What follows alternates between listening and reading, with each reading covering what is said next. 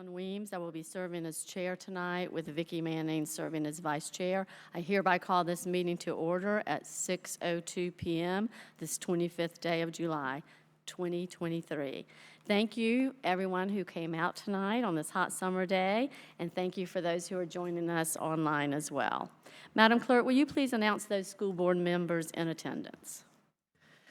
Thank you, Madam Vice Chair, Madam Chair. Present in the Holland Road Annex School Board Room is serving as chair, Ms. Weems. We have Mr. Callen, Ms. Brown, Ms. Franklin, Ms. Manning, Ms. Owens, and Mr. Culpepper. Presently on Zoom, we have Ms. Martin. Thank you.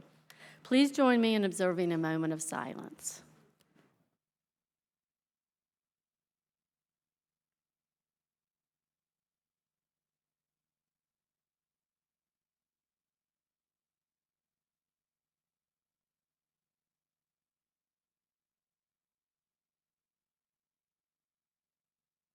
Thank you. Please stand as you are able for the Pledge of Allegiance. Pledge allegiance to the flag of the United States of America and to the republic for which it stands, one nation, under God, indivisible, with liberty and justice for all.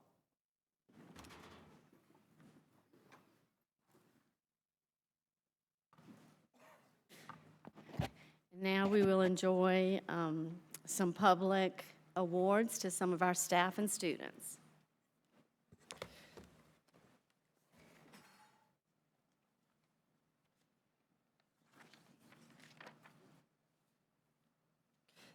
This evening, the school board has the pleasure of recognizing division students and staff for their achievements.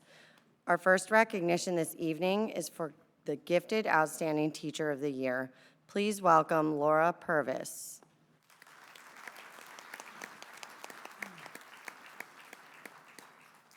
Annually, each school division can submit the Virginia Association of Gifted 1 or 2 nominees for the Outstanding Teacher of the Gifted Award. From this pool of exceptional educators, one person is selected as the Outstanding Regional Gifted Teacher of the Year. This year, Laura Purvis, Gifted Resource Teacher at Plaza Middle School, was selected as one of Virginia Beach's 2 Outstanding Teachers of the Gifted and was also chosen as the Region 2 Gifted Teacher of the Year. The recipients of the Virginia Gifted Outstanding Teacher of the Year Award must demonstrate a strong commitment to gifted education through professional experiences and service in the area of education for the gifted. Mrs. Purvis has spent 9 of her 10 years as an education working with gifted students and advocating for gifted education.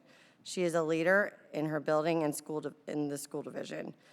In addition to serving as a mentor for new teachers, she was chosen as an inaugural member of the Innovative Curriculum Design Committee, a leadership cohort for gifted resource teachers.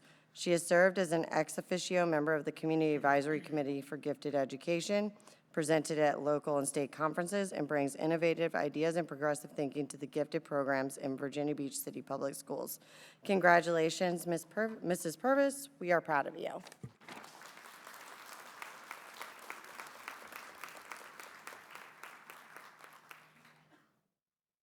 Our next recognition, excuse me, is for a state champion for outdoor and indoor track. Please welcome Kari Barnes.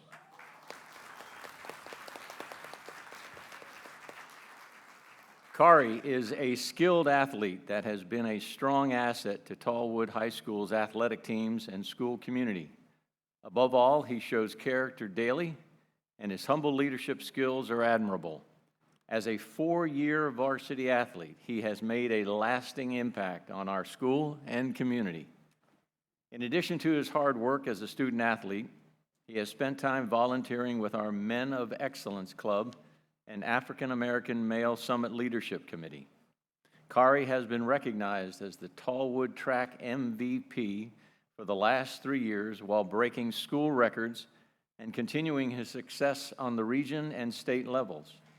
He is the school record holder in the 55-meter, 60-meter, 100-meter, and 200-meter races. He has regional titles in the 55-meter, 200-meter, 300-meter, and 4x200 relay. He is a VHSL indoor track state champion in the 55-meter. He is a VHSL outdoor track champion in the 100-meter and the 200-meter. Kari will attend Hampton University, where he has committed to continuing his track and field career at the collegiate level. Congratulations, Kari. We are proud of you.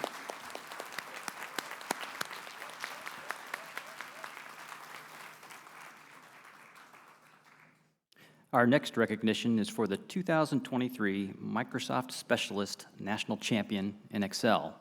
Please welcome Javier Hamilton.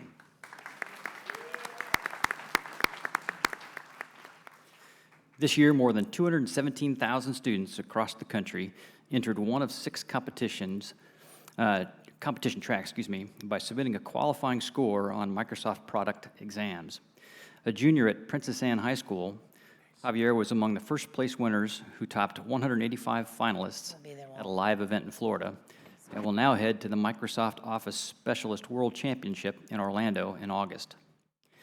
As a finalist in the national competition, Javier was given a printed copy of an Excel spreadsheet, which he had to recreate along with printed instructions and digital assets. He was then scored on the accuracy of his recreation compared to the original. Congratulations, Javier. We're proud of you.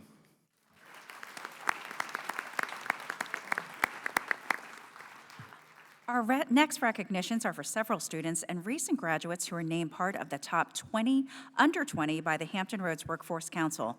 Will those recipients please come forward? Yay! In June, the Hampton Roads Workforce Council recognized 7 young adults from Virginia Beach for being in the top 20 under 20 in the Hampton Roads area for their service to the community and their entrepreneurial endeavors. Bellany McCollins is a rising senior at the Entrepreneurship and Business Academy at Kempsville High School. She holds leadership positions as Vice President of the Equity and Belonging Organization, Secretary of the ROC Solid Club, and an officer in Kempsville's DECA chapter. She is a member of Kempsville High School's SCA Executive Board, an Anchored for Life team member, and a volunteer at the Hive VB Business Resource Center.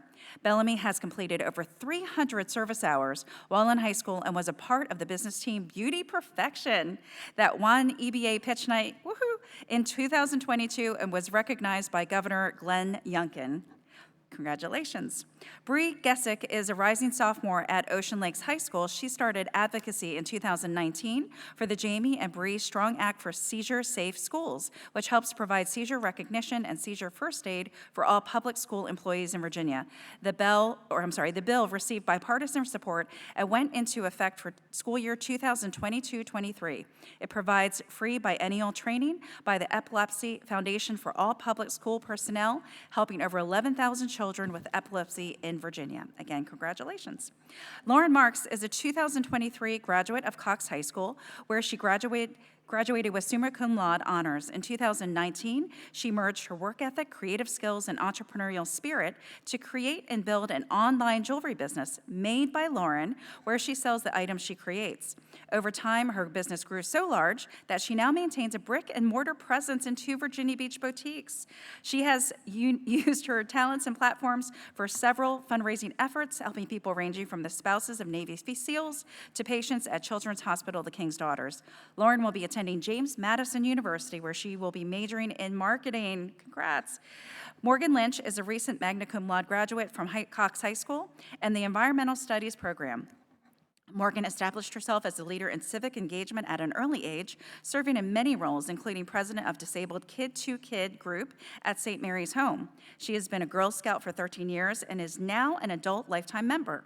Morgan has been awarded the Presidential Volunteer Service Award for 3 consecutive years for her community service. She will be attending Virginia Tech, studying environmental policy and sustainable biomaterials. Congrats. Natalia De La Rios is a 2023 graduate of the International Baccalaureate Program at Princess Anne High School and the Environmental Studies Program. She is the founder and site director of Food Rescue US Virginia Beach, and with the participation of dedicated volunteers, has rescued and redistributed over 2.5 million pounds of excess food to community agencies and facilities. She has co-written 2 Virginia laws addressing food donation labeling and reestablishing farm donation tax credits. She spoke in favor of the Food Donation Improvement Act on Capitol Hill this summer. Natalia is addressing local environmental issues as a Harvard Spark Fellow. She plans to study environmental science and public policy at Harvard University this fall. Congratulations to all of our students. Oh, I'm sorry. Oh, I needed to turn the page. I apologize. Simone Need is a rising junior at the Entrepreneurial and Business Academy. She is the founder of Resiliency Fund Incorporated, a nonprofit with a mission of providing emergency preparedness bags to at-risk areas. Simone is the youngest female to become an Eagle Scout in the Hampton Roads area. She received the 2022 Glenn A. and Melinda W. Adams National Eagle Scout Service Project Award. She is also the first recipient in Virginia of the bronze level of the Duke of Edinburgh International Award. Simone is also a member of the City of Virginia Beach Human Rights Commission. Congrats. Simone's older brother, Evan Need, is a 2022 graduate of the Entrepreneurship and Business Academy. He has started both for-profit and non-for-profit companies. A student at the University of Virginia, Evan is a recipient of the Jefferson Scholarship, which covers the full cost of attending. During his first year at UVA, Evan's newly formed company, OK Energy, an innovative energy drink company, received seed funding. While in high school, Evan founded Planting Shade, a nonprofit with chapters in 6 states that have planted over 14,000 trees across the country, Costa Rica, and Israel. Congratulations to our students who are part of the top 20 under 20. We are so very proud of you. Amazing.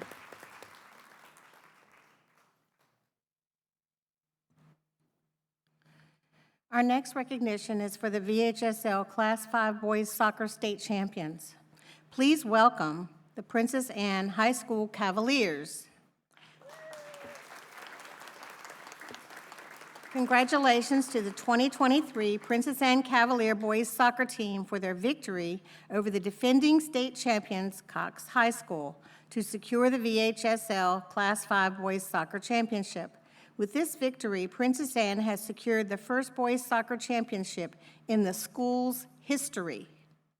The players are Nico Santos, Andre Sanias, Jamar Williams, Hernan Nesperas, Anthony Flores, Quinn Hendricks, Kishen Tagashi, Scott Burris, Wyatt Wetzler, Danny Florkowski, Will Jennings, Josh Williamson, Ian Mulcahy, Reed Miller, Marcus Ibarra, Austin Zhao, Julian Paul, Rake Peter, Mikhail Korba, Alexander Escobar, Macy's Machurchek, Josiah Roberts, Michael Yang, Luke Isernes-Coda, Will Murphy,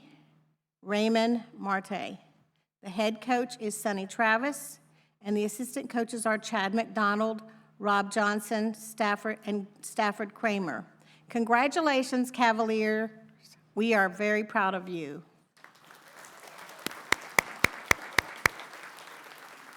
That concludes the school board recognitions for this evening.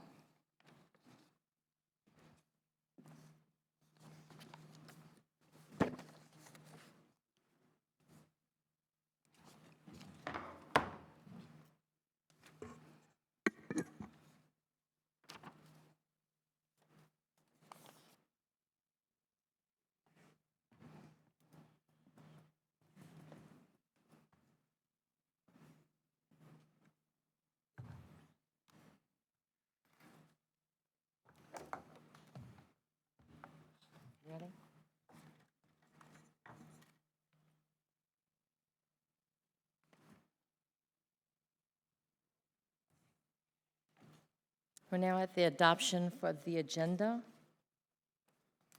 Are there any other modifications to the agenda as presented?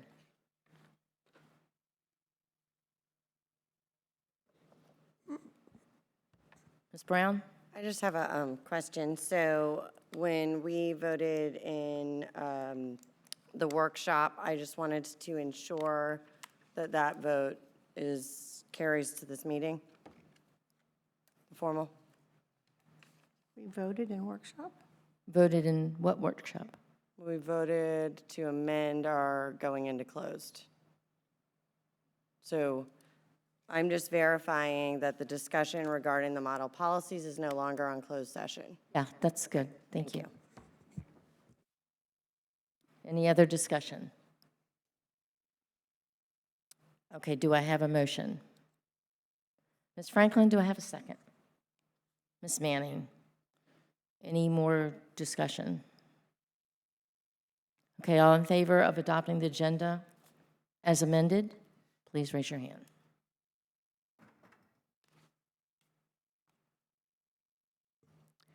Ms. Morton, how do you vote?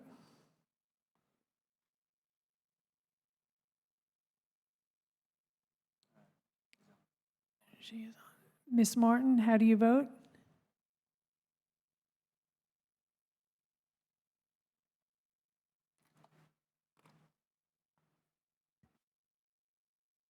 She's not voting. Okay, Ms. Melnick, how do you vote? And neither one of them are coming on. Okay. Okay. Okay. Ms. Martin, if you're voting aye, can you do the raise hand?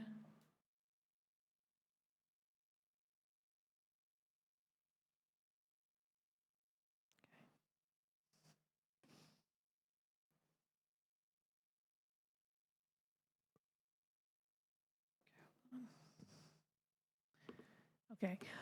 For the record, both Ms. Martin and Ms. Melnick have their hand raised in aye, so we have a unanimous vote for the adoption of the agenda. Thank you. For the Superintendent's report, this is our second monthly meeting and recognitions. Dr. Spence, we look forward to your report and recognitions. Thank you, and good evening, Madam Chairwoman and members of the board. Here are just a few items of interest for you and our families this evening. First, last week, we had our annual leadership conference under the theme Hope in Action, Empowering Leaders to Create Positive Change.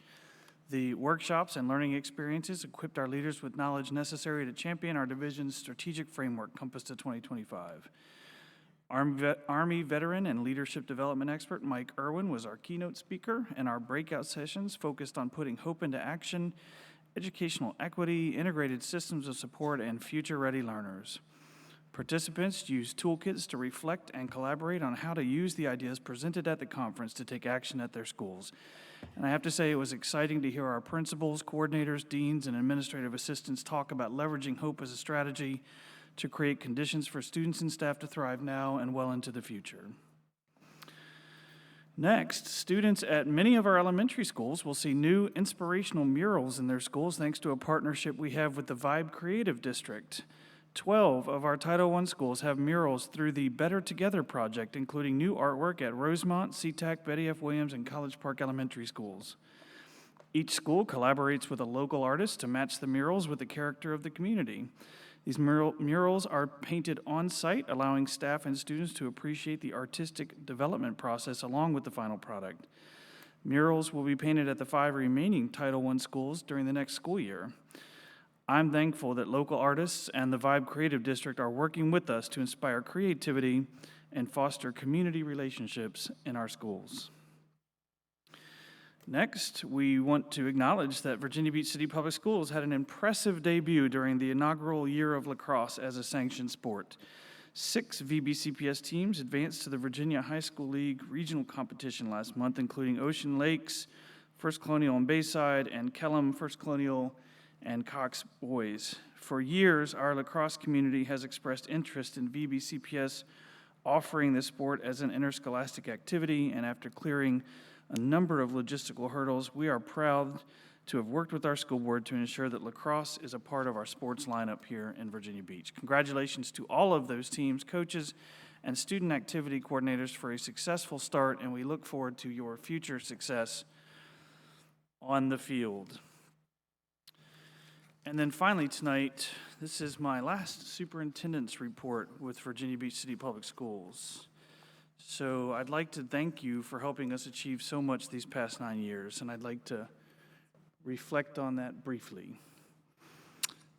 We implemented full-day kindergarten citywide and dramatically increased access to our pre-K classrooms for our youngest learners with your support. We got to and have maintained full accreditation for every school in our division. We launched a blue ribbon panel on school safety to bring security and mental health experts from the Navy, the police department, and the city together to address physical and emotional safety needs in our schools.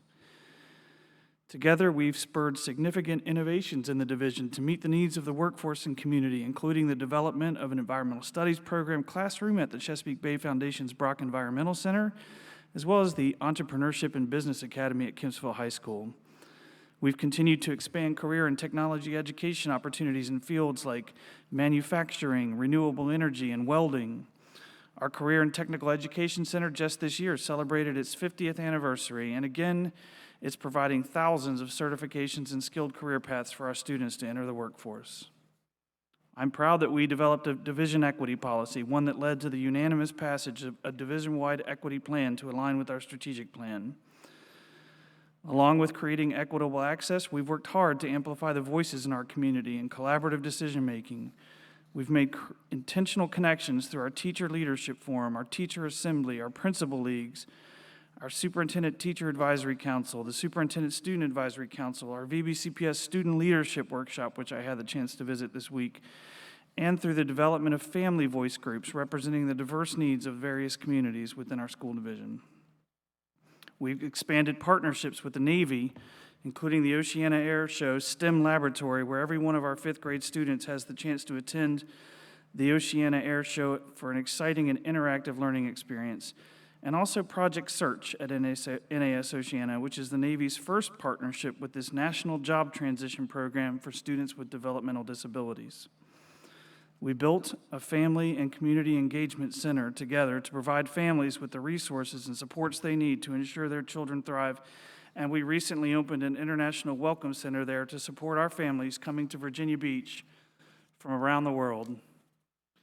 We've seen tremendously improved college and career readiness and increased access to advanced coursework for our students, including increased participation by historically underrepresented student groups. We've moved to a school-wide AVID model across all middle schools, and this year we had 2 schools, Salem and Great Neck Middle School, redesignated as AVID National Demonstration Schools. We launched a mental health task force during the COVID-19 pandemic to address the significant increase in mental health concerns experienced by our students and our staff. And on that note, we navigated a global pandemic together. Whether people agreed with us or not, I can say with confidence that we never wavered from our priority of creating a safe, supportive learning environment for our students, even in the most difficult time in my professional career. And something I'm particularly proud of is that through the budget process, we have improved our salary scales for staff to ensure VBCPS is competitive with local school divisions and to further support our efforts to recruit and retain the nation's finest educators. Together, we have created opportunities and we have partnered to do better for our students, our staff, and for the future of our city. So as I move on from here, I will continue to look with pride at all we've accomplished and all the bright achievements in store for Virginia Beach City Public Schools. I'm filled with gratitude for our students, for our staff, for our board, and for every single person I've had the great pleasure and privilege of working with here in Virginia Beach for making all of these wonderful things possible. At the heart of all of this is what I hope will be my legacy as superintendent here, a culture built on the belief that relationships matter. So my ask of all of you tonight is that you just remember how important other people are, that you remember that a simple act of kindness, a genuine conversation, a willingness to listen, a sense of curiosity, that those things can make a profound difference in the lives of those around you. We cannot get to where we need to be alone. We have to do it together. And if we can make that happen, we'll always be better for it. Thank you, Madam Chair. As bittersweet as it is, this concludes my final superintendent's report. Thank you, Dr. Spencer. We'd like to.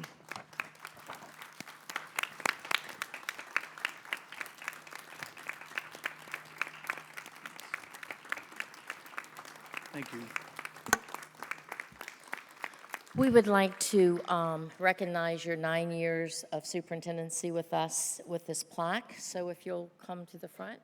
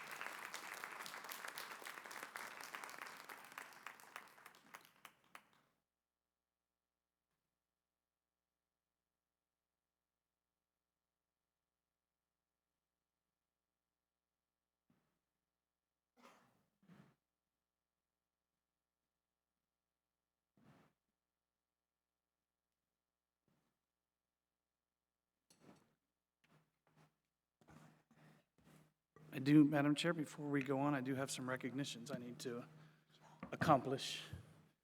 And that's, these are the folks that you all voted on at our last school board meeting in terms of administrators, and they're here with us tonight. So I'd like to just begin quickly by asking Amanda Frederickson to please stand up. So, yes, so Ms. Frederickson began here in Virginia Beach as a teacher at Salem Middle School. She's served as a school improvement specialist and administrative assistant, and has been an assistant principal at Plaza Middle School, Lynn Haven Middle School, Salem Middle School, Independence Middle School, most recently at Virginia Beach Middle School. Clearly, she is ready to be principal of a middle school, so we are pleased you accepted our recommendation for her to serve as the next principal of Salem Middle School. Congratulations, Amanda. Now, do you have guests with you tonight?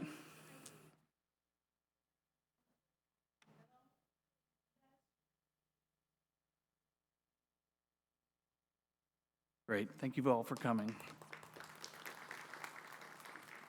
Also would like to recognize Darcel Johnson, if Darcel could stand up. Absolutely. Ms. Johnson has served as a residential counselor. She's been an Access advisor with the Access College Foundation. She's been a school counselor and dean of students in Norfolk. She has served as a guidance department chair here in Virginia Beach at Kempsville High School, and most recently has been serving as an administrative assistant at Princess Anne High School. And we are pleased that you have accepted our recommendation for her to serve as the next assistant principal at Princess Anne High School. Congratulations. And I believe you also have guests with you?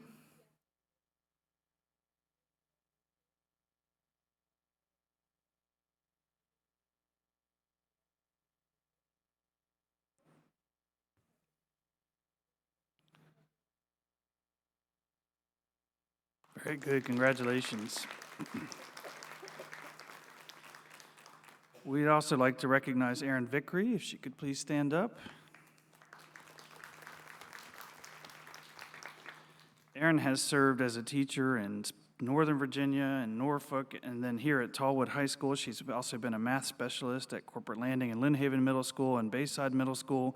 She's been a school improvement specialist at Bayside Middle School and sixth grade campus, and she has most recently been serving as school improvement specialist at First Colonial High School. Recently, the Green Run Collegiate Board voted to approve her as their next academic dean, something that you all affirmed at your last meeting. So congratulations to you for being able to serve in that position.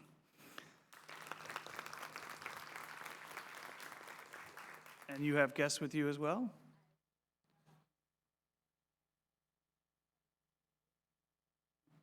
Thank you so much for coming.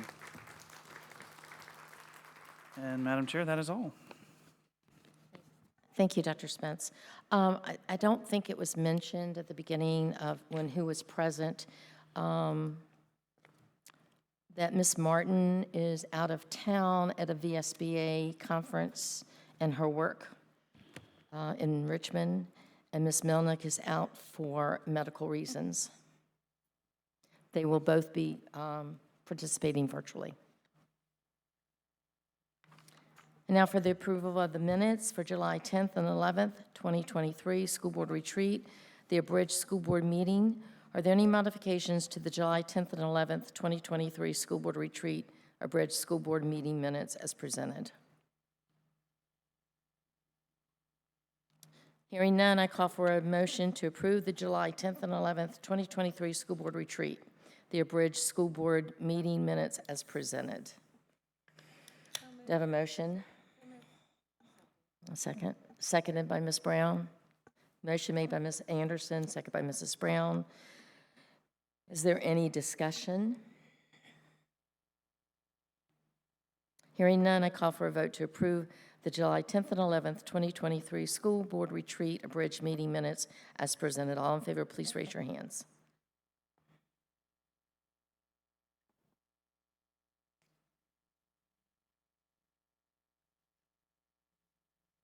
Ms. Martin, how do you vote?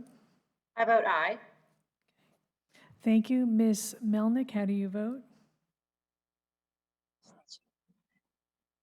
I'm sorry, it cut out and I could not hear, so please tell me what I'm voting on. Ms. Melnick, it's for the minutes for the July 10th and 11th school board retreat and Abridged school board meeting minutes.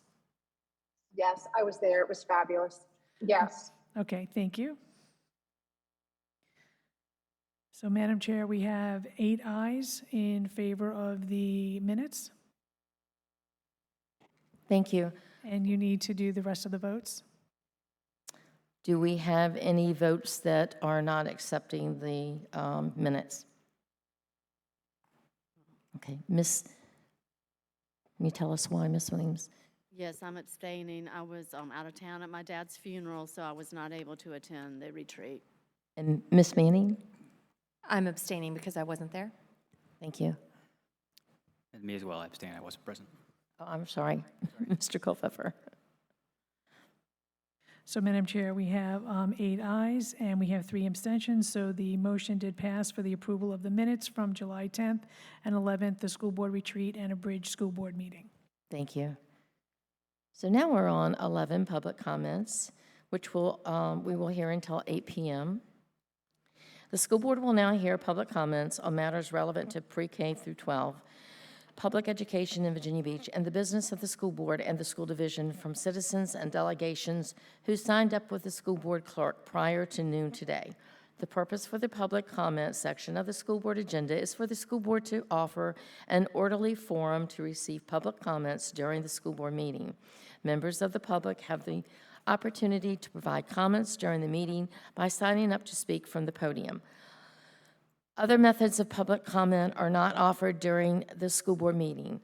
As a reminder to persons in attendance at tonight's meeting, school board meeting decorum guidelines prohibit disruption of the meeting through excessive clapping, calling by audience members, holding signs that interfere with audience members' ability to view the meeting, or otherwise taking action to communicate with the school board or disrupt the meeting. Speakers are responsible for being in the school board room, auditorium, or online when they are called to speak. When a person's speaker's name is called, the speaker should line up in the aisle to wait for their turn at the podium. Speakers lined up for their turn at the podium may take a seat near the podium to wait for their turn to speak.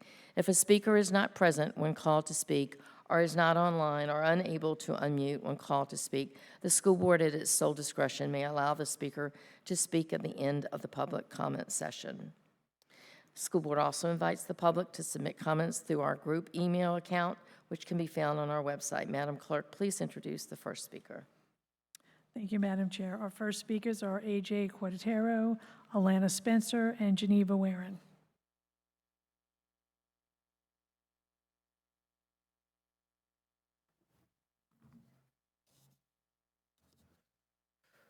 Good evening. My name is AJ Quartarero. My pronouns are they, them, and I am a rising junior at Kellam High School. I should not be here again. I should not be spending any part of my summer asking for my basic rights that the 2023 model policies deny the transgender and non-binary youth of VBCPS. The policies are contradictory, disrespectful, discriminatory, and dangerous. Despite the fact that the policies promise to respect all students, serve the needs of all students, and ensure a positive, safe, and nurturing learning environment for all students, they show little to no desire to actually fulfill any of these promises. The proposed policies will force teachers to misgender and dead-name students in the classroom, which is both extremely disrespectful and extremely discomforting for trans students. The policies would forcefully out transgender students to their parents if they decide to confide in a school counselor or staff member about their identity, which will cause familial abuse towards many outed transgender students, and as such, a decline in their well-being. Additionally, the policies do not comply with Ms. Owens' non-discrimination resolution, as they are inherently discriminatory. They demand that transgender students go through extremely difficult measures to change their means of address, which is very harmful to transgender students' sense of identity. Most disappointingly, these policies were made with zero consultation with the transgender community, and it shows. A phrase I read very often that was in almost every other sentence in the policies was his or her, he or she, son or daughter. implying that VBCPS students only fall under one category or the other. I am a transgender student in VBCPS. I am not a he or a she. I am not a son or a daughter. I and other students with gender-neutral means of address and non-binary trans identities are not addressed by the proposed policies at all. We are erased from a discussion that we have every right to be a part of and told that our voices do not matter. I stand at this podium today to say that we deserve equity and respect that the 2023 model policies just do not afford us. Our voices do matter. The voices of all students matter just as much as everyone else's. I implore you to act like it. Listen, and I mean really listen, to the voices of the children that these policies are going to destroy. They are more than worthy of your time. 30 seconds. Thank you. Our next speaker is Alana Spencer, Geneva Warren, and Fabrizio Solis. Alana Spencer, Geneva Warren.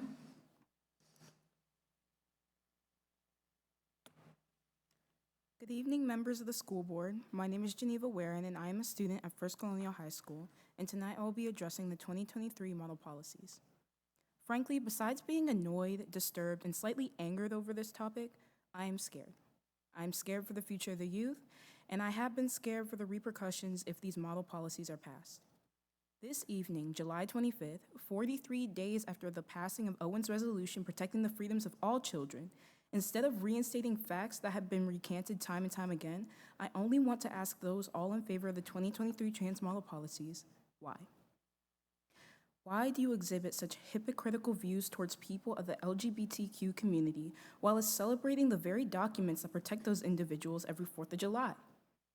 Why do you lay unmoving and unconcerned when we tell you that the children are constantly subjected to abuse and hardship already, and that these policies will cause these circumstances to multiply?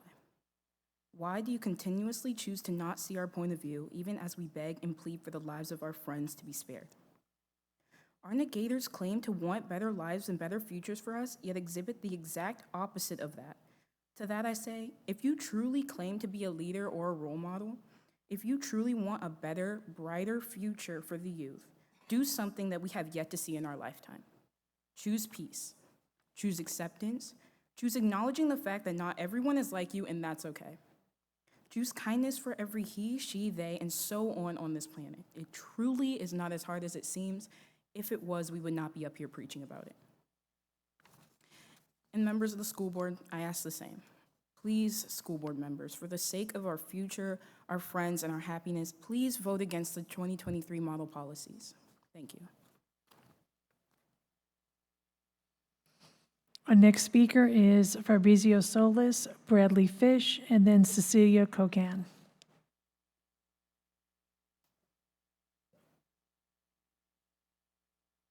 Good evening. My name is Fabrizio Solis, and I am a student in Virginia Beach. I have a lot of issues with the 2023 model policies. To start, school is for students, and in high school especially, all students are starting to grow into their identities, independent of their parents. These policies undeniably single out trans students by forcing them to be outed to their parents, who may not be supportive. In most other cases, parents are not the first to be informed of how their children identify, because their children rely on them for their needs. Placing children in a position to be abused or neglected in any way, shape, or form by their parents due to their identity is outrageous. Forcing students to be outed to their parents is unsafe and goes against the VBCPS mission statement, which is to empower every student to become a lifelong learner who is responsible, productive, and an engaged citizen within the global community. By enacting these policies, VBCPS would be inhibiting trans students from their identity, therefore failing to empower transgender and non-binary students. These policies also do not comply with Mrs. Owen's non-discrimination resolution. It do not treat trans students with respect in their educational environment, despite that being promised in the policies themselves. Students should have the right to be able to go by any name they are comfortable with without fear of any authority figure. They should have total confidence that their teachers have their best interests in mind. People need support, like they need food and like they need water. To make it unreasonably hard for trans students to go by their chosen name is to deny them that need. To ignore their names and their means of address is to ignore them as people. Trans students deserve respect from their peers and from their teachers. The best way to show them this respect is to use their preferred name in terms of address, which the model policies actively prevent doing. These model policies are disrespectful and discriminatory. Thank you for your time. Our next speaker is Bradley Fish, then Cecilia Kokan, then Hannah Tazak. We are here once again to the disappointment of VBCPS students. Governor Youngkin has finally released his 2023 model policies, and they stand against everything we have already fought for since last school year. I do not think I have to remind this board of the consistent pressure we as students and now graduates have placed on this institution to ensure the rights of all are well respected. The hours of work and coordination put into ensure that not only our own speeches match a professional standard, but that everyone else's does as well. Just because it is summer does not mean this pressure shall disappear either. After all this time of fighting and the debates that were had over Miss Owens' resolution, which at last passed much to our joy, we must be sure that it remains the law, or else all of the effort would be for naught. I understand that our voices as students may pale in comparison to the decree of a governor, but I also believe it is the right of all to exist on equitable grounds, and that the governor's model policies are anathema to this goal. The policy itself states, quote, all students have the right to attend school in an environment free from discrimination, harassment, or bullying, unquote. However, what the model policies enforce are less than sufficient in achieving these goals. Quote, parents are in the best position to work with their children, unquote, is the main argument proposed. I wish that were the case. I know firsthand how much of an advantage having parents that respect who you are can be, and how much farther I will go in life because of that. But it is wishful thinking to believe that all parents will be so understanding and supportive.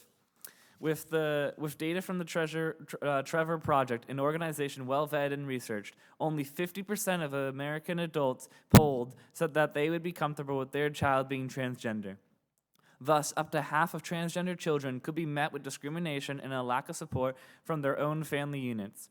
Given this, the 2023 model policies would only endanger students with poor home lives by restricting schools from affirmation of their identities, which includes requiring parent consent to go by a different name or pronoun than what is assigned at birth.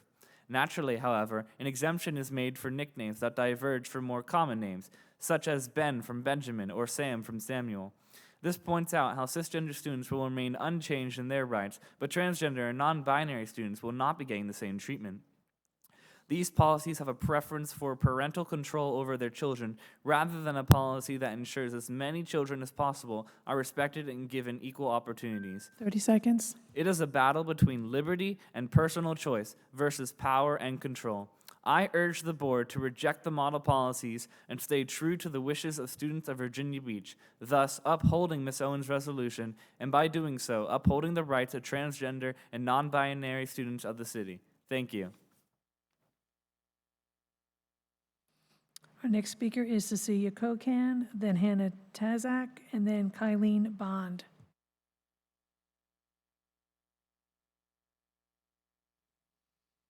Cecilia Kokan. Hannah Tazak.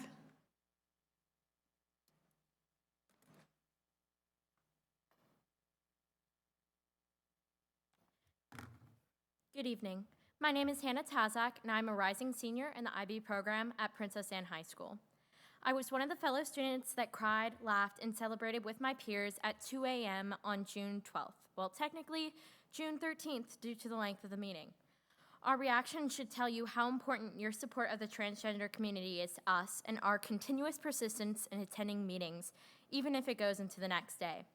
We put loads of effort into creating speeches and even acting more professional than some of the adults that choose to speak at these meetings. We thought that we were done with the fighting, the long hours, and the painful speeches, but yet we are back again with the same faces, with the same hopes and aspirations. I should be at home planning my best friend's birthday party, studying for my upcoming SAT, completing my final big project for IB, and filling out my college application. But yet I am here fighting for basic human rights. For once, we were proud of our school district for what this board passed, and I hope you will continue to make us proud by rejecting our heavily editing Youngkin's proposed model policies for the sake of the students that you swore to protect. His policies enlist completely discriminatory schemes against the LGBTQ+ community, especially transgender individuals, forcing the outing of trans students to their parents when they already took the risk to confide in a staff member is completely against what the Virginia Beach Public School District stands for. A school is meant to be a safe place where students are to trust the adults around them. We are told continuously that when an intense situation occurs, we need to tell a teacher, counselor, or an administration. But yet, with Governor Youngkin's plan to forcibly out trans students, it would cause BB children to not trust any single staff member with personal information. If students cannot trust the adults around them, there is no place to confide pressing information, especially if the student's household is abusive. The life of a trans individual is already extremely complicated, especially mentally. The list of only a few of the numerous difficulties they may face include gender dysphoria, body dysmorphia, depression, social anxiety, and multitudes more. Why try to make these obstacles worse? Why would you want to cause student mental health to decline even more than it already has? If you choose to accept these policies, you will be redacting all the hope and inspiration that you gave us on that very late night on June 12th. Today, I want to leave you with a message I received today. I would rather my 30 seconds. kid change their pronouns 1,000 times than have to write their obituary. Thank you. Our next speaker is Kyleen Brown, then Red O'Brien, then Lily Akrinobi.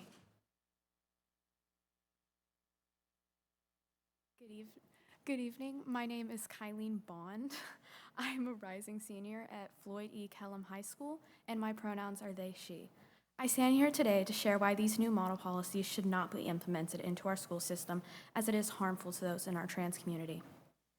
As a part of the LGBTQ community, I can attest to how hard it is to find yourself, and I can first-handedly tell all of you what the ups and downs of questioning your sexuality or gender feels like. Coming out isn't easy, and it takes a lot of courage and strength to do. This is why I believe it's not up to an educator to determine the identity of a student, nor when or who to share that information with. That is for themselves to find and express when the time is right for the student. The forceful outing of trans students if they confide in a staff member or counselor to their parents, along with the teachers being forced to misgender and misname trans students as shown in these model policies, is not only harmful, but dangerous and can cause verbal, emotional, and physical abuse, not only in their homes, but at school. Students in our school system deserve, like any other individual, to be referred to as whatever name they wish. We've been taught in school that our names are important to us and are a strong part of our identities and show who we are as a person. So why should our trans students not be given the common respect to be referred to as this name that holds their story? No student wants to feel singled out for being who they are, and being misnamed or misgendered puts these students in a spot in their learning environments where they no longer feel supported and safe. It puts these students in a spot where they are forced to be represented by a false truth and a name that doesn't show students to their best selves. It puts these students in a spot that disengages them from school, no longer wanting to participate in class or collaborate with their teachers. Here in our school system, we should be working towards making our school a safe environment for students to grow and find themselves and express themselves to the fullest so they can become the best versions of themselves come their graduation. Thank you. Our next speaker is Red O'Brien, then Lily Akrinobi, and then Shaylee Harlatcher.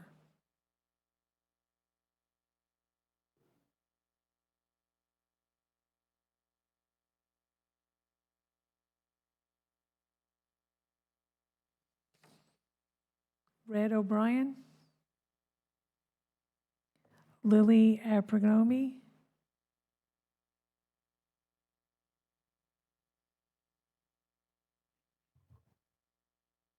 Hello, my name is Lily Abercrombie. I am a rising sophomore at Floyd E. Kellum High School.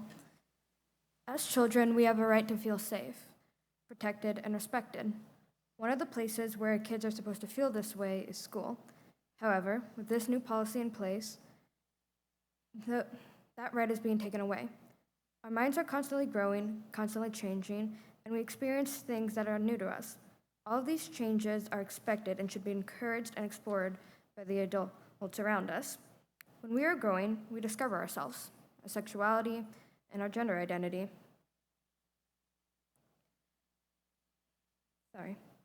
When people in general, not just kids, discover their gender identity, they want to be respected and treated fairly. With this policy, teachers are not allowed to respect their students or their identity. It is stated that the teacher shall use the name and gender on the student's record, and it does not take into account the opinion of the student. This is disrespectful and harmful to the student, who wants to be known for themselves. If a student confides in a teacher about their identity and the teacher ignores them and continues to misgender and misname them, that breaks the level of trust the student puts in the teacher. There is also no mention of non-binary students or the use of they/them pronouns, which erases them entirely. The policy states that it is serving the needs for all students and respects trans students, but this does not sound respectful or accepting at all. This was also written with no input from any trans or queer communities, which shows a lack of care of the people affected most by this. Everybody has a right to be treated fairly and loved and accepted by others. Take that away from children at a young age, and now we're living in a world of hate, ignorance, and anger. That is no world I want to live in. Thank you. Our next speaker is Shaylee Harlacher, then Daniel Sweeney, then Orion Davis.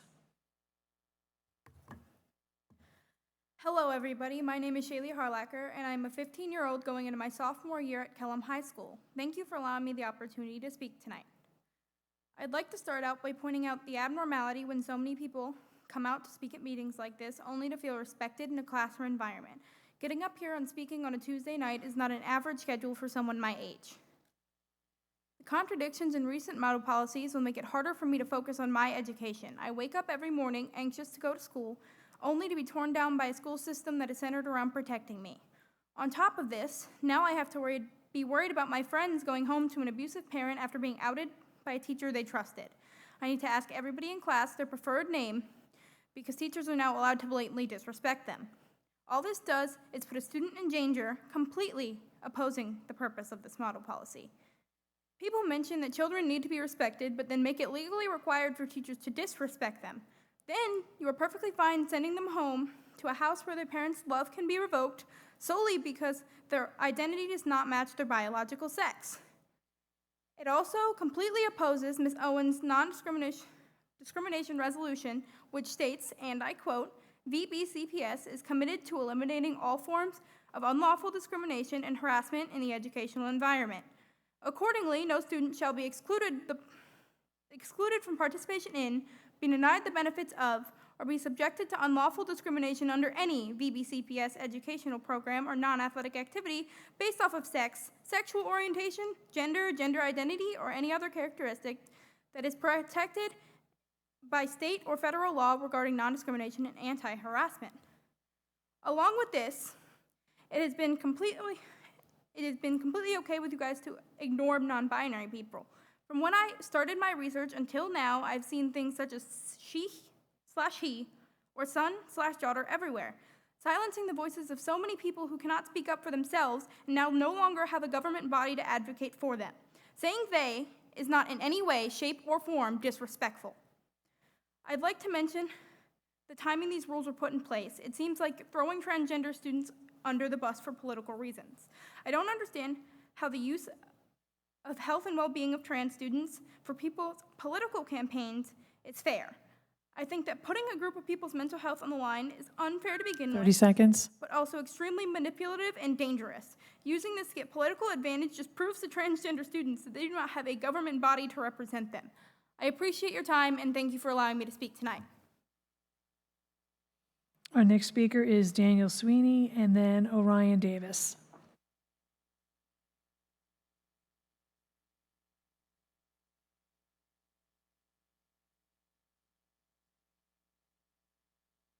Good evening. My name is Daniel Sweeney, and I'm a rising senior in the IB program. The 14th Amendment of the U.S. Constitution states, "No state shall make or enforce any law which shall abridge the privileges or immunities of citizens of the United States, nor shall any state deprive any person of life, liberty, or property without due process of law, nor deny to any person within its jurisdiction the equal protection of laws." This means that all individuals in the United States are subject to the same protections of their rights, including the right to privacy. While the 2023 model policies respect the parents' rights to privacy, they severely neglect students' rights, as they require the outing of a student's use of pronouns that are different from those chosen by the parent, and any names that are different from the parent's chosen name. The model policies contradict the 14th Amendment, as they are ignoring the rights of privacy of the students as individuals, as well as ignoring their First Amendment right of freedom of religion. With the model policies, it is said that compelling other people to use preferred pronouns goes against the First Amendment, as it implies that the belief that gender is a personal choice based on a subjective experience, which many Virginians don't believe in. However, the barring of people from asking to be identified with preferred pronouns actually violates their First Amendment rights, as it restricts them to the belief that gender isn't a personal choice. The model policies require students to conform to the same beliefs as their parents, taking away from them their right of following any religion or beliefs of their choosing. What this does is take away students' individuality by having them conform to everything their parents believe. It is important for parents to protect their children from harm during their development and to help their children mature throughout development. Yet it is also important for parents to grant their children autonomy to make decisions as they grow. Communication is also important between parents and their children, yet it is the responsibility of parents and their children to communicate, not of the schools. It is important to prevent people from being harmed. That is a responsibility that the schools should have, but the choice to identify as a gender differing from sex assigned at birth is a personal one that harms no one. So it is important to respect the privacy of the people who have made that choice. Thank you.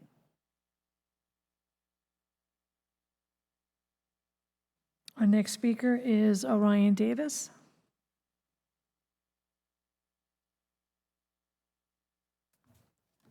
Good evening, board members. I am Orion Davis, my pronouns are he, him, and I am a senior at Salem High School. I'm speaking here again with a large group of my peers because the 2023 model policy singles out and discriminates against transgender and other queer students, despite explicitly stating that all students have the right to an education free of discrimination, bullying, and harassment. The 2023 model policy does not comply with Owen's anti-discrimination resolution, and it will force teachers to out students to their parents. Queer students are already at an increased risk of bullying and harassment in schools, from attacks on individual students online and in person, to things like gleefully tearing down a rainbow banner at Kellam High School. Take the time to talk to any one of us here and we will tell you how much hatred we can be forced to face. I'm begging you not to allow Youngkin's model policy to make it worse. How many times will we have to come here and say that forcibly outing students will kill queer children? The 2023 model policy is inherently discriminatory because it will primarily affect queer students, putting them in uncomfortable and often unsafe situations. Most straight and cisgender students know that they're straight and cisgender by my age. So why can't queer students know too? Why don't queer students deserve the same level of respect? I need to get it through to everyone in this room that students can die because of Youngkin's model policy. People that I know and people that I love will be forcibly outed into homes that will not accept them. It is not safe for their parents to know who they are, which is a devastating truth, but a truth nonetheless. My home life in middle school wasn't nearly as stable and safe as it is today.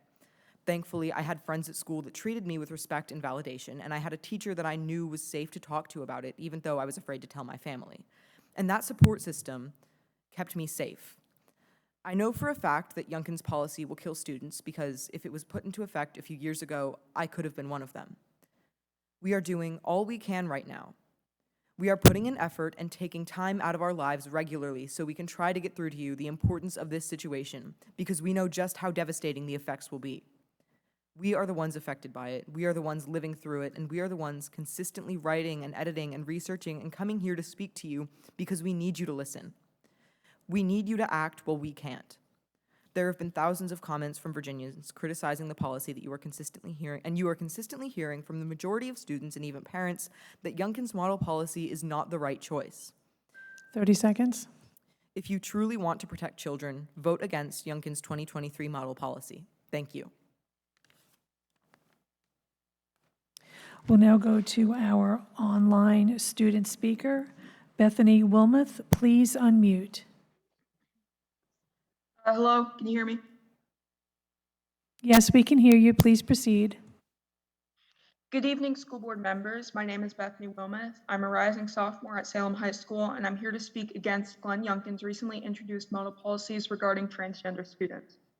Before I begin, I would like to apologize for not attending this meeting in person, as the summer now makes it a bit more difficult. I spent a good amount of time in my freshman year frantically researching, typing, monitoring the news, and obsessively looking into different statistics and different stories to desperately show the school board that trans students deserve to feel safe at school through gender-affirming discussions and a chance at confidentiality. I woke up past midnight on a school night to my phone blowing up when the anti-discrimination resolution was passed. I cried tears of joy. I cried because I knew my work didn't go to waste. I cried because I knew now that my peers and future students could feel safe at school, and they may not have that privilege at home. And I cried because I knew at the time the fight was over. But it's becoming abundantly clear that my work and the work of my peers is not yet finished. So I'm here promising to you that all of my sophomore year will be spent speaking before you. I'm promising to you that I will not back down when it comes to what's right. My name is Bethany Wilman. I'm now a rising sophomore. I'm a cisgender female student, and I'm here to assure you that Governor Youngkin's released model policies will have devastating impacts on your integrity, and it will have devastating impacts on your promise of equality amongst all students. I urge you, and will continue to urge you, to vote against the 2023 model policies. Thank you. That was our last student speaker. We'll move on to our next speakers, Noah Moreland, Ginger Sherrick, and Matthew Coder Connor.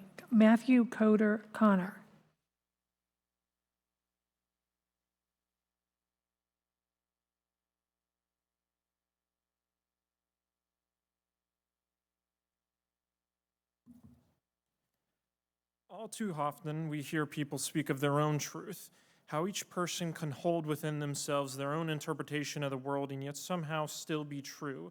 But the idea runs antithetical to what truth actually is. There is only one truth, that which is in accordance with fact and reality. So let me tell you the one truth. According to a poll done by Gallup, the percentage of each generation's youth that identifies as LGBT is doubling each generation. Less than 1% of the population born before 1946 identify as it. 2.6% of boomers, 4.2% of Gen X, 10.6% of millennials, and 20.8% of Gen Z, which means if we follow this trajectory, the next generation will be 41.6%, and the one after that will be 83.2%. Can you not see the ridiculousness? This means that in the jump from our current generation to the next, we'll see a 200% increase in LGBT identifying youth. Anyone with half an eye for statistics can see that it is not normal and a natural increase. It is the result of social contagion. When your ideology is supported by the government, pop culture, the media, and the education system, you are no longer the oppressed, you are the oppressor. All kids want is to feel special, to feel wanted, and in a time of great change for so many, they find that in transgenderism. But when everyone is special, no one will be. And it destroys that which makes us truly unique, an underlying truth that makes us who we are from the moment we are born. Currently, our education system is aiding and abetting in this social contagion when it should be a place of neutrality. The purpose of public school is to create informed and critical citizens, but instead it thrusts a perceived morality upon students whether they like it or not, whether their parents approve or not, to pretend like the government knows better than a child's own flesh and blood, to act like it is in the best interests of the children, to accuse any parent that doesn't agree with their daughter claiming to be their son is abusive. It's an attempt to turn son against father and daughter against mother, to rip apart families at the seams. Of all tyrannies, a tyranny sincerely exercised for the good of its victims may be the most oppressive. It would be better to live under robber barons than omnipotent moral busybodies. The robber baron's cruelty may sometimes sleep, his cupidity may at some point be satiated, but those who torment us for our own good will torment us without end, for they do so with the approval of their own conscience. For the way of fools seems right to them, but wise men listen to advice. So hear mine now, here's our in this moment, the voices of reason, of wisdom. I urge you to adopt policies similar to those set forth in our governor's new model policies to protect children from a dangerous social plague, and do not allow others' moral turpitude prevent you from teaching the only truth that matters. Let wisdom reign. Thank you.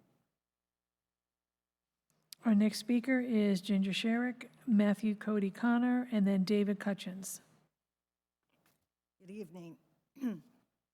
I also urge the school board to adopt the just released 2023 model policies on ensuring privacy, dignity, and respect for all students and parents in Virginia's public schools. I hope that we can all agree that whether we are a parent, a grandparent, or other person, that we want to keep our children and families safe. However, all our children are in danger. Recently, I watched the movie Sound of Freedom, which is based on the true life work of Tim Ballard to rescue women and children from human and sex trafficking. Ballard has revealed the strategy used by the child traffickers. By studying their literature, he discovered the doctrines they had developed. In Tim Ballard's words, I called them the pedophile network doctrines, he said. They include things like separate children from parents because parents are a bad influence. The state knows best. Sexualize kids. Let them see pornography. Take God out of education because that just gets into the way. Consent, consent, consent. Children should be able to consent to anything. At 12 years old, they should be able to vote. They should be able to do anything they want. Finally, last month, you heard Sage's mom, Michelle Blair, say that transgenders bring more money for sex traffickers. If you desire the safety and well-being of all of our children and their families, then send a message to our community, to our parents, and update your policies to fall in line with the recent 2023 model policies. Thank you. Our next speaker is Matthew Cody Connor, David Cutchins, and then Brenda Pence.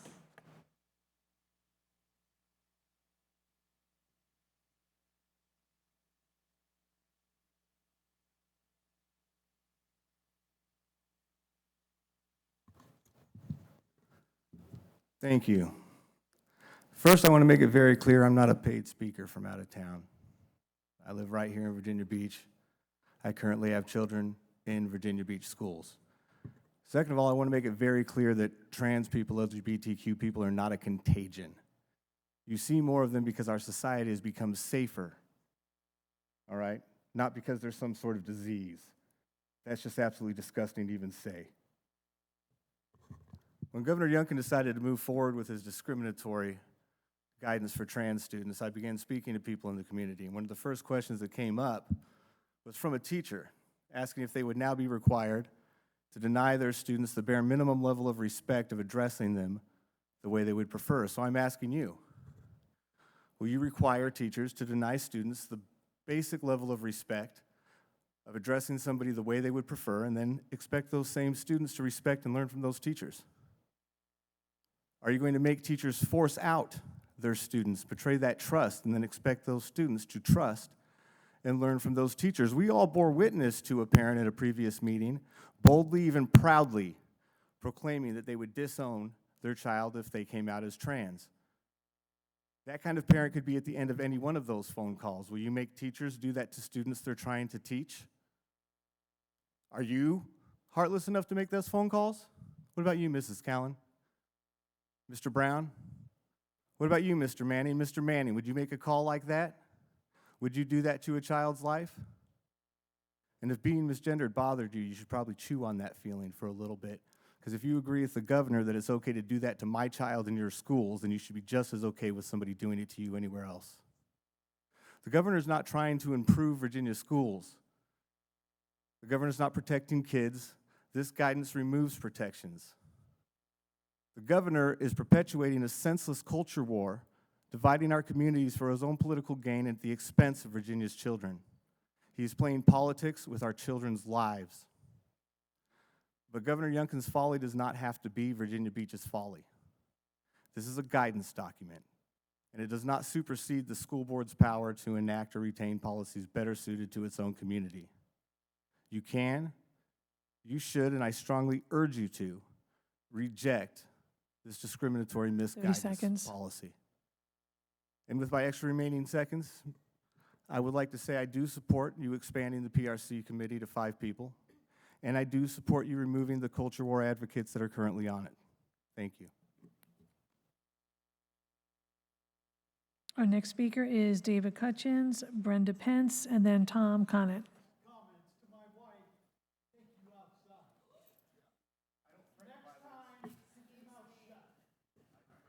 Excuse me. I need you to be, please.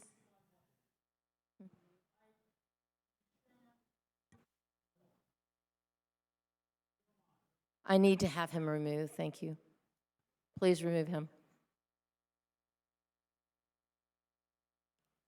We're asking you to leave quietly.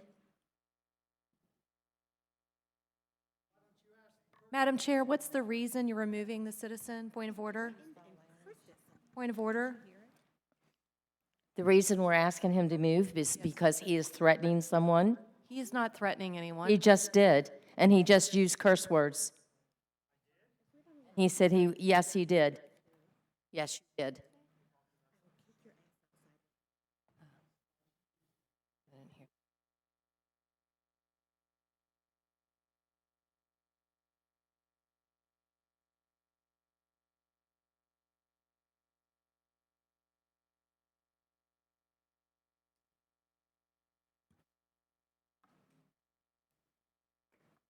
Okay, Mr. Cutchins, you may proceed. Members of the board, I'm speaking to you tonight to encourage you to promptly adopt the 2023 VDOE model policies on ensuring privacy, dignity, and respect for all students and parents in our public schools. I've been speaking to you on this topic since early last fall, so I want to briefly remind you of the context from which I speak. I'm a longtime citizen of Virginia, a 1975 product of Chesterfield County Public Schools, and a 12-year resident now of Virginia Beach. My daughter is a successful 2008 graduate of the Hanover County Public Schools. Chesterfield and Hanover both had very good school systems, or they did. So I've seen and benefited from the value of what used to be good public education. I am also a proud graduate of the Citadel, a Navy veteran, a recipient of the Humanitarian Service Medal, and a retired business executive. At this stage of my life, I could be resting on my laurels, but I cannot rest when I see the foundations of our nation crumbling, in no small part because they are being attacked within the walls of our government schools. So instead, I find myself serving in the classroom of a local principal approach school, and frequently speaking to you to encourage policies that restore and preserve, not remove and undermine our American constitutional principles and rights. The 2023 model policies from the VDOE identify 6 guiding principles and the statutory provisions that they align with. These guiding principles are, and this is a direct quote from the policy, schools shall respect all students. Schools shall respect parents' values and beliefs. Schools shall defer to parents to make the best decisions with respect to their children. Schools shall keep parents informed about their children's well-being. Schools shall serve the needs of all students. Schools shall partner with parents. Those are the guidelines direct from the model policies, the 2023 policies. Are there any of those principles with which any of you disagree? Schools can protect every child equally and fairly while respecting all families they serve. Now is the time. You've had over 9 months to anticipate adopting these policies when they came out. Now is the time to clean up harmful policies that disrespect parents' rights to be involved in life-changing decisions in their children's lives, leaving parents in the dark while 30 sexual seconds. and gender identity experimentation are promoted by school officials. Last month, you heard firsthand the personal testimonies of 2 women whose lives and families have been tragically impacted, in no small part by inadequate school policies in regard to managing this social contagion within our walls of the schools. We're asking you now to act to align the VBPS policies with the 2023 model policies from the VDOE. Now is the time. And that is time. To protect our children. And that is time. Our next speaker is Brenda Pence, Tom Conant, and then Emily Labar.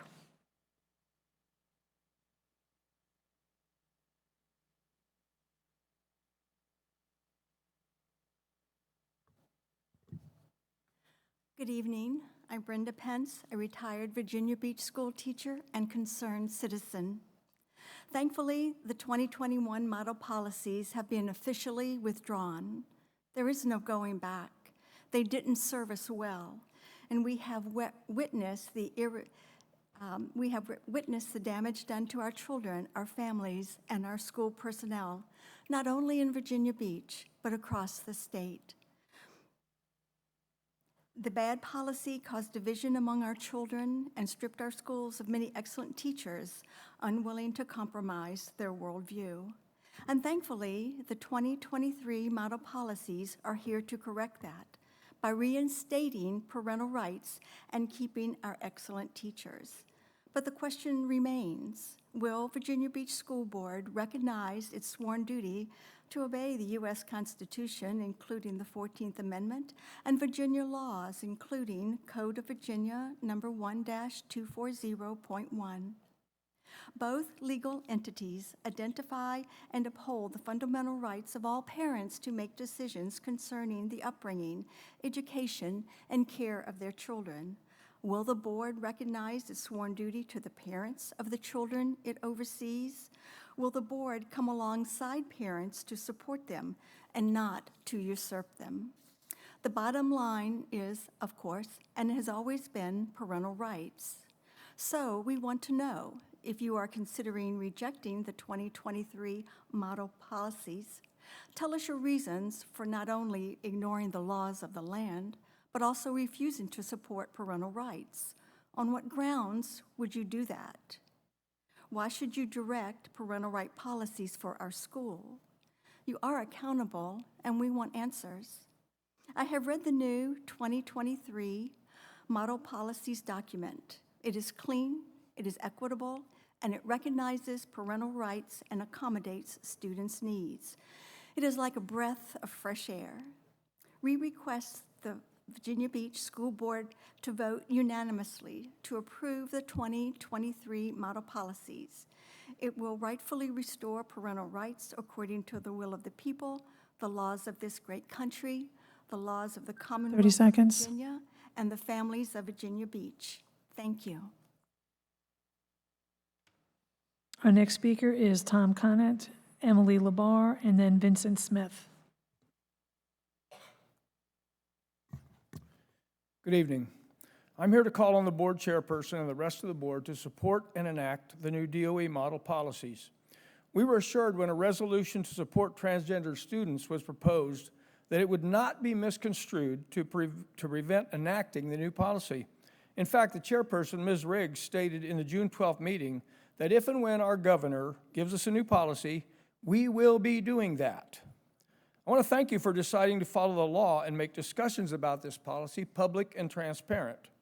Discussing this in closed session goes against Code of Virginia 2.2-3711, which governs closed meeting procedures. These discussions do not meet any of the criteria for closed meetings and need to be open so that the public can hear what each board member has to say. We need to know what, if any, reasoning there may be for failing to enact the policy. I recall that when we were advocating for schools to be opened and masks to be removed during the COVID crisis, we were told by this board that the board did not have the authority to refuse to follow the policies sent down from Richmond, and it was out of the board's hands. It would be patently hypocritical then for the board to concoct some reason for failing to enact the updated policies. On another note, I'm strongly opposed to the changes to Bylaw 1-28 that are designed to pack the Policy Review Committee and control the committee with one political philosophy. This change is proposed because a segment of the board is threatened by policies that support parents' rights and real education of our students. The proposed change is nothing but a political ploy to gain a progressive majority on the committee that will affect every policy that governs our school system. I believe that I and a majority of parents, grandparents, and taxpayers are interested in a school system that majors in teaching reading, writing, math, science, and history to our emerging generation, rather than indoctrinating them with diversity, equity, and inclusion philosophies. The evidence that our system is indoctrinating rather than educating was made plain throughout the previous year when the preponderance of student speakers bombarded the board urging policies in support of LGBTQ+ students, rather than asking for better instructional time that results in better test scores. Almost all the rhetoric brought by these speakers indicated a serious lack of information that could scientifically and logically refute their claims. It was obviously that they had been given only one side of the argument 30 seconds. and were unwilling to listen to any other. That is indoctrination. You need to keep the Policy Review Committee as is and keep Ms. Manick and Ms. Brown on that committee. They bring us reasoned thinking and voices that will make our school system better. I really hope that's what the members of the school board want, a better education system, not a better indoctrination system. Thank you. Our next speaker is Emily Labar, Vincent Smith, then Natalie Gonzalez. My name is Emily Labar, and I'm a recent graduate of First Colonial High School. The 2023 model policies roused the same complaints from the Virginia Beach student body and voting public as the 2022 model policies. I had thought, or rather, I hoped that after the widespread backlash and 70,000 public comments the 2022 model policies received, the revisions would result in a more moderate and less discriminatory version. This has not happened. For those in the audience who may not be aware, over the 2022-2023 school year, over 50 students from all over Virginia Beach, as well as parents and even teachers, came to these school board meetings to speak against the 2022 model policies. They require dead naming and misgendering, limit school counseling access, and are, at their core, don't be trans policies. The revised 2023 model policies only made their discrimination and transphobia more blatant. The language in Section 3D2 is a perfect example of this. Some groups are allowed to use name changes, but some simply aren't. It's fine for a student to use a Spanish-sounding name for their language class, but it's not fine for a transgender student to go by a name they feel comfortable with. Virginia Beach knows Virginia Beach. Virginia Beach students know Virginia Beach schools. We know the harm these policies will cause. We hear the message they send. But don't take it from me. Take it from your current students. Their voices matter. Their lives matter. Their belonging matters. Put your students first and reject the 2023 model policies. Thank you. Our next speaker is Vincent Smith, Natalie Gonzalez, then Icarus Landacker.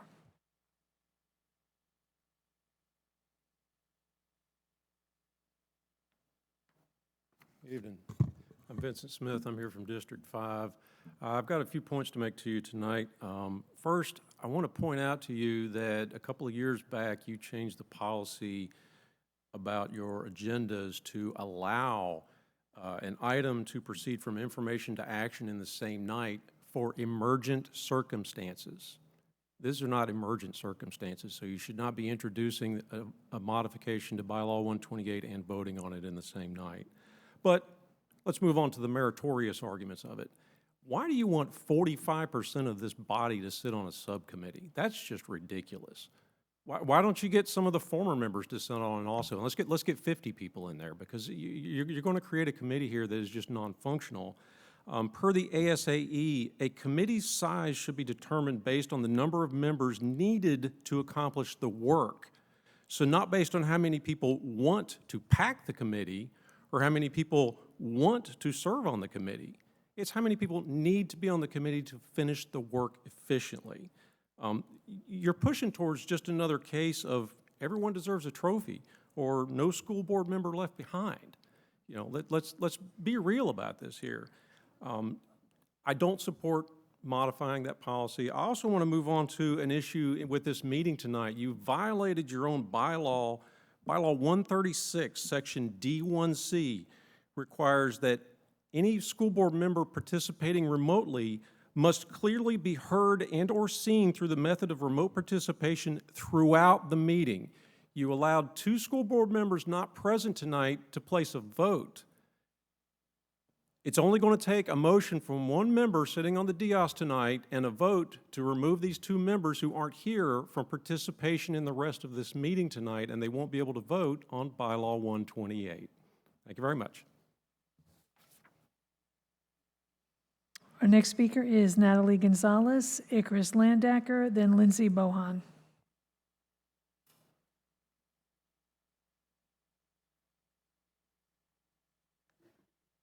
Good evening. My name is Natalie Gonzalez, and I'm a recent graduate from Kellam High School, currently attending Tidewater Community College. The Virginia Department of Education recently announced that they would be moving forward with the 2023 model policies after reviewing public comments for almost a year. Despite receiving tens of thousands of comments, the majority of which being critical of the policies, the Department of Education decided to proceed with and expand their harmful policies. If I'm being completely honest, that's one of the most disheartening things about this development. The Department of Education has ignored its constituents' criticisms of this policy in a way that I could only really describe as undemocratic, and still hasn't received any input from the queer community regarding these policies. It's hard to ignore the feeling that our people, the people these policies most pertain to, aren't being listened to. They aren't being listened to when they say that these policies alienate and put trans students in danger. They aren't being listened to when they say that they put teachers and staff in a difficult position, and they aren't being listened to when they say that these policies will make schools unsafe for them. We've spent months attending these meetings and working tirelessly to ensure that our loved ones can feel safe and welcome in our schools just as we do. This board recently passed Ms. Owens' non-discrimination resolution, and while it of course didn't guarantee anything regarding the model policies, its goal was to assure us that our peers would be protected in our schools. Now is the time for the school board to live up to that promise. The policies claim that they're in line with evidence-based best practices, and that's just a lie. It's simply not true. There are countless reputable organizations, such as the APA and the National School Board Association, organizations that the previous model policy cited, that advocate for protecting students' privacy and allowing them the space and time to communicate with their families regarding their gender identities in a way that's considerate of their needs. I've spoken previously about how the policy's one-size-fits-all approach will be a detriment to the safety of trans students, and that's a stance I still maintain. We must allow for more nuanced and well-researched policies to guide how we treat trans students, ones that acknowledge the often tumultuous home lives many of them struggle with. We've spent months attending these meetings and working tirelessly to ensure that our loved ones can feel safe and welcome in our schools, just as we do. This is something we do not just because we love our friends, but because they are scared and we are scared for them. These policies will only make it harder for our friends to form bonds with their teachers and 30 seconds. Worried that if they say the wrong thing or open up too much, their home lives will be irrevocably changed for the worse. These policies show that trans students don't deserve the same comfort as everyone else. If this board cares about the well-being of its students, and if this board listens to its people, then it is vital that in the face of discriminatory policies like these, that this board follows up on its assurances. We cannot allow under-researched and misguided policies like these to be passed, and I believe that this board will hear us and act accordingly. And that is time. Our next speaker is Icarus Landacker, Lindsay Bohan, and then Beth Labar. Good evening. My name is Icarus Landacker, recent graduate of the IB program at Princess Anne High School. I did not expect to return here. You have to admit this routine is getting old. Yet here we are because once again the students of VPCPS are being put in danger. A week ago from today, the Model 2023 policies were released.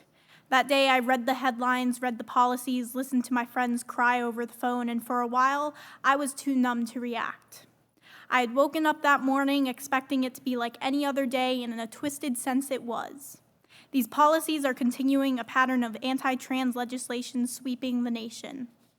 This entire week has been full of questions from friends asking what's going to happen or what can we do. Now pile on my anxious thoughts for myself, my siblings, and my friends that I left behind in the school system, and my heart beats too fast these days, but not fast enough to outpace these worries.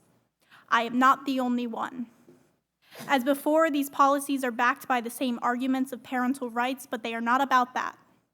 Instead, they send a message of hatred and intolerance, two things we have been taught in this very school system not to spread nor tolerate. If you have your doubts about this, then let me walk you through some of the policies. Under Section D, number 3, it states, quote, only the pronouns appropriate to the sex appearing in the student's official record, end quote, may be used. This only includes he, him, and she, her, essentially eliminating gender-neutral pronouns, and as someone who uses them myself, this infuriates me. You cannot ban language simply because you disagree with it.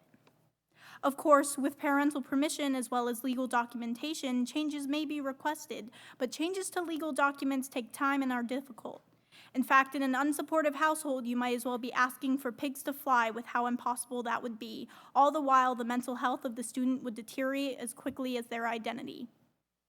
However, it is Section G, number 6, that concerns me the most. It states students may make requests if they have, quote, diagnosis of gender dysphoria made by a licensed healthcare provider, end quote. A student should not have to be diagnosed before getting help. This is the same as being approached by someone saying they are suicidal and in need of help, but they're turned away simply because they do not have a diagnosis of a mental illness. We should be helping students, not turning them away. These policies force outings, censor identities, 30 seconds. and put students' mental health at risk by forcing them to be anyone and everyone but themselves in a time when they are supposed to be exploring who they are and who they could be. It teaches nothing but intolerance, which would harm all students as it creates an unsafe environment in our schools, our community, and our future. Thank you. Our next speaker is Lindsay Bohan, Beth Labar, and then Don Labar. Good evening. I guess it's okay for you to swear in meetings, but not citizens. Anyway, I strongly object to the removal of either Ms. Brown or Ms. Manning on the PRC. Perhaps you should consider rotating out the longest-serving member of the committee, Ms. Anderson, to give others a chance to serve on the committee. If the PRC was made up of Ms. Melnick, Ms. Owens, Ms. Anderson, would you be considering increasing the number? Be honest. The appearance of packing the committee is disgraceful. Having a committee with nearly half of the board members, 5, is counterproductive and unnecessary. I am happy to see that you will not be discussing Governor Youngkin's new policy in closed session tonight. The public needs to hear your commentary about how you're going to change current policies to be in compliance. We find ourselves in a very peculiar position, though, don't we? In May, Ms. Weems acknowledged that many of the student speakers assumed Jessica Owens' resolution was going to somehow relieve the board of its obligation to adopt the new policies. And we heard those arguments and hyperbole again tonight.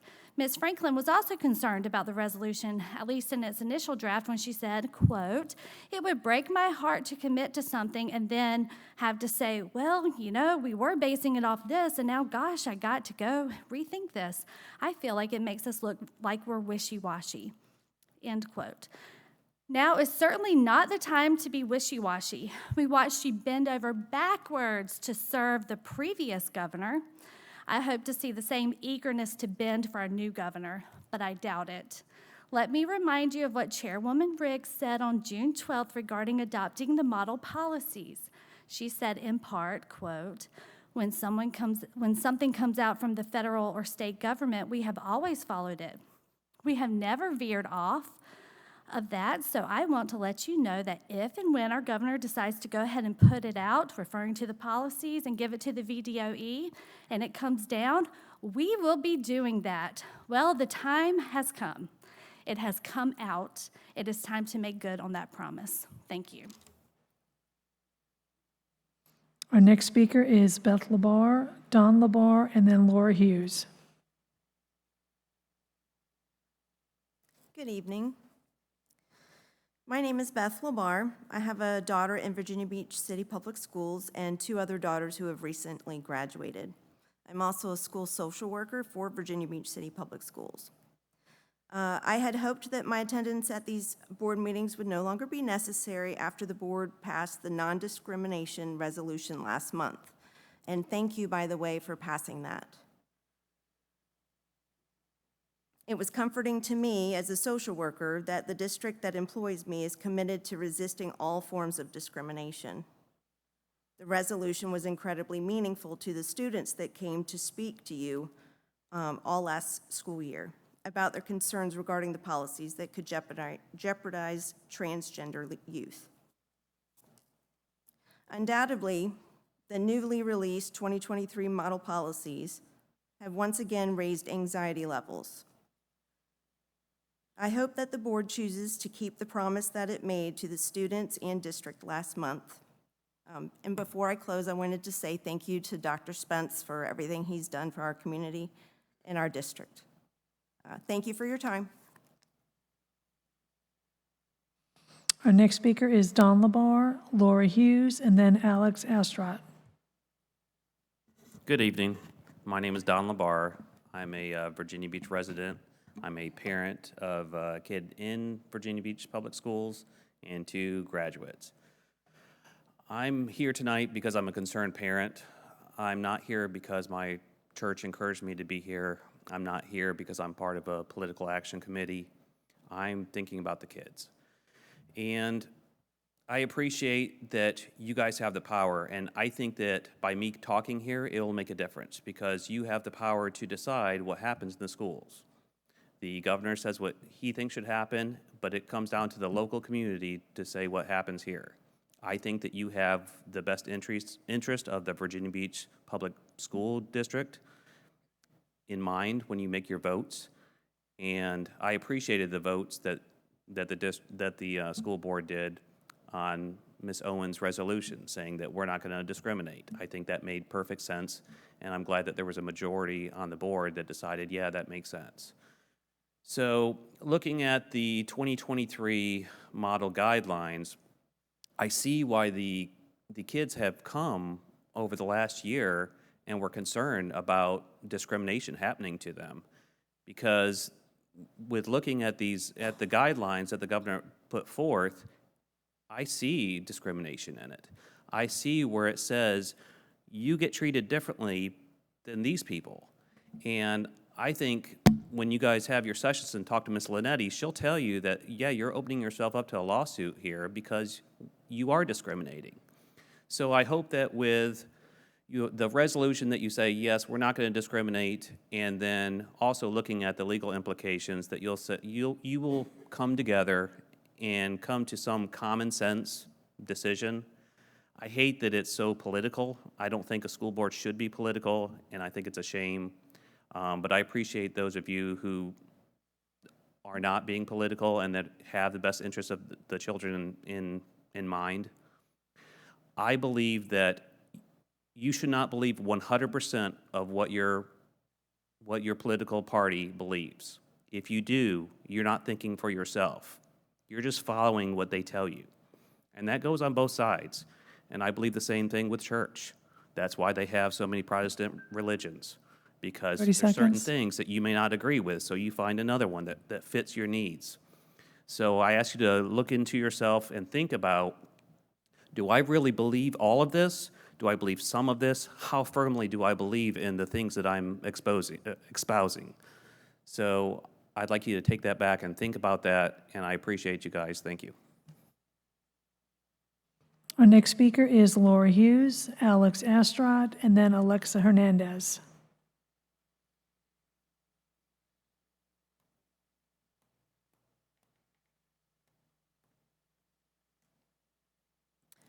Hi, discussing committee assignments, I would like to say that we have people talking about fairness on committee assignments, yet many board members who are still sitting here had no problem one year voting in favor of committee assignments where 3 board members were not put on committees at all, and the vice chair at the time said it was because those members were suspicious of things.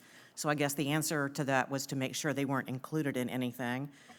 And some of you thought that was fair. It is very clear to the public that increasing the numbers on any committee is a strong attempt to pack the committee and dilute the vote. No one is fooled by this. Even people that agree with you that you should do it are not fooled by this. That's why they want you to do it.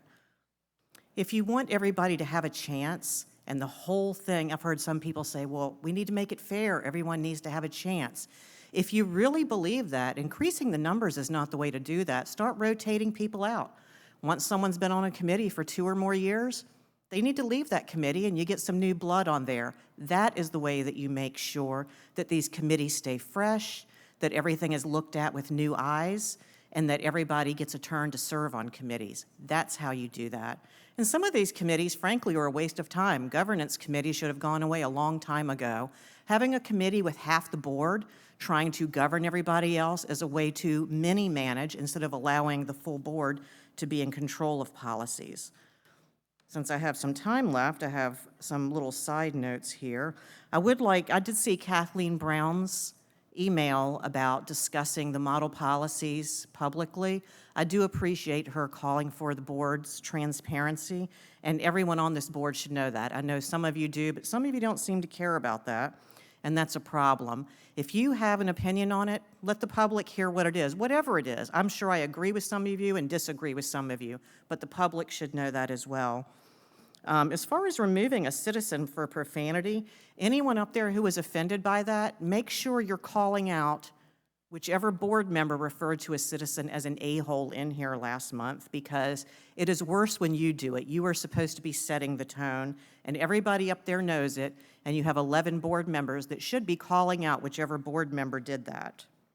And I would also lastly like to say, we had a gentleman up here earlier referring to culture wars. There absolutely are some 30 seconds. culture wars going on, and those people that are trying to implement policies that drive wedges between parents and students, those are the ones perpetuating the culture war. Have a good night. Our next speaker is Alex Astrat, Alexa Hernandez, and then Diana Moskovac. Thank you. Hello, I'm back, and I'm not gonna lie. I was really hoping I would not have to be here today. But instead of being able to enjoy the rest of my summer at the beach, playing mini golf, or getting the worst sunburn of my life at Ocean Breeze, I have to be here again, standing up for the rights of my transgender peers whose lives will be in jeopardy should VPCBS choose to adopt these model policies finally released by the VDOE. These policies are hateful, discriminatory, and are meant as a means to attack a vulnerable group of students that for some reason our state particularly loves to target. I remember back on the vote on Ms. Owens' resolution, Mr. Callen made a very striking remark. He stated that he could not support the resolution because he could not support any policy that supports the balkanization of America, as he put it, asserting that this resolution creates sex within our population, and instead of bringing together a united America, it targets a specific group of people. And you even stated, Mr. Callen, that it is a part of your worldview, which guides every decision you make on this board. Well, let's see if you can truly follow your own worldview. Because by the mere existence of these model policies is creating the exact balkanization that you oppose. It is saying that only a certain group of students in our school system have to get approval by their parents to go by a certain name or pronouns. The model policies make it explicitly clear that cisgender students do not have to go through the same amount of barriers to go by a nickname or their preferred name than a transgender or gender nonconforming student. So I ask you, Mr. Callen, to not only stand for your worldview when it appeases your voter base, but instead stick to it with every vote you make. Because I am telling you, these policies will tear our communities apart and make our transgender students feel balkanized and set apart into little sects within our schools where they do not even have the right to go by their names. I did not want to be here today. There's a reason we focus on Ms. Owens' resolution, not on the model policies, because we are hoping these model policies would not be discriminatory. But unfortunately, here we are. The VDOE announced exactly what many of us expected and announced a discriminatory policies, and I'm asking you to stick to your word on Ms. Owens' resolution and vote against these model policies. And before I end, I would like to also say two more things. One, virtually everyone supporting these model policies made one distinct argument, and only one altogether. There are too many gay people in our schools. If this is what you truly believe, then sure, 30 seconds. vote for these policies. But we're voters now. And don't be surprised when we vote you out. And two, so many of these speakers have no relation to VB schools at all. One speaker even stated that the closest ties he has are to Hanover County Public Schools. Well, I ask, how does he better understand our school division than someone who has graduated from VB schools or even seen the insides of a VB school building? Thank you. Our next speaker is Alexa Hernandez, Diane Moskovac, and then Charlie Levine. Hi, good evening, esteemed board members. My name is Alexia Hernandez. I'm a recent graduate of the class of 2023 at First Colonial High School, and this is my first time speaking not in the student section. And I'll be speaking here today to ask that you do not adopt certain aspects of the newly released model policies on the treatment of transgender students. And though I've spoken at other meetings, this As a recent graduate, I feel that it's my duty to stand before you and defend my peers against bigotry that I was fortunate enough to have avoided because of our former governor's commitment to inclusivity. I think that we are discrediting our future students of this city by denying them protections against discrimination. And overall, I believe that there are some major problems with the model policies that no matter what side of the aisle you are on, you can agree that rejecting would be a message to all students and families that you are committed to fostering a safe and inclusive environment across the district. I think that parents' wishes and rights to the upbringing of their children are important pinnacles of society, but I also believe that the state has a justified interest to protect students from unwelcoming families and to help them feel safe in their learning environments. This language is taken directly from the model policies, where it's stated that schools should notify parents if their child is engaging in any counseling that encourages them to adopt a gender identity that is different from their assigned sex at birth. I think it is a fair assumption to say that no school counselor is going to be encouraging your child to alter their gender identity to fit some sort of political agenda. Teachers and school counselors have the best interest of students at heart, and we should be allowing them to talk to your students about their feelings about sexual orientation or gender identity without penalization. And any student who is actively going to their counselors asking for advice on these topics is clearly old enough to be asking the questions in the first place, and they deserve answers.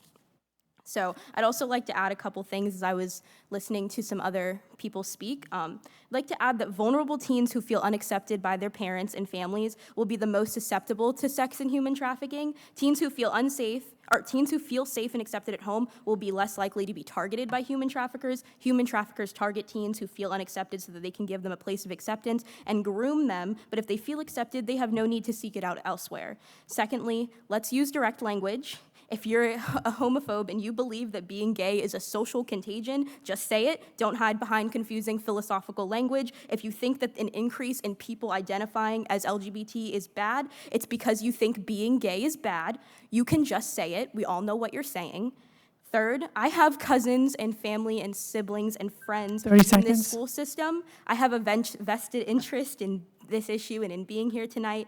And every person out here holding a parent's rights sign hasn't had a kid in this system for like 20 years. So also, I'm 17 years old, and as I look around the room, people give me dirty looks. As I sit in my seat, I can hear grown people behind me whispering bad things about my friends, and I think it's really terrible that we're perpetuating this hate in all of our hearts. So, yeah. And that is time. Our next speaker is Diane Muscovac, Charlie Levine, and then Donna Frulahan.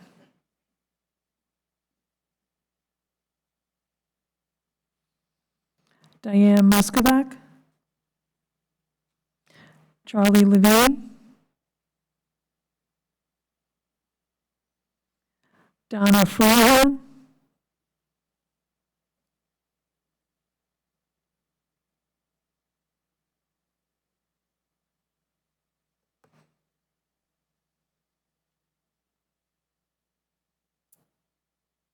Good evening. I am here tonight because it's my understanding that Governor Youngkin's model policies have been released, and that means that the 2021 model policies have no further force or effect according to the 2023.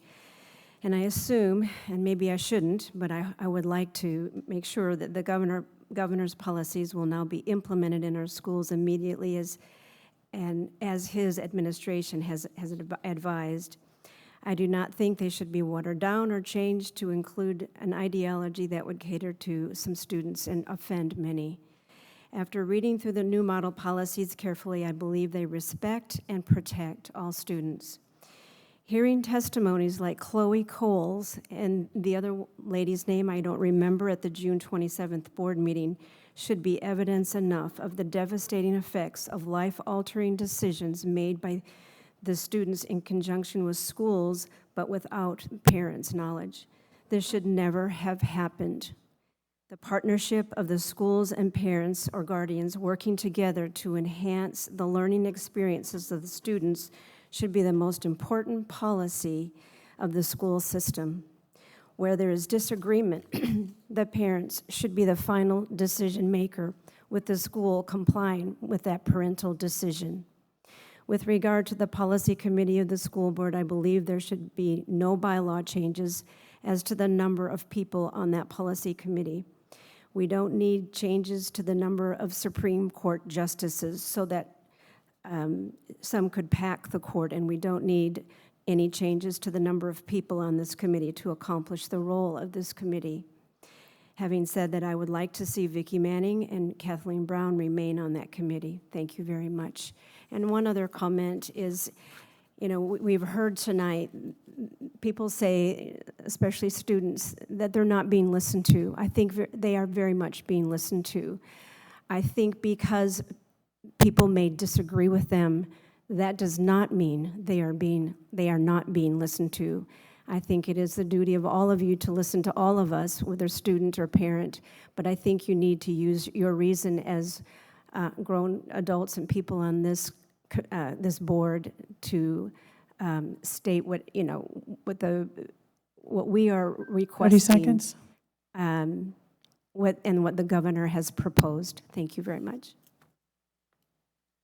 Our next speaker is Keely Arnold.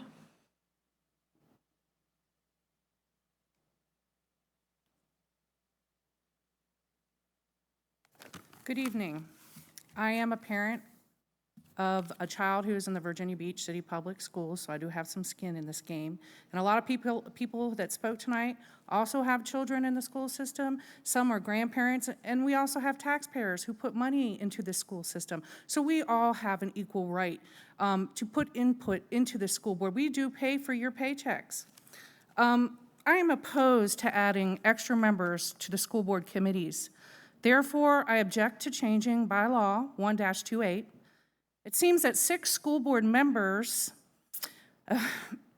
are trying to pack the school board committees with a partisan majority, similar to, as we say, packing the court. They want to control all decisions and other school board members that they disagree with by outnumbering them.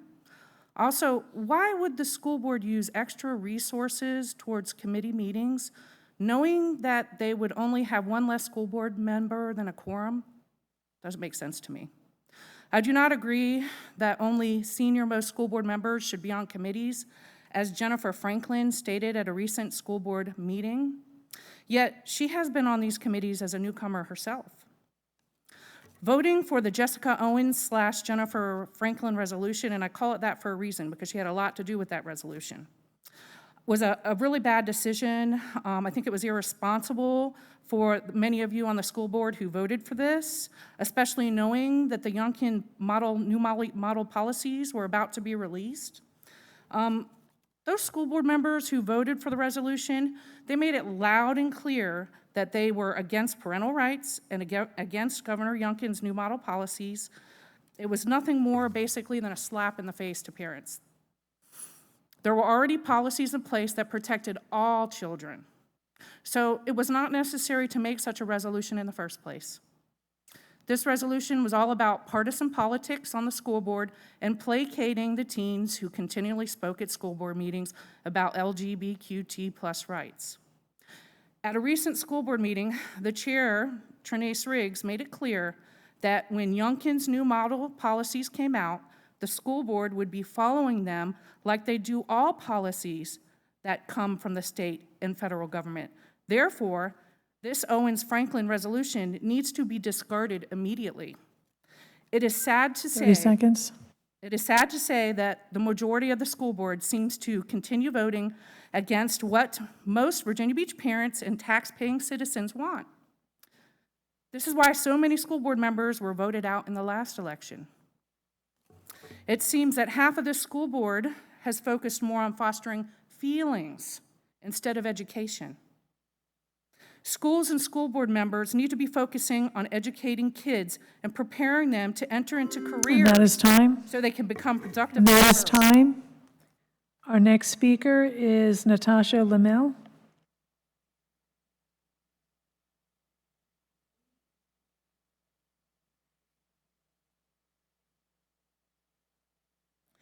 Good evening, members of the board and community members. My name is Natasha Lamel, and I'm a proud teacher of 23 years. Today I stand before you as an advocate for teachers. The teachers in this district and every other district work tirelessly to assist students in their academic, personal, and family growth inside and outside of the classroom. Teachers are told to exercise self-care, but when it comes to the district initiating or helping with care options, this becomes a mere suggestion and not a standard.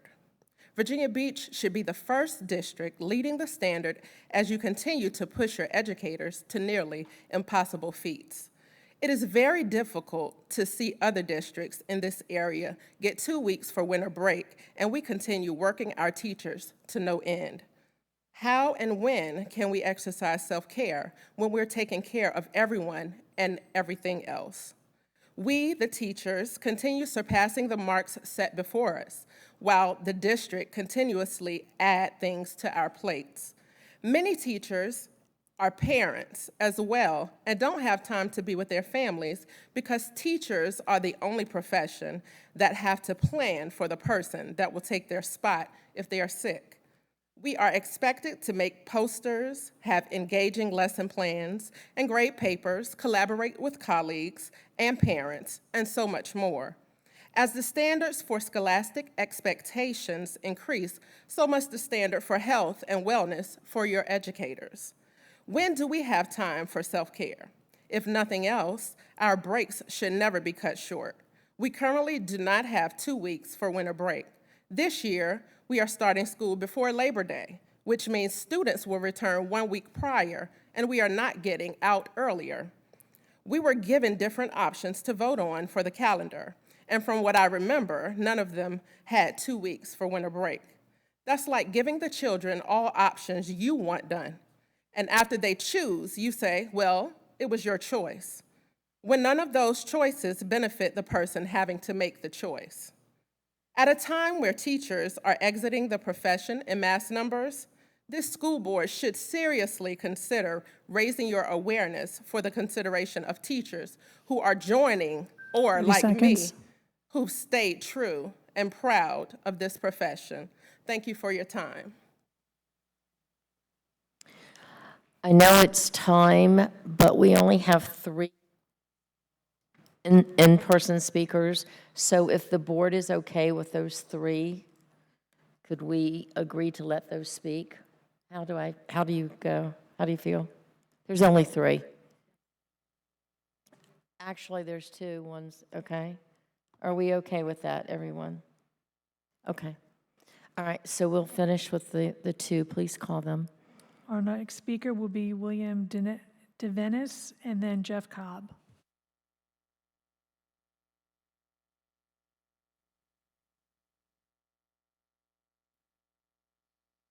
William DeVenis. Jeff Cobb.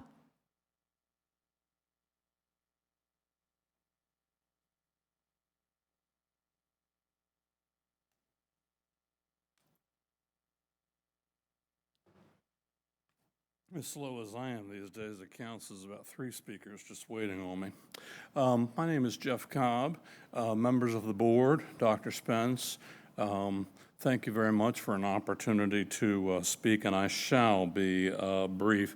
I did want to express my appreciation for the board's continuing thought and flexibility on a number of very difficult issues, such as the issues that we have had with the introduction of certain text materials into schools, and as we can hear this evening still, the concern that we have for our transgender and other students. I was appreciative of the fact that the board took the votes that they did regarding the book situation, and I certainly supported the resolution that Mrs. Owens and other members of the board supported, even though I understand from the comments that have been made this evening that there is still a lot of work to be done to make that sausage. What I believe that resolution passed by the board represents is our standards for how we're going to treat children, which may be a little higher than the standards of some others across the state. We care about those we teach here in Virginia Beach. As a longtime and now retired teacher, I have come before the board on numerous occasions, and one of the very difficult lessons that is taught to us time and time again is having my say does not necessarily mean having my way. And certainly there have been a number of issues that I have disagreed with and that I will continue to disagree with. One thing, however, is absolutely necessary, and that is that the board be able to work in an atmosphere of respect and quiet to consider the issues. We've had a lot of heartfelt comments on both sides of issues this evening, but with one minor exception, folks have allowed you to do your listening and your work. 30 seconds. The Bill of Rights grants us freedom of speech. It does not give us license to interfere with the work of elected bodies. Again, thank you again for your work, and please do not allow angry crowds, some ginned up for ulterior motives, to prevent you from making decisions that will benefit our children and also sometimes reconsider it. And that is time.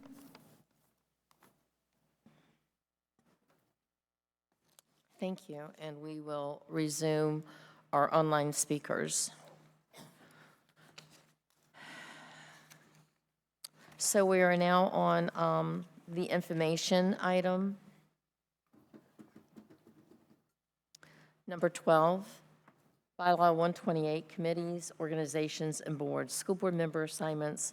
Welcome, Cami Linetti, our school board attorney. Good evening, Madam Chair, Vice Chair, school board members, and Dr. Spence. I'm Cami Linetti, School Board Legal Counsel, and I am presenting to you the proposed amendment to Bylaw 128 revolving, well, it says Policy Review Committee, but it is amending more than the Policy Review Committee. The suggestion under Bylaw 128 was to amend the Policy Review Committee to have up to 5 members. Additionally, it should be noted, I think it was clear in the agenda cover sheet, that you would also be amending the bylaw under Section G, outside committees, organizations, and boards, to renumber it and remove the Mayor's Committee for Persons with Disabilities, and that would renumber the rest of the section. So there were 2 things that are actually being covered under Bylaw 128. Just want to make sure that that was clear to anyone watching. What you would be amending relevant to policy, the Policy Review Committee, would be under Section C, School Board Standing Committees, Policy Review Committee. The School Board Policy Review Committee, PRC, will consist of 5 members. We listed at 5, although there was some discussion last time about amending to say up to 5 members. Your recommendation here is 5 members on the school board, and that again would be under C2 for policy review. And under Section G, you would be moving to take out the the liaison member to the committee, the Mayor's Committee on Disabilities. And sorry, that will cause renumbering. Sorry, it's the Mayor's Committee for Persons with Disabilities, so you would have to renumber that was Section C, Section G under 3, you'd take out 3, and then we would renumber the rest of the section under there. So those are the 2 proposed amendments to Bylaw 128. Can I answer any further questions about the proposed amendments?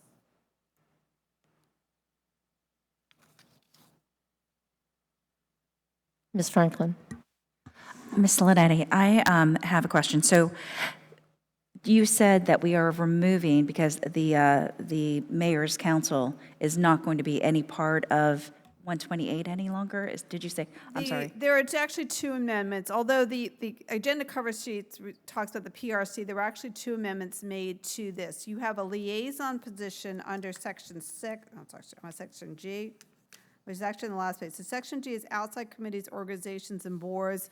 And while reviewing the committee recommendations, the suggestion was that the Mayor's Committee for Persons with Disabilities, although it's a very worthy committee, the school board members going to it don't necessarily have the necessary expertise to answer the types of questions about what the school division provides to persons with disabilities, and that this might be more appropriate to send a staff member to rather than sending a school board member to.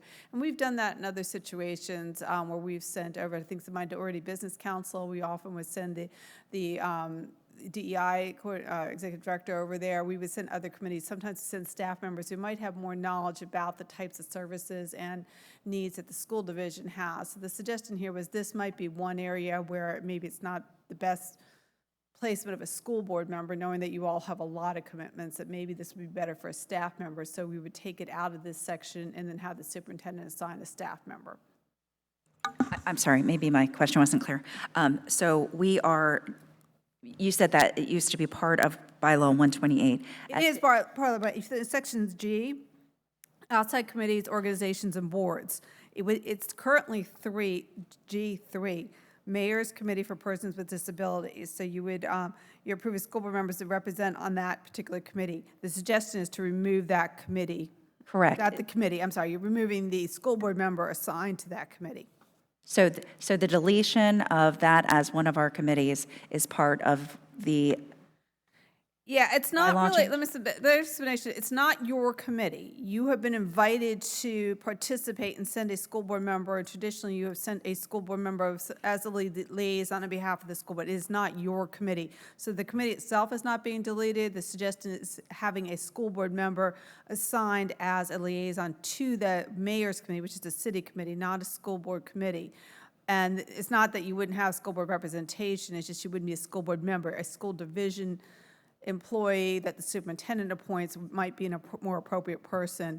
I'm sorry, Ms. Lynn. I guess my question is, I understand why we're doing that.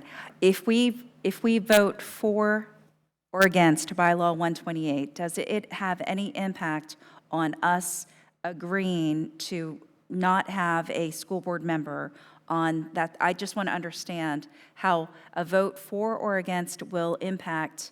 Okay. Okay, thank you. I think I know. You need to separate out the two issues that are going on. If you do want to take G3 out, then you need to make a motion to separate, because the actual motion is to take these two amendments to it. So if you just want to take this out, you might want to make another motion to just remove this first, and then you can go back to talking about the PRC. So there are two things that are happening in bylaw 128.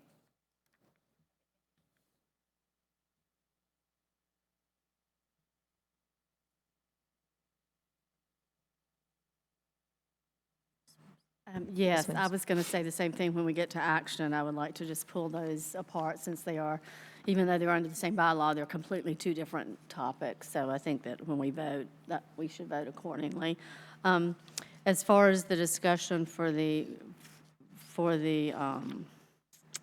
size of the committee, I've said this before many times. I do not support expanding committees just because people want to be on there. I mean, we would have to expand many committees, and as a former school board member stated earlier, several of us sat here and sat on our hands and stayed quiet when we actually took school board members off of committees and never gave them a chance to serve that year, and I never heard the word fairness. 5 on a committee is almost half the school board. It is not needed at all. The work of this committee has been done very well by the 3 members that are currently on it. There's been about minimum of 50 policies. I didn't count them, but I would probably say more like 60 or 70 or 80 policies since January 1st. Most of them have been brought to us and have passed unanimously out of the committee. The committee members there now do a very good job. In fact, Ms. Brown is the only new member that has not missed any sort of meeting. So I just don't want to add, or I don't want to take away from committee members who are doing a good job. Plus, I don't want to add, because then we'll just be adding, and I do think that it kind of smells of political gamemanship, because there is no need for this committee to be so big. I don't think any committee should be that big. I don't think governance, in fact, I've said often, governance needs, I would love for governance to be just 3 members. So I will not support a committee of 5, because it's frankly is just not needed at all. Thank you. Okay, for the clarification of why the chair, me, recommended the 5 members has nothing to do with political or gaming. those words were started by other people on this board. This was in the name of fairness. It was recommended as I was speaking with Cami Linetti, our legal attorney, trying to decide what would be fair to give everyone the chance that wanted to be on it. And to be fair, the only people that wanted to be on it were the 5 that are on this list that we have.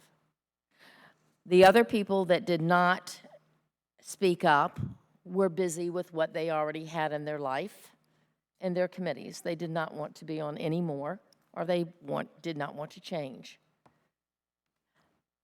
My intention had nothing to do with stacking a committee. It had nothing to do with being political. And this has all turned into a big political folly of some people on this board and people in the community that have read what this board, some of these people have put on their social media. And I want to be clear.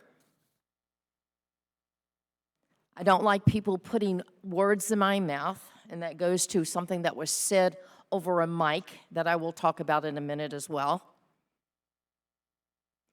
But I want to be very clear that that was not my intention.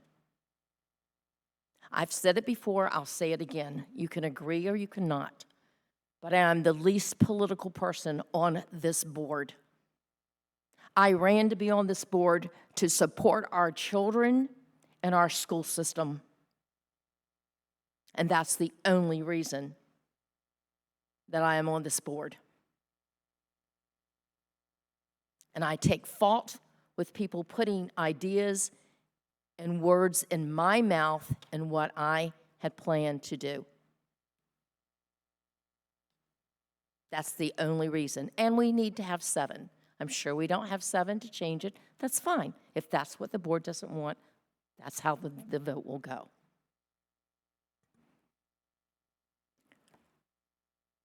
I have another thing I'm going to say right now, and that is I have been asked to address the word that was used. Madam Chair, point of order. That's not. Excuse me. You know what? That's It's my. Madam Chair, I challenge your decision. Don't challenge my decision. I challenge your decision to the board. No, ma'am. Do I have a second? Second. All in favor? Can we have discussion on that first? Discussion. Okay, so we are supposed to go on our agenda. We can't just discuss anything anytime we want to, including the chair. If you would like to make those comments, you can certainly do so at the end of the meeting, but it's not appropriate to do that because if you do it, then we all get to do it as well. Go ahead. Anybody else want to speak? All right, I call for a vote. Ms. Anderson, do you want to vote? Do you want to speak? I did, but I wanted to speak on, about bylaw 128 and the reason. Okay, go ahead. People. Go ahead. Okay, there's a motion on the floor that I'm challenging your decision. Are you going to withdraw? Yeah, well, I'll withdraw that. Okay. Are you withdrawing your I'll withdraw my motion. second? Agrees? I agree. Sorry, second. Thank you. Thank you. Ms. Anderson. So,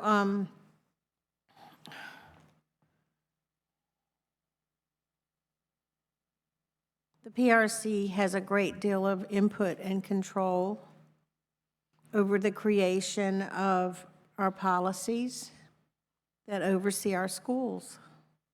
And it's a substantial portion of what our board is elected to do, by the way.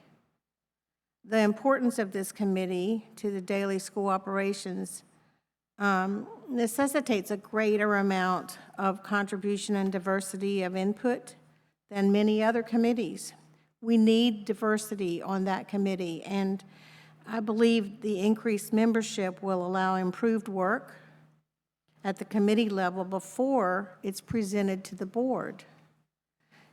The diversity that more members bring to that committee will allow us to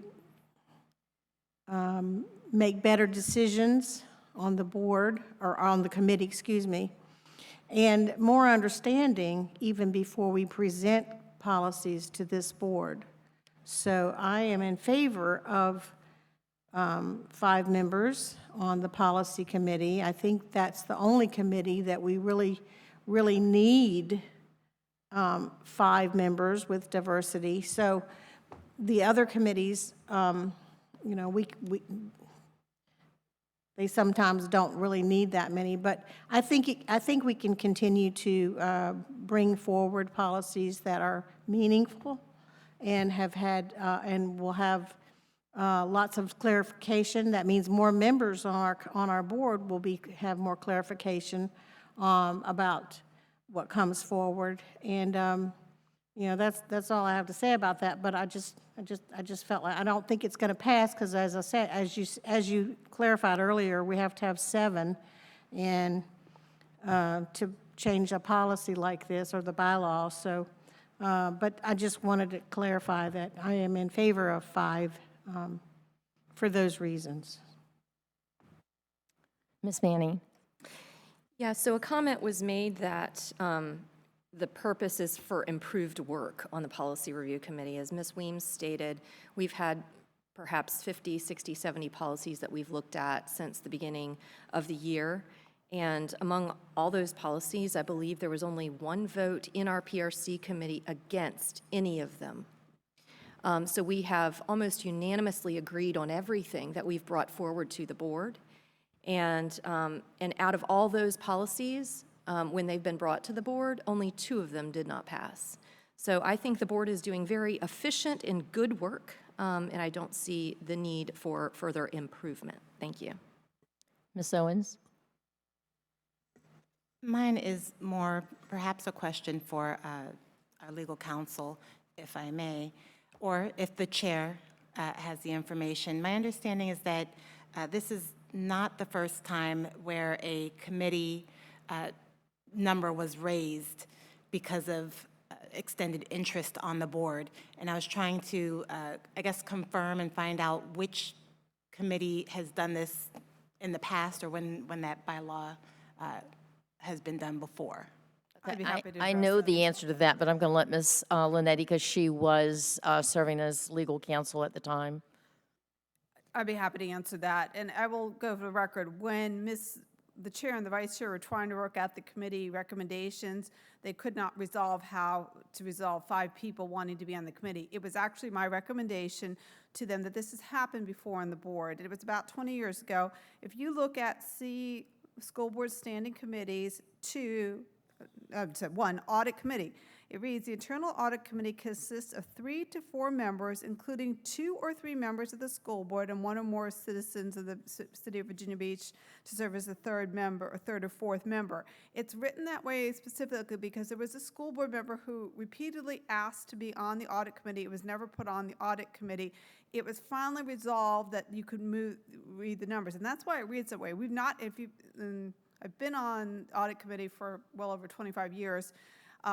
In the last 10 or 15 years, I don't think we've had more than 3 people. We've never changed this particular section on the audit committee requirements. That is why we did it, and that was my suggestion. If you can't work it out, maybe one way to do is how the board consider, do you want to do this? Because you've done it once before. It's one way to do that. It was worth a conversation with the board because that is how the board resolved it many years ago for almost identical reasons. A school board member wanted to be on, and there weren't enough seats, and it repeatedly asked to be on that committee. That was my recommendation. That's how we solved it once before, and you can read it this way. We've not had, and for those of you who served on audit in the last couple of years, you know we've not had more than 3 school board members probably in well over 10 or 15 years. But at that time, that was the resolution for this. Thank you. I think it's important for us to, as a board, recognize that this isn't something new. It's not something that came up because something needed to be stacked.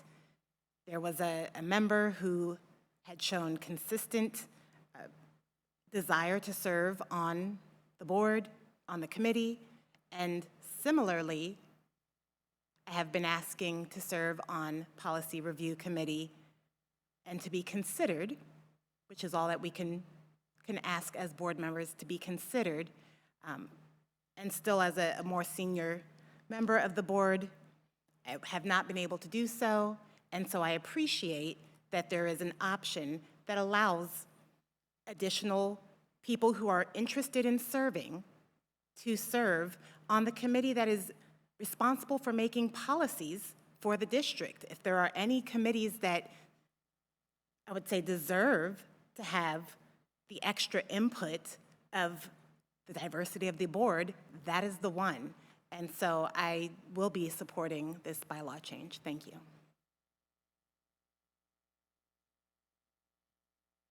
Okay, thank you, Ms. Linetti. I don't see any other hands raised to speak. Oh, Ms. Franklin? I just want to say that because of the fact that Ms. Linetti had provided the recommendation, I do think in all fairness to other board members who feel one way or other board members that feel another way, that we can all say that this was not intended to create such diverse opposition or opinions about why, or the intent, I guess, that was proposed.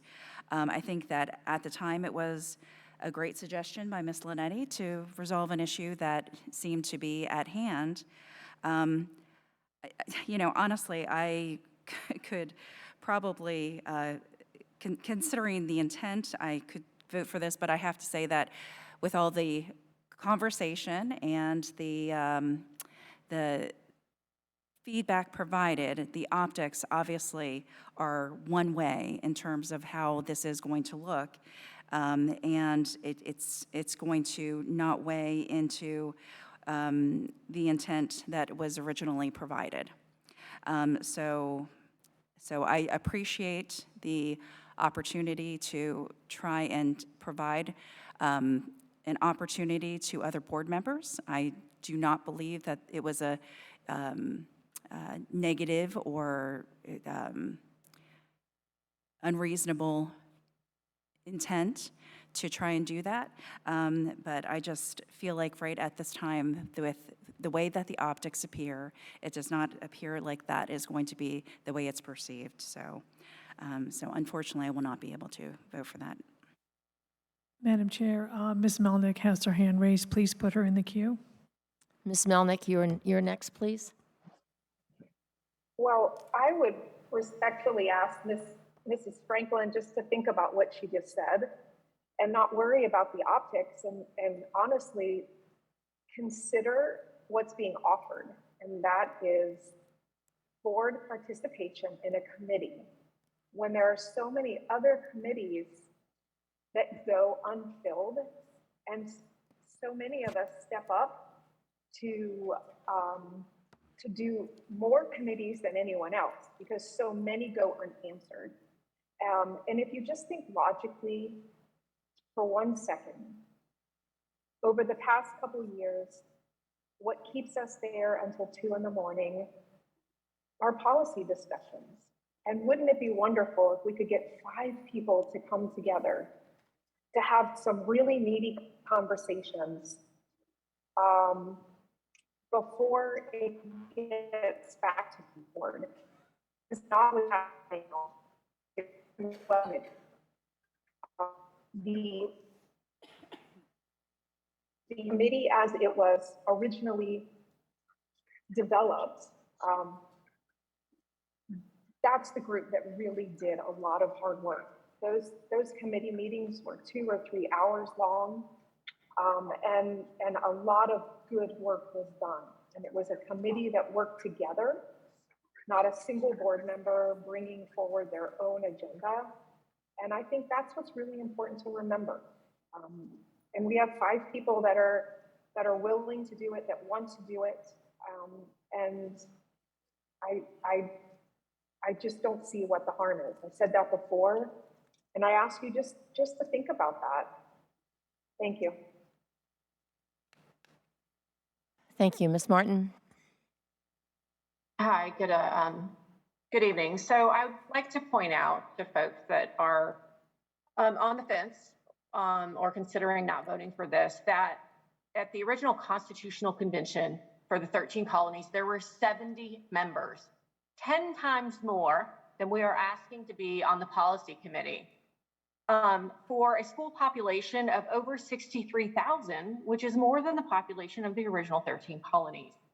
So what we need on the PRC committee is more input, are more ideas, are more understanding of the exponential consequences caused by policy from all different perspectives. There are those of us that are interested in the PRC that come from the business development world, that come from social services, that come from a variety of occupations and outlooks. And getting that input together means that we will create more fair and possibly more palatable policy that could get unanimous votes. And that is where we need to be as a unified board, as a unified district, to make this the best school system and the best city in the nation. Thank you. Okay, is there anyone else? Okay. So that was the information item A. We are now at information item B, new courses.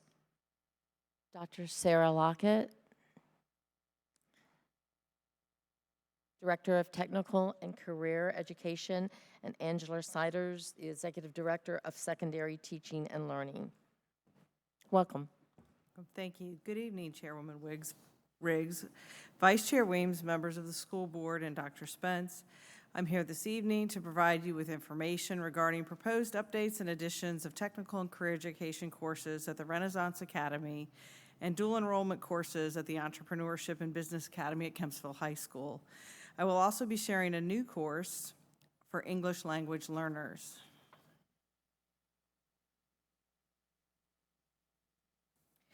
Last school year, our team worked with leadership at the Renaissance Academy to find ways to connect students attending the school to career pathways that lead to sustainable employment and opportunities for higher education. The planning team identified new pathways based on surveys of student interest and regional jobs data.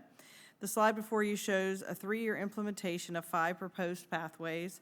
Beginning in August of 2023, the Renaissance Academy would like to begin phasing in these 1-credit condensed elective courses. The first course, Unmanned Systems, prepares students to fly drones under the Federal Aviation Administration's FAA Part 107 guidelines.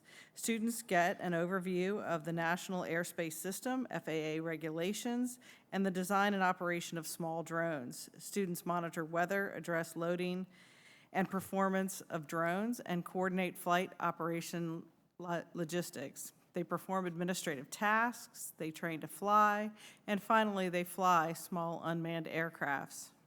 Contextual instruction and student participation in co-curricular career and technical student organization activities will develop leadership, interpersonal, and career skills.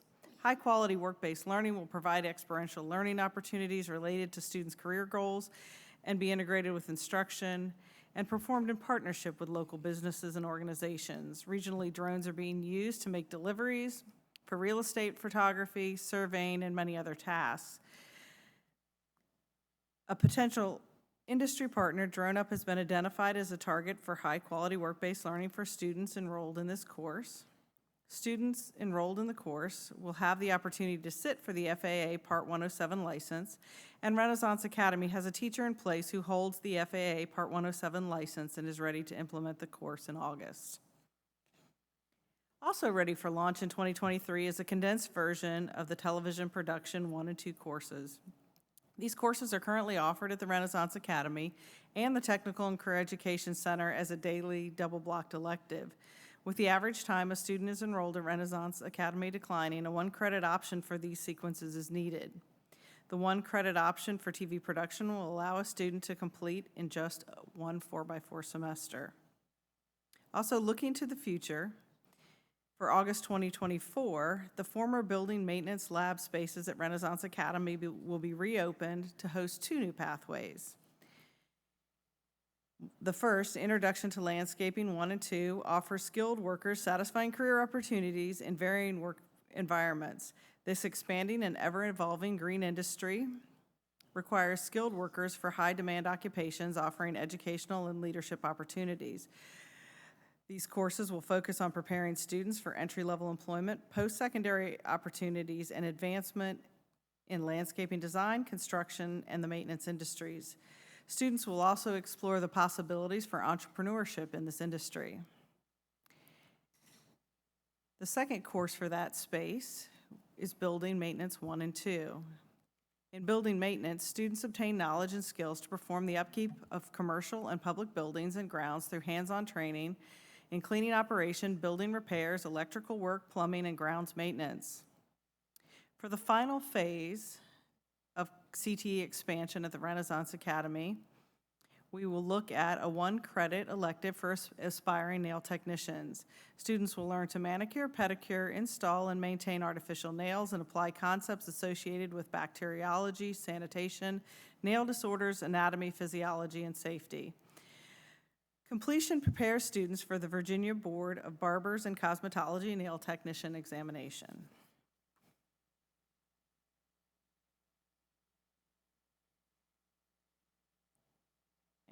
Each of the courses I have just shared constitute 1 credit. The pairs create CTE completer sequences and help students meet sequential elective graduation requirements. One thing that is unique about this proposal is that the plan to offer each of these 1-credit courses is in 1 semester or less. If a course is offered as a double-blocked 4x4, Renaissance Academy students could complete a course in as little as 9 weeks. This flexibility will help students catch up and build a career portfolio. Each of these new courses will have strong ties to work-based learning experiences in the building and in the community. The budget impact for this request is minimal. New CTE elective courses at Renaissance Academy will be taught with existing staff or within existing staffing allocations. Classroom spaces have been identified. The projected cost for implementing 8 new electives at Renaissance Academy is just over $67,000 spread across 3 years. All equipment, instructional materials, industry credential testing and training required to start these programs will be supported by the federal Carl D. Perkins grant. No new local funding is requested. And I'd like to move on to the Kempsville Academy.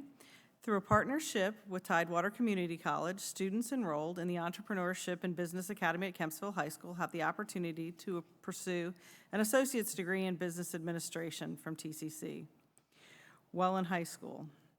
When TCC updates the courses required for any degree or certificate program, Virginia Beach schools must also update dual enrollment offerings that are part of the program.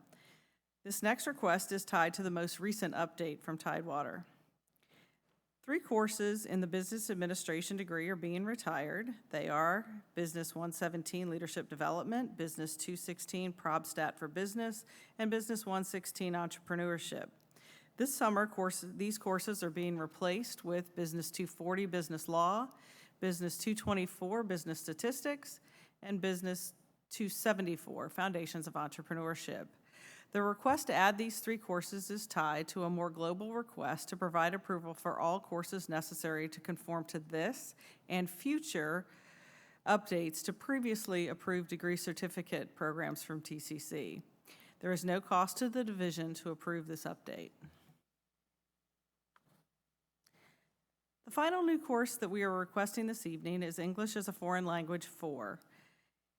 In the English as a Second Language program, the proposal to add English as a Foreign Language 4 will allow high school English learners to continue to develop academic language proficiency to help them meet graduation requirements and become college and career ready. High school English learners currently have the opportunity to earn sequential world languages credits through the English as a Foreign Language 1, 2, and 3 courses. Because a student may not start with the Level 1 course, the addition of English as a Foreign Language 4 not only offers English learners the opportunity to advance their English proficiency, it also provides students who may have entered high school at Level 2 or 3 an additional pathway to earn a sequential elective languages credit. There is no cost to implement this additional course, and no additional staffing is requested. Thank you for listening to our proposals. Kathleen Cahoon-Nuchuk and the coordinator for Title II English Language Learners and I are happy to answer any questions that you may have about these new courses. Ms. Anderson. Well, I don't have any questions, but it certainly delights me to hear about this proposal, especially for the new classes at the Renaissance Academy. I think this is something that we've all been looking for, and I've heard from lots of constituents that they look for more career and technology classes from us, and this is something that's answering the needs. And I'm delighted that you're bringing this forward. Thank you. Thank you. Ms. Weems? Yes, thank you. Ms. Lockett, a couple questions, and I do agree. I'm very happy to see this because I know we had some space over there at RA, and I know Ms. Martin and I serve on the workforce development. That's something that we've discussed, with you at length. So the introduction to landscape in 1 and 2, so we already have that, and we're just duplicating it, or do we? It's not duplicated. We do have a horticulture class at the tech center, and it's 3 credits each year, so a 6-credit sequence. And you'll notice that there are a few things that we're doing in other places, but we're condensing them down to be 1-credit electives with the intent for students to get that introduction, that exposure to work-based learning, and earn that sequential elective, their completer sequence, in a shorter amount of time. It helps to address issues of students coming from high schools with a broad array of electives and not having enough choices if they're going to be at Renaissance for a time. And I'd really like to see them leave with something finished in hand, whether it's a sequence and industry credentials and some thoughts about careers that they want to consider, or maybe ones that they find out are not for them in that shorter period. And then, do we still have turf management? We do. Well, and we've renamed it horticulture science. Okay, so that's Yes, the, okay. We do still have it. Because I know one of mine did the turf management. I know that we had discussed also about welding. Are you ready to comment on any kind of welding that may be added to that space, or? Is that for a later It is still under date? for consideration. It's, I believe, for the Workforce Council, it's what they call Tier 2 funding. They, of course, as you know, have already funded a welding lab expansion at the Tech Center. Right. So my fingers are crossed that we get a second round and another welding lab, but that has not yet been awarded. It's been requested, but not awarded yet. Hopefully, we can in the discuss that works. next week at our meeting as well. Okay, thank you. You do a great job. Thank you so much. Ms. Franklin?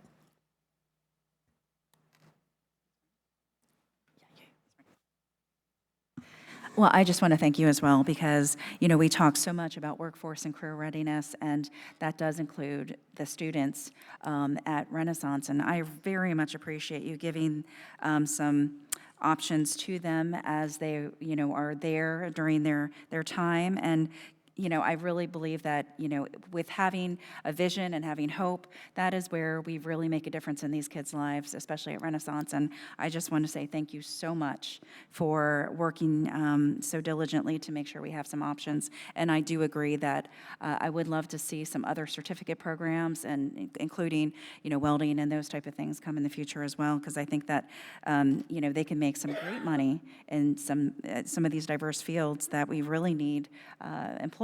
So thank you again. Thank you. Ms. Owens?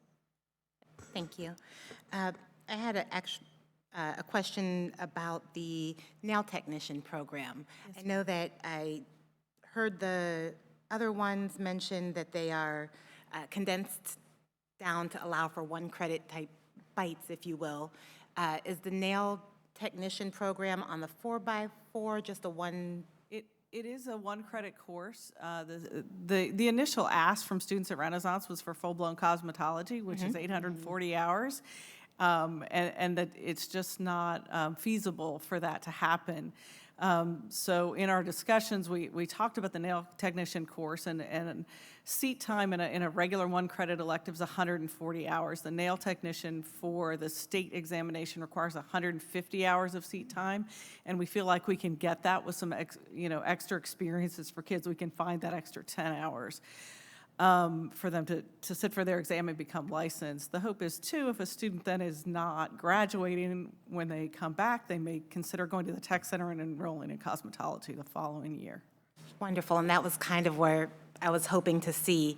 It was a It opens up another possibility, Yeah. particularly for students who may have done well at RA, separated from the school that they came from, and maybe not want to go back to that home school if there's other options available, or if they could do half-time at the tech. Well, and we do have students who are attending the Renaissance stay Academy and the voluntarily. Technical and Career Education Center at the same time. Wonderful.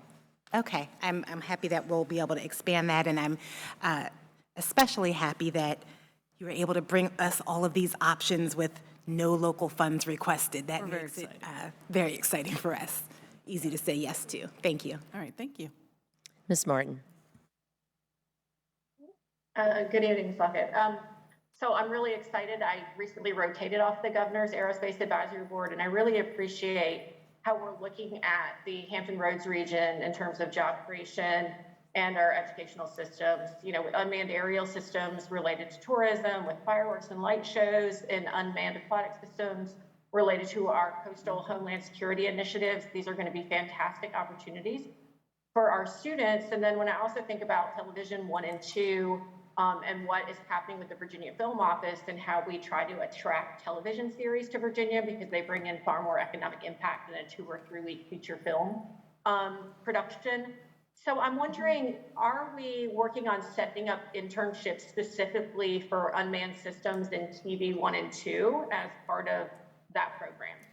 Yes, and that's part of the idea that we're phasing this in over 3 years. We're not going to plop all of these electives in August of '23 at Renaissance Academy. We've been teaching TV production at Renaissance Academy since before the pandemic, about 4 years now.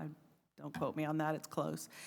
And we've seen students struggle with the 3-hour course there to have time to stay and be there and make that choice. So that was the catalyst for us to come forward with having 2 one-hour classes in TV production so that we could make sure that they could at least get that exposure and we could connect them to those industry partners. And again, like with our nail technician students, if they're not graduating, that's a great opportunity to come back and enroll in the 3-credit course. One doesn't negate the other if a student has time to come back and continue their studies with us.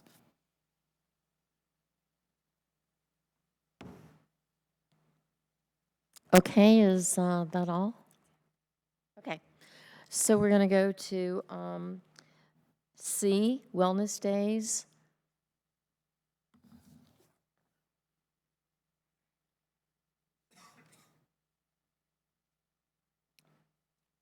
Welcome our Chief Human Resource Officer, Cheryl Woodhouse. Thank you. Good evening, Chairwoman Riggs, Vice Chair Weems, school board members, and Dr. Spence. I am Cheryl Woodhouse, Chief Human Resources Officer in the Department of Human Resources. The purpose of today's presentation is to share information with you regarding the future of wellness leave days. The key points of the presentation will include what is wellness leave, the benefits of wellness leave, the parameters that were in place this year for wellness leave, our usage data for the 22-23 school year, connections to the employee input process, recommendations for school board consideration, and finally, discussions and next steps. Wellness leave is provided in addition to other leave options currently available to employees, such as sick leave, personal leave, and/or annual leave. The purpose of wellness leave is to acknowledge that individuals may occasionally require time off to recharge and engage in activities that are solely for their personal well-being. While wellness leave does not necessitate any justification, it does follow the same rules of notification to ensure that appropriate coverage can be arranged if needed. The introduction of wellness leave days conveys a clear message that addressing mental wellness is equally important for employees within the division.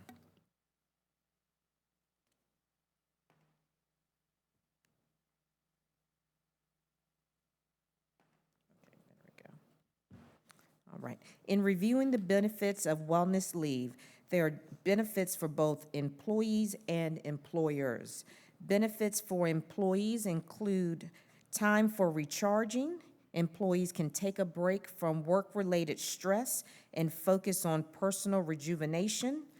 Flexibility. Employees have the freedom to engage in activities they enjoy, promoting a healthy work-life balance and reducing burnout.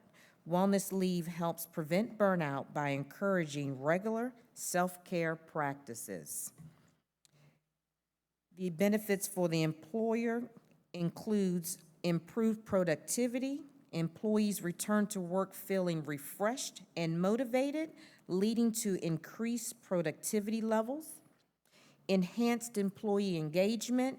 By prioritizing well-being, employers foster a positive work environment, resulting in higher employee engagement and reduced absenteeism. Proactive measures like wellness leave can reduce the frequency of unplanned absences due to health issues. The 2022-23 parameters of wellness leave days included: all benefited eligible employees were granted 2 wellness leave days or the hourly equivalent thereof. The utilization of these days was at the discretion of the employee. Leave could be taken consecutively or in increments of at least 1 hour. It was not permissible to utilize these days during the first and last 10 workdays of the school term, as well as the day before or after a holiday. Carrying forward unused leave to the following school year was not permitted, as it would defeat the purpose of wellness leave. Unused wellness leave days were ineligible for payout. It is a use it or lose it benefit. And also, please note that wellness leave was not issued after May 31st because the employee would not have been hired in time to actually use the allotted time. Based on the provided data points, out of the total of 10,212 eligible employees, the utilization of wellness leave days was as followed. Approximately 75.71% of employees used both of their wellness leave days. 19.67% of employees used at least 1 day, but less than 2 days. And 8.65% of employees used less than 1 day. And this data was updated, and I apologize, 7.81% of the employees was updated data, because at the time of the retreat, we didn't have the most updated numbers, so that information was updated for your review. As we reflect upon the employee input process presentation discussed in a previous school board workshop, the data gathered regarding the GLOS, the positive aspects, emphasize that wellness leave received the highest rating compared to other factors such as reduced insurance premiums and bonuses, incentives, and efforts towards increasing salaries. This data revealed an endorsement for wellness leave, along with the emails most likely received by the school board and communicated to senior leadership and members of the HR team. This communication speaks volumes about the staff's appreciation of these wellness leave days.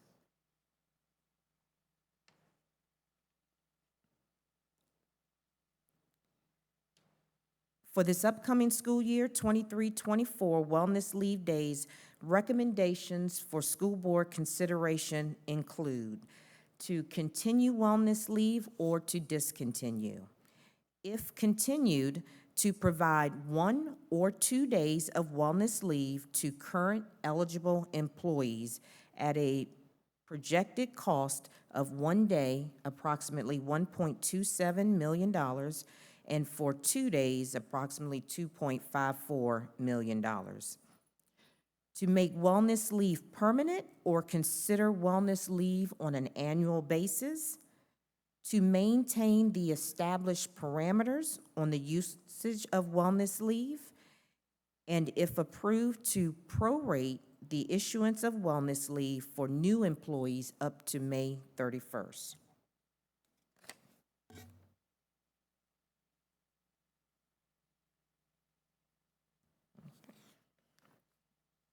If wellness leave is approved by the school board, the Department of Human Resources will take the following actions. Create a comprehensive wellness leave regulation that outlines the proper usage and guidelines for employees. This regulation will provide clear instructions on how employees can request and utilize their wellness leave days. Ensure that employees are well informed about the availability and benefits of wellness leave by effectively communicating the new wellness leave policies or regulations to all employees. We would disseminate information regarding eligibility, the process for requesting wellness leave, and align the current leave forms already available. It will be ensured their employees are well informed about the availability and benefits of wellness leave. Wellness leave would be highlighted as a retention and recruitment strategy for both current and new employees. Wellness leave information would be incorporated into recruitment materials and communicated as part of the overall employee benefit package. If approved, wellness leave would be allocated to eligible staff on or before September 1st and prorated thereafter for new hires.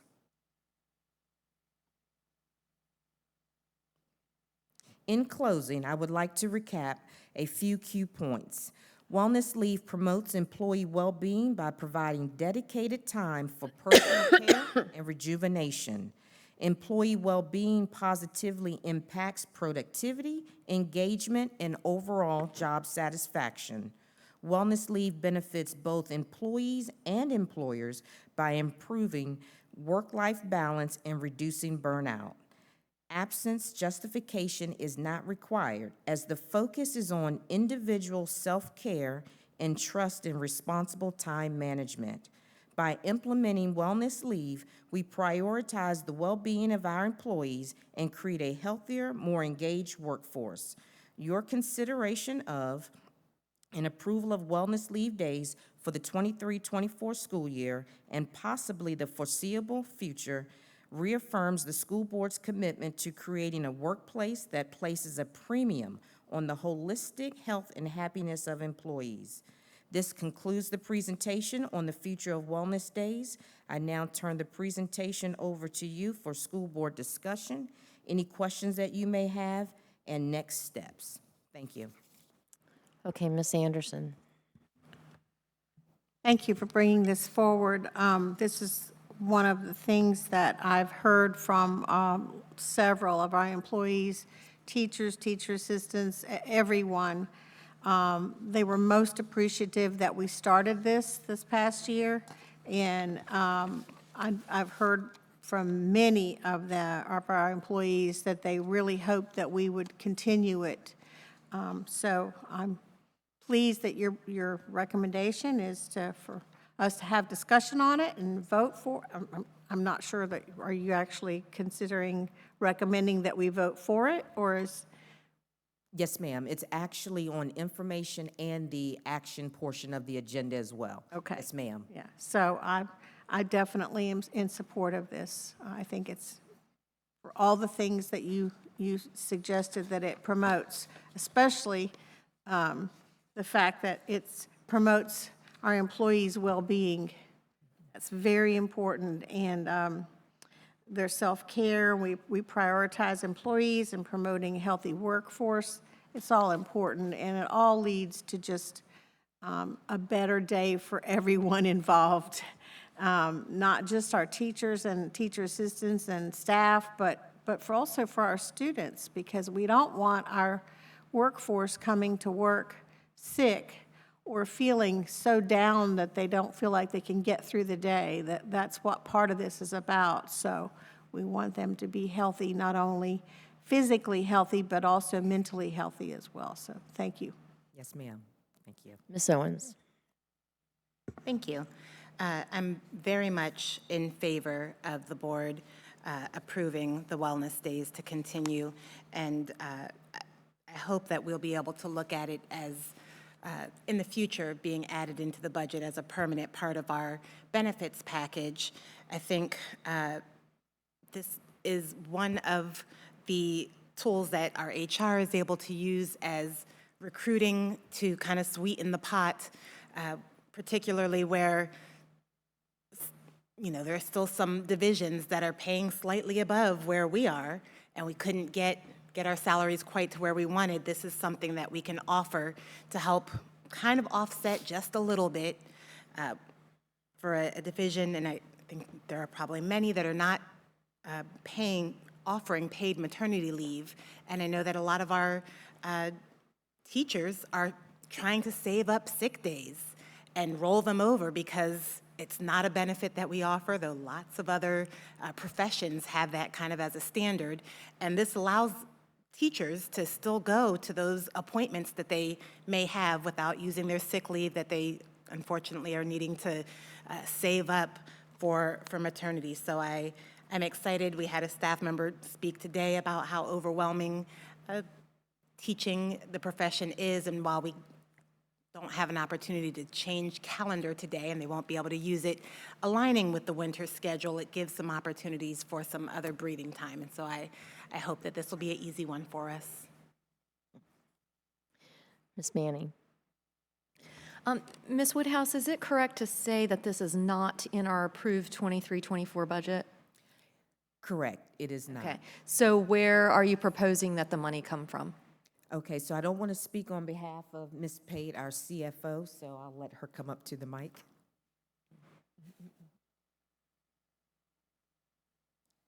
So we do have some flexibility in our budget that was approved. We still do have quite a bit of vacancy dollars. We've been analyzing that recently, and so while Human Resources does a great job in trying to recruit and retain, it's a target that is budgeted for at a specific point in time, and that target doesn't move much throughout the year. Okay, so for So we're able budgeted to positions absorb that are unfilled is what you're saying? Yeah, we'll be able to absorb that. Okay, so currently, and this is not just for teachers, this is for all full-time employees, correct? That is correct, yes, ma'am. And can you tell me how many holidays our employees get? Do you know? Not off the... Okay, how about sick top days?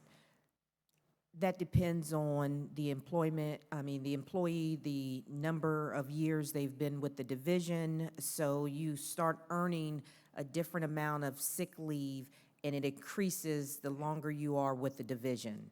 Okay, so would it be possible for us to, say, take one of those wellness days and maybe take a sick day and make it a flex day that employees could use in any way that they wanted to? So, yes, you could. In theory, you could pretty much do anything you want, but it would still come with a price tag. So, meaning that if that individual requires a substitute to backfill their position, that's where the cost really comes into play. So when you're looking at those dollar amounts, what we did in our department was we looked at every position that would require a substitute, and we used the going rate for a substitute to include the FICA and everything to come up with that estimate.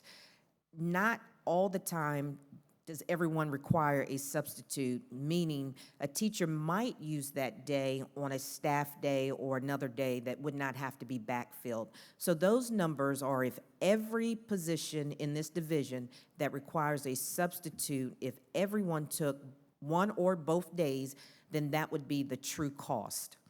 Okay. I guess I have a little bit of heartburn with adding something of such a high cost that it's going to be hard to take it away if we have to. Yes, ma'am. And I care about the well-being of our employees, but I also care about the well-being of the taxpayers who are footing the bill for this. So I'm going to listen to the conversation tonight, but I'm a little torn on just being fiscally responsible for this big amount of money. So thank you. Yes, ma'am. Mr. Culpepper. It actually answered my question. I was going to ask you about the whether it was in the budget or not. Oh, okay, yes, sir. Ms. Franklin. Ms. Woodhouse, thank you. I just wanted to know, do we have any stats on how many employees actually took 1 versus 2 wellness days this year? Yes, ma'am. And on one of the slides, let me flip back to it. I didn't remember seeing. So, here we go. On the slide where the wellness leave data, the usage. Oh, I see. Okay, data, so yes, 75% used both days. Yes, Okay. ma'am. Yes, ma'am. So with that being said, so 75%, was the cost about the same as what you have? No, ma'am. The cost was actually substantially less because whenever we bring a proposal to the board, we like to make sure that is the maximum amount possible. So if we filled every position in this division and any employee who would require a substitute, so that would be all school-based employees, but not the administrators. When our administrators are out for a day or 2 days, we don't backfill those positions. So they were not included. So we would include any employee that would require a substitute so that the work could continue. That's where we generated those cost factors. So Okay. for instance, central office folks, when I'm out, I don't require a substitute, so I would not be included in those numbers. So when you are proposing the projected cost, that is a little bit of an possible inflation. Correct. In terms of overestimating. Yes, Okay, ma'am. thank you. Yes, ma'am. Ms. Brown? Okay, so thank you so much for this. When you first presented this at the workshop, Yes, ma'am. I asked if there was less employees that took sick days as a result of the wellness days. Do you happen to have that information? So we went back to look at our data, and unfortunately, it's difficult to determine because our employees, we do track the leave that our employees use.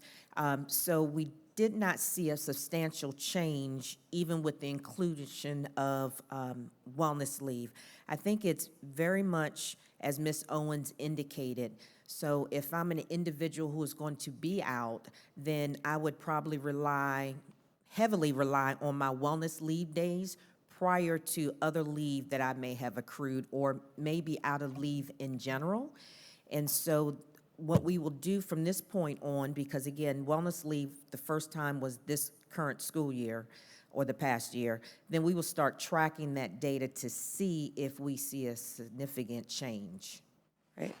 Okay, and I'm a big proponent, like I had mentioned before, of wellness days, but some of my colleagues have expressed some, concerns with the cost, specifically because we've just done such a big pay boost. And so I kind of liked the suggestion of a flex day, but you're saying that the price would end up being, would it be roughly the same? Right. Well, built into our school calendar now or our employee calendar, there's actually a flex day there.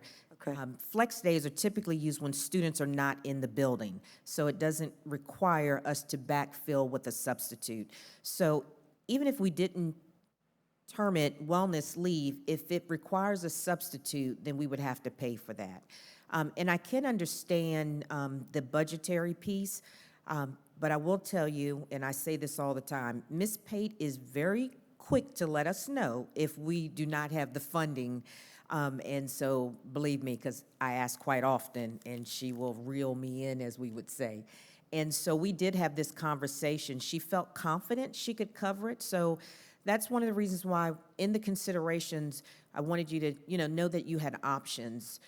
We did 2 days this year. Maybe we consider, one day, not make it permanent and reevaluate it. I leave that up to the board, but, there's some options there if you're, more concerned with the funding piece.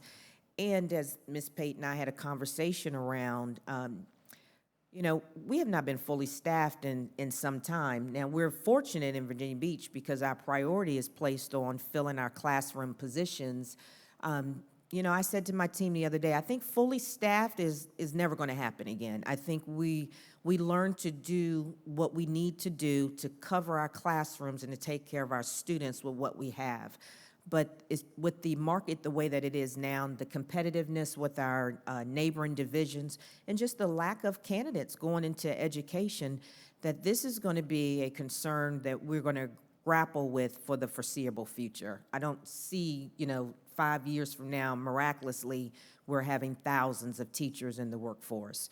So we do work with Ms. Pate in terms of those vacant positions and how we could make it a benefit to our employees. And so I understand both sides, but I do want you to know that fiscally, I don't think you have to worry about the monies. It's not going to result in us asking for any increases. I do believe it could be absorbed in the budget, as Ms. Pate indicated.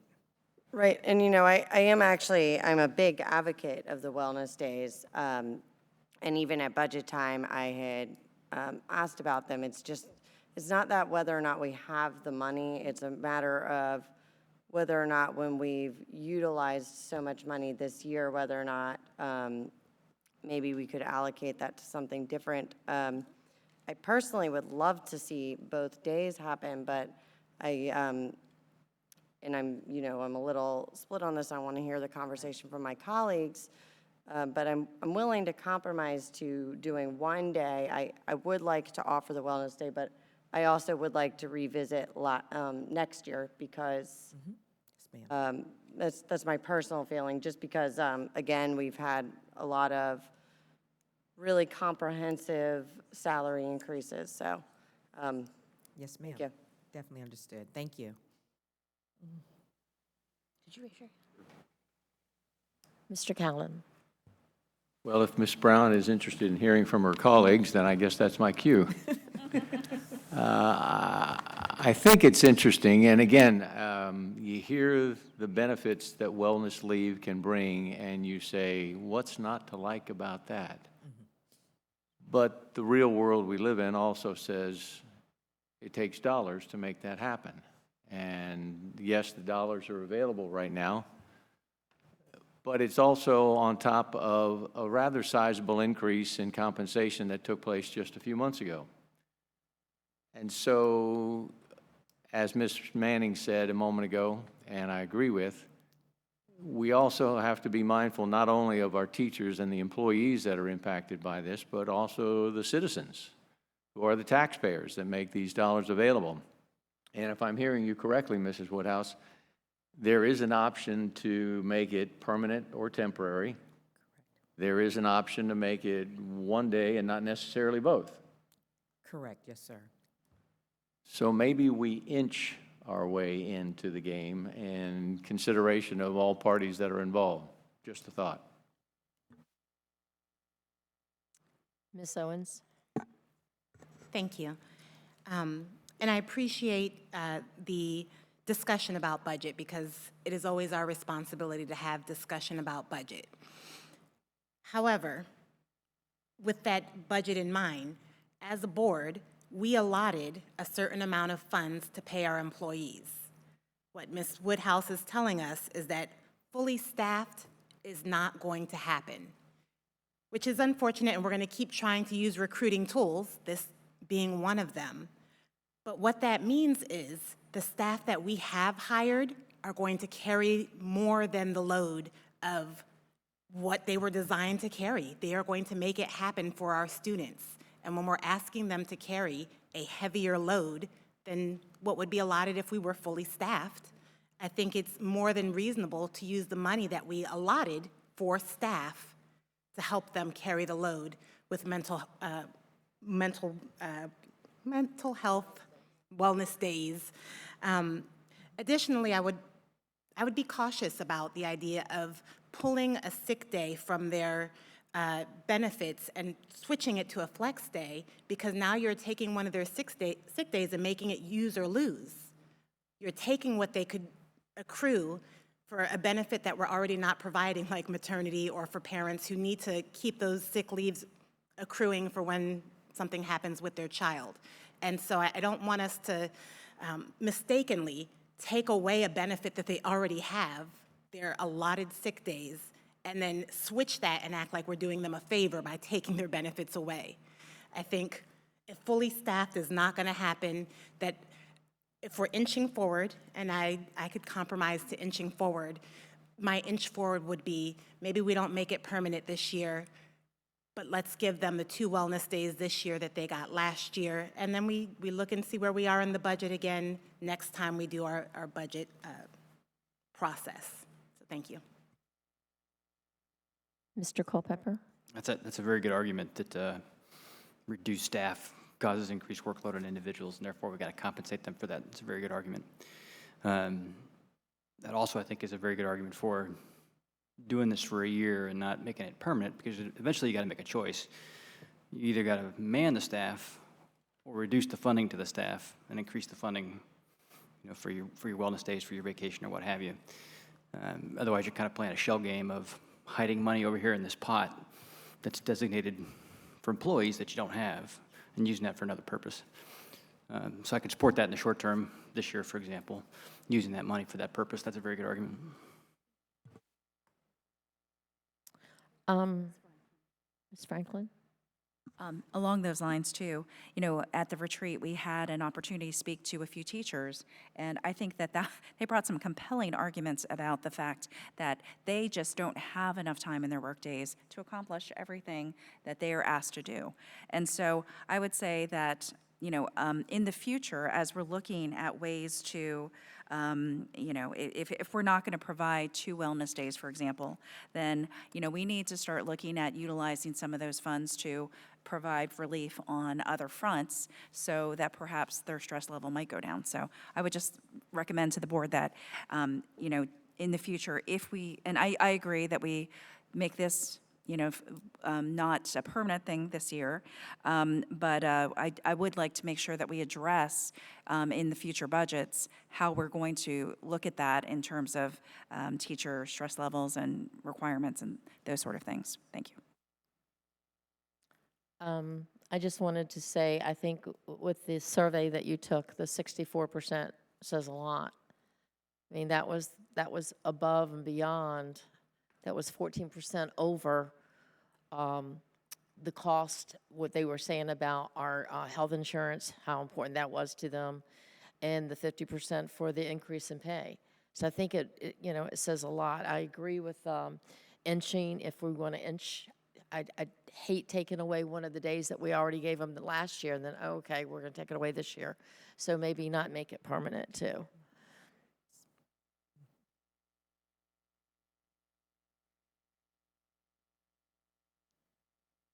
Okay, it looks like all questions and responses have been answered. Okay, thank you. Thank you. So we're going to return to our public comments. These are the online speakers. Our clerk, please announce them. Thank you, Madam Chair. Our first online speaker is Dan Chang. Please unmute.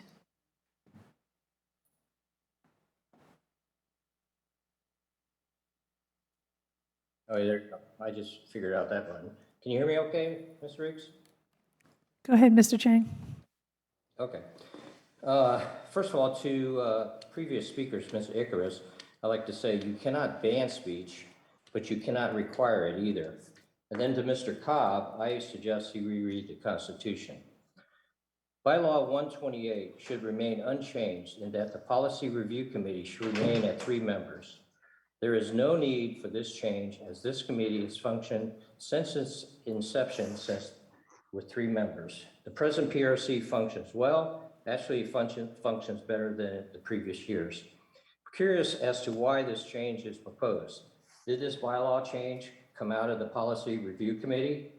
Mrs. Anderson, did you bring this up during the committee meetings? Or did others on the board propose it to thwart the current makeup of this committee? Any justification that the changes to the PRC are an effort to accommodate the numbers of board members desiring to serve on that PRC is not justifiable, because the PRC is not about individual desires, but about providing the best for our school system. Attempting to adjust the PRC through a bylaw with the excuse that board members are too new and inexperienced to serve on the PRC does not fly either. It is also insulting to the new board members and to the voters to actually make the decision who is experienced enough to serve on committees by electing them to the board. FYI, Ms. Riggs, who recently stated she had served on the PRC for 5 years, finishing in 2022, was first elected to the board in 2017. Therefore, she would have been brand new to board member when she joined the PRC. When chairing the PRC, Ms. Riggs saw no reason to increase the size. It would now be hypocrisy for Ms. Riggs to vote for this change. The change proposed here is merely political, to pack the board to gain control. Do not vote for this change. Next, Governor Youngkin's model policies were released a week ago. They are affirming parental rights as well as dignity of all individuals. They should be instituted immediately. Thankfully, Mrs. Riggs stated at the June 12, 2023 board meeting that the board would be following the policies when released. 30 seconds. We look forward to you following through on your word. There is no need for closed sessions, playing games, or pretzel logic. Ms. Melnick stated in June 12, 2023 meeting that the students were given affirmation. It is time for this board to give affirmation to parents and families. Thank you. Our next speaker is Paula Chang. Please unmute. Can you hear me all right? Yes, go ahead, Ms. Chang. Thank you. Bylaw 128 should not be amended to increase the size of the Policy Review Committee, and Governor Youngkin's model policy should be incorporated in full and right away. Additionally, we recently attended the school board retreat where the behavioral decline of students was acknowledged and discussed. Many facts were presented, but highlights are that 11% of Virginia Beach students were suspended in the last academic year. 18% of all Virginia Beach students received behavioral referrals, many more than once, and these students are referred to as repeat offenders, as if they're criminals, even in elementary school. The most troubling statistic that the behavioral referrals are up not only in middle and high schools, but also in elementary schools. These are children, and they are suffering under the decline in our culture and in our schools. Clearly, the behavioral programs that Drs. Spence and Robertson instituted under the direction of the board have failed, yet this board voted in January to renew PBIS. At the retreat, Mrs. Anderson, who had a pointed interest in how the numbers broke down, declared defeat against the children's behavior, stating, quote, "We don't know what to do with them," unquote. That's an amazing statement, though I suspect there are those on the board with whom I politically disagree who believe Mrs. Anderson is wrong.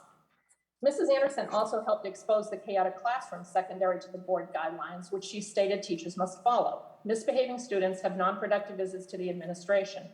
Teachers often must remove an entire class when one student is misbehaving, cutting into learning time and teacher control. This is backwards, as your guidelines give power to the one student who needs help and not to the classroom teacher, which is frustrating to the entire educational system. Ms. Anderson stated her priority for the coming year was to deal with behavioral issues, surprise, with more of the same, including, she thought, extending Renaissance-type classrooms to elementary grades, which I think is vile. Thus, taking elementary students, repeat offenders, and putting them in little prisons, affirming to them their lack of value. Wow. While I do not have all the answers as to what to do, I do know that more of the same is not the answer, and it does not work, and it harms everyone in our society when we label children so young in that manner. Any school board member who does not, quote unquote, know what to do with them needs to step away from the board. Members of this board on both sides of the aisle know a better path is available for the children, our students.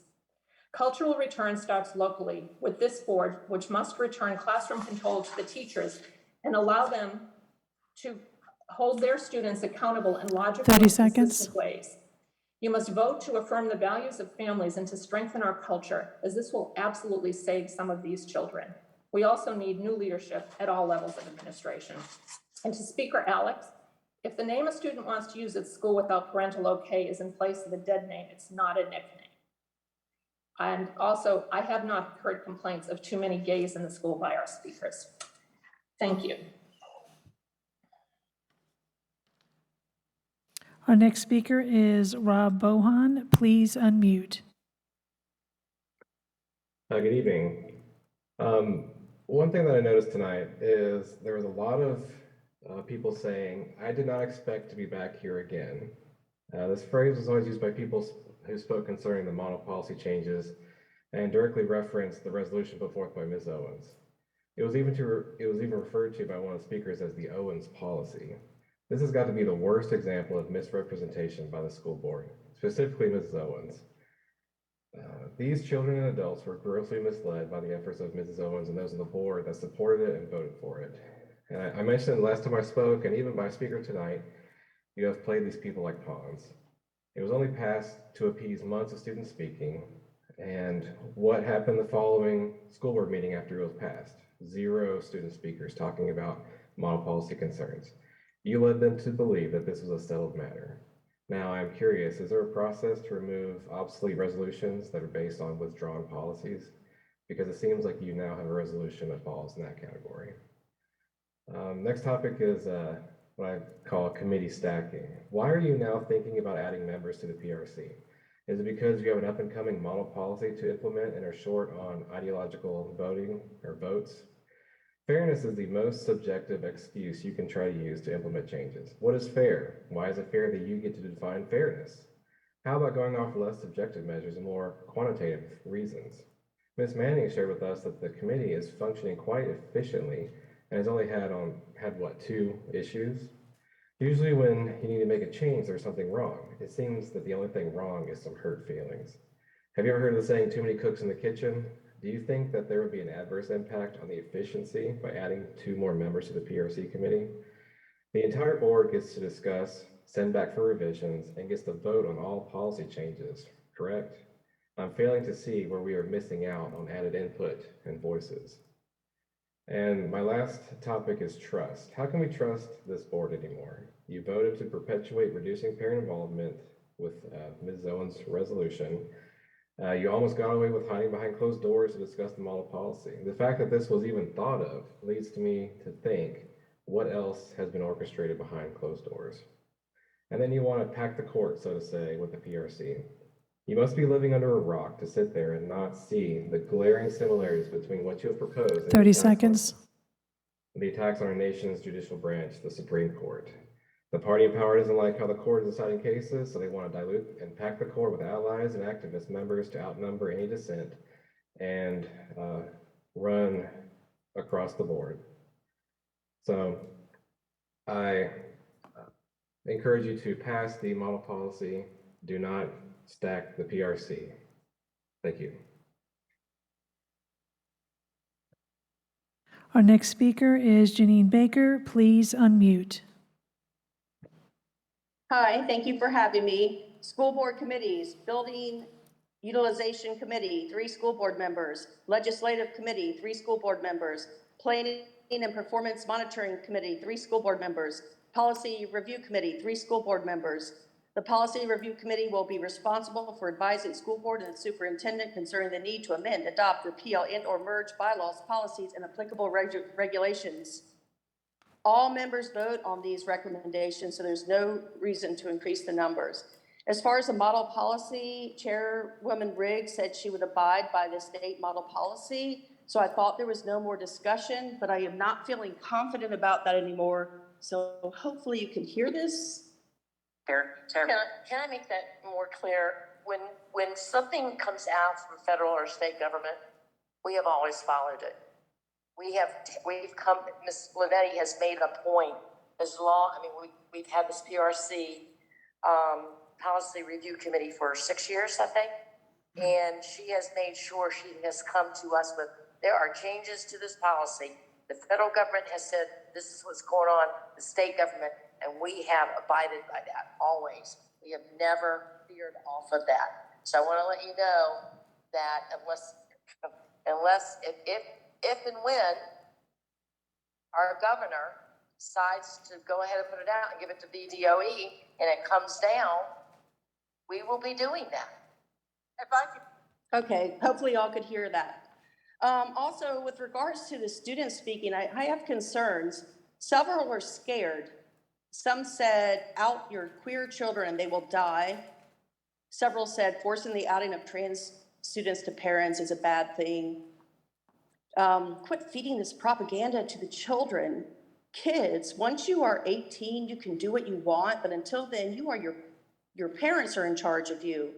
And once you are a parent or an adult, you will understand this. Please respect your parents. Kids don't trump parents. And we are really sexualizing our children, and this is very wrong and very evil. By the way, the student speaker with the large nose jewelry, kids can't wear a ball cap in class because it's distracting. Many of you have a lot more privileges than this, and you don't even realize 30 it. seconds. And I also want to say, I'm online, so I can't see what's happened, but there was apparently a person removed from using a curse word. The chairwoman, Riggs, removed that person. Why wasn't that person on the dais removed for calling a speaker an ASSHOLE? And we are still looking for accountability for that. And another thing, a student said that... And that is time. Thank you. Our next speaker is Jerome Bell. Please unmute.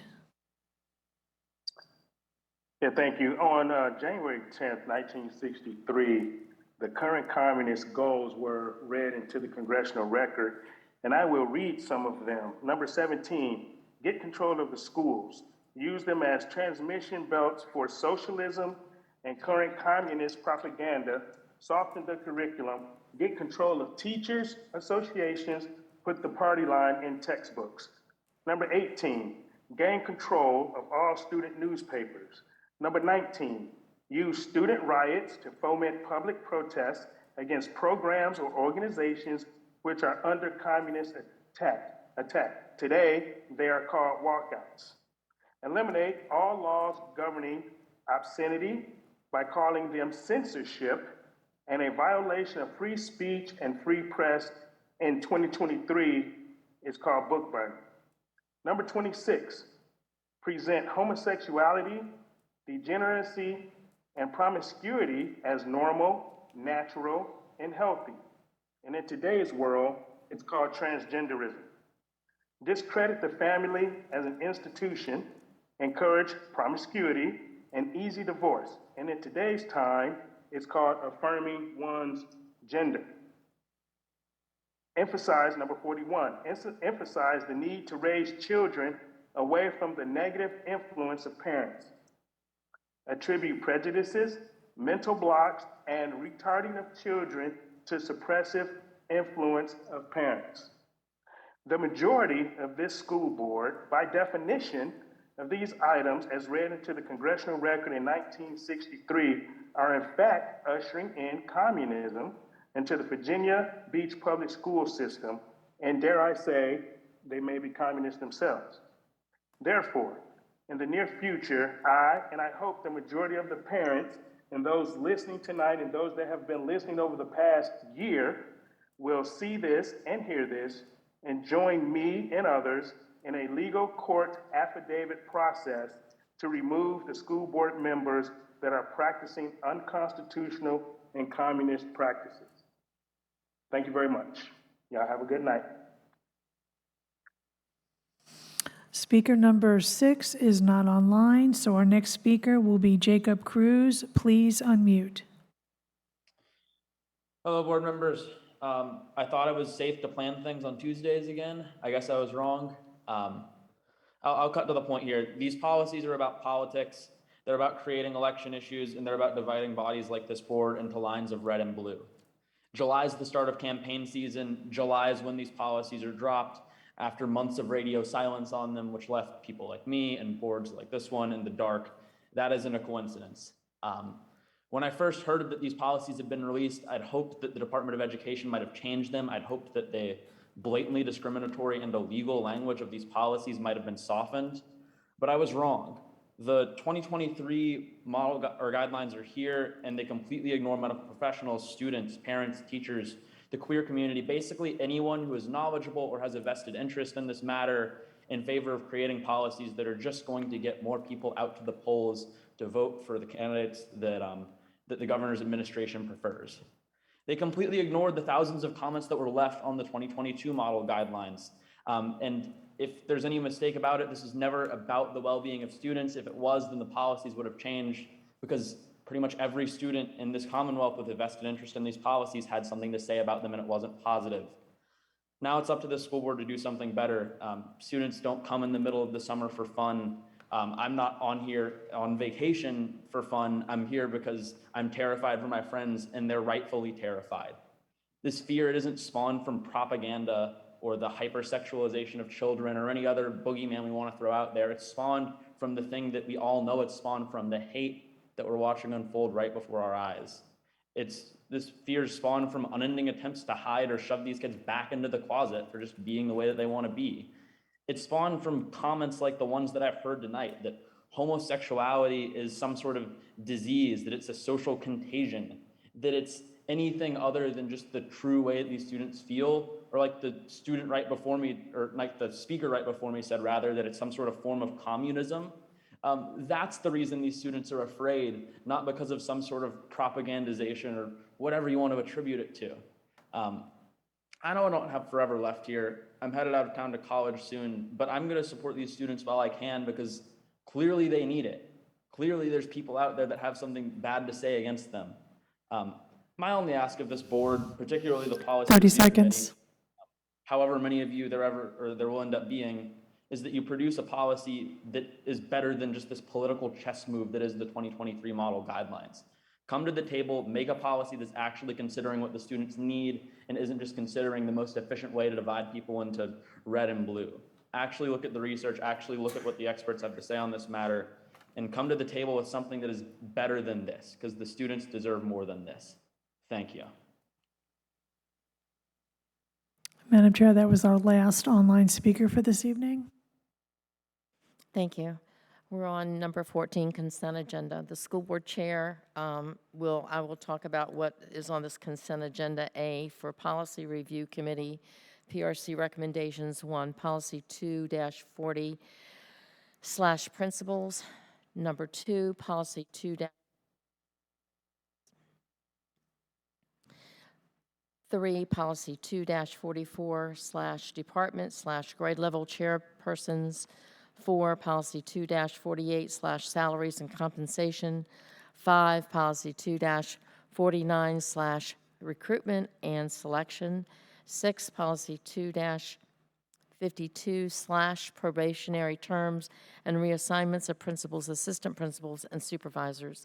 7, policy 2-53/evaluation of administrative staff. 8, policy 2-54/professional development. 10, policy 3-97/naloxone administration in response to a suspected opioid overdose in a school setting. 11, policy 4-1/personnel/definitions.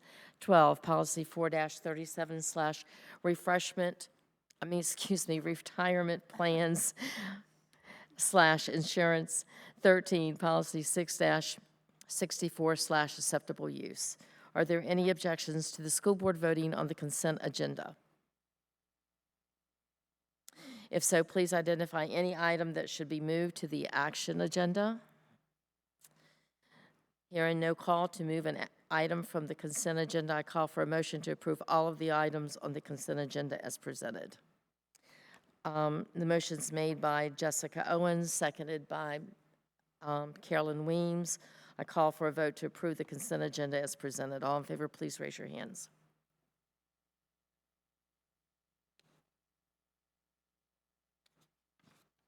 Ms. Martin, how do you vote? I vote aye. Thank you. Ms. Melnick, how do you vote? Aye. Thank you, Madam Chair. We have 10 ayes, as Ms. Brown is not in the meeting at the moment. Okay, action, item number 15, our personnel report, administrative appointments. I call for a motion to approve the July 25th, 2023 personnel report and administrative appointments. Do I have a motion? Yes, Ms. Franklin, and do I have a second? Ms. Anderson. Any discussion? Seeing none, I call for a vote to approve the July 25th, 2023 personnel report and administrative appointments. All in favor, please raise your hands. Ms. Martin, how do you vote? I vote aye. Thank you. Ms. Melnick, how do you vote? Aye. Thank you. Madam Chair, we have 11 ayes. The motion did pass. Thank you. And Dr. Spence, I think you do have some administrative appointments. Yes, ma'am, we surely do. We'll begin this evening with, and again, just a reminder for our board, these appointments will be recognized at the next board meeting on August the 8th. But we'll begin with Chelsea Bax. Ms. Bax has been a teacher in Jonesboro, North Carolina. She's been a library media specialist here in Plaza Middle School. She's also been serving most recently as an administrative assistant at Virginia Beach Middle School. We're pleased this evening that the board's accepted our recommendation for her to serve as the next assistant principal at Lansdowne Middle School. So congratulations to her. Next, we'd like to recognize Taylor Lovejoy. Mr. Lovejoy has served as a teacher in Burlington Township High School in New Jersey. Most recently has been a teacher here at Great Neck Middle School. And we're pleased this evening you've accepted our recommendation for him to serve as the next assistant principal at Brandon Middle School. Next, we'd like to recognize Kelly Foster.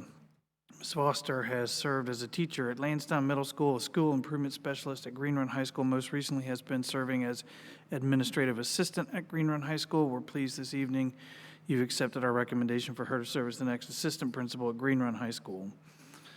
Next, we'd like to recognize Dr. Carrie Grant. Dr. Grant has served as a teacher at Princess Anne High School, Floyd E. Kellum High School, most recently been serving as an administrative assistant at Ocean Lakes High School. We're pleased that you have accepted our recommendation for her to serve as the next assistant principal at Frank Cox High School. Next, we'd like to recognize Dr. Crystal Lewis Wilkerson. Dr. Wilkerson has served in Virginia Beach as a teacher at Pembroke and Betty F. Elementary Schools and Princess Anne Elementary School. She served as an assistant principal at Tallwood Elementary School and Kempsville Meadows Elementary School. Most recently has been serving as the principal of Thalia Elementary School. We're pleased this evening that you've accepted our recommendation for her to serve as the next director of K-12 and gifted programs in the Department of Teaching and Learning. Next, we'd like to recognize Dr. Melanie Hamblin. Dr. Hamblin has served as a school transformation coach and an executive director for K-12 curriculum instruction in North Carolina. She has served as the principal of Larkspur Middle School here in Virginia Beach, and most recently has been serving as the principal of Windsor Woods Elementary School. And we're pleased you've accepted our recommendation for her to serve as the next senior executive director of elementary schools in the Department of School Leadership. So congratulations to all of those administrative appointments, and again, the board will be able to be introduced to them formally at its next meeting. Thank you, Dr. Spence.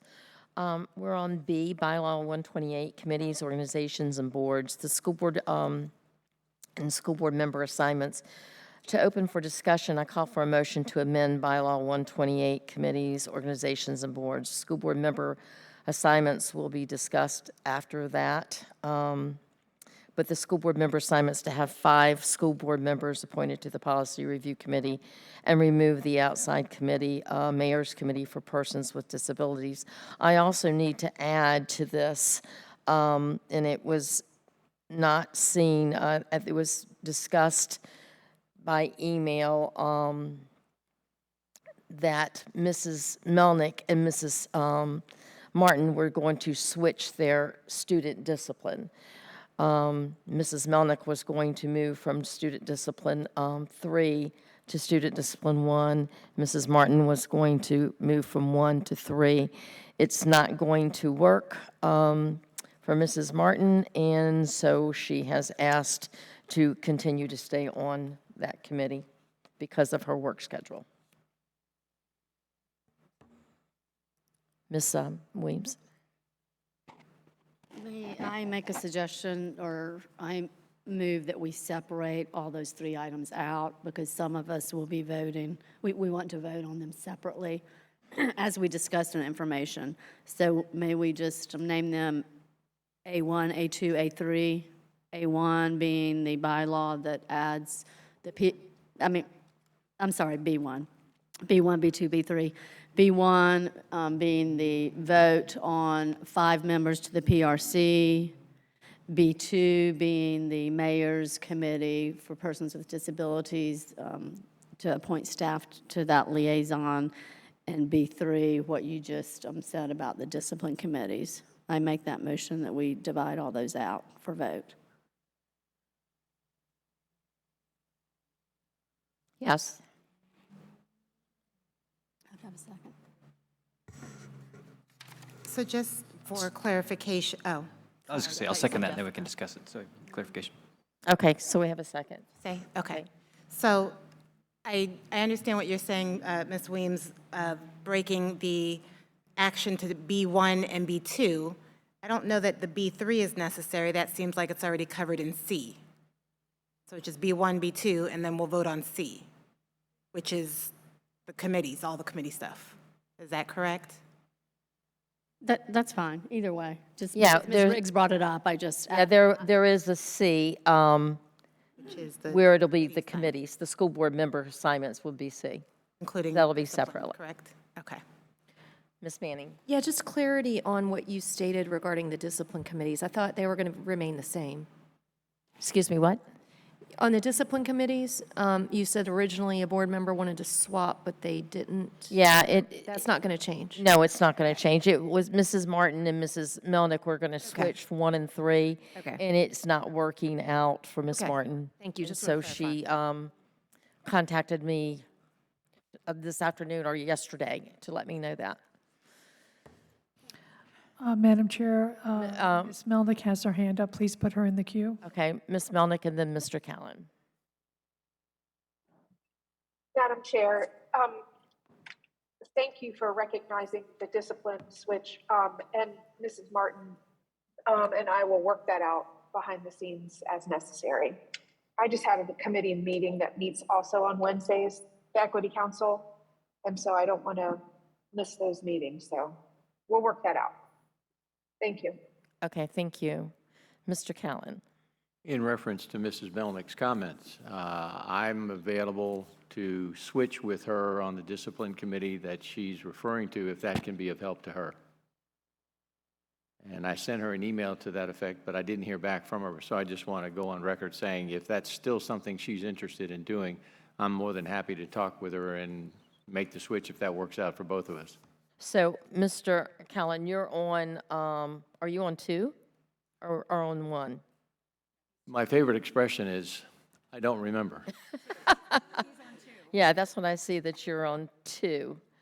Shouldn't the motion be on the bylaw 128? Shouldn't you just be doing bylaw 128, breaking into government? Yeah, and we'll talk about that separate because we divided it out. So let's stick with our, thank you.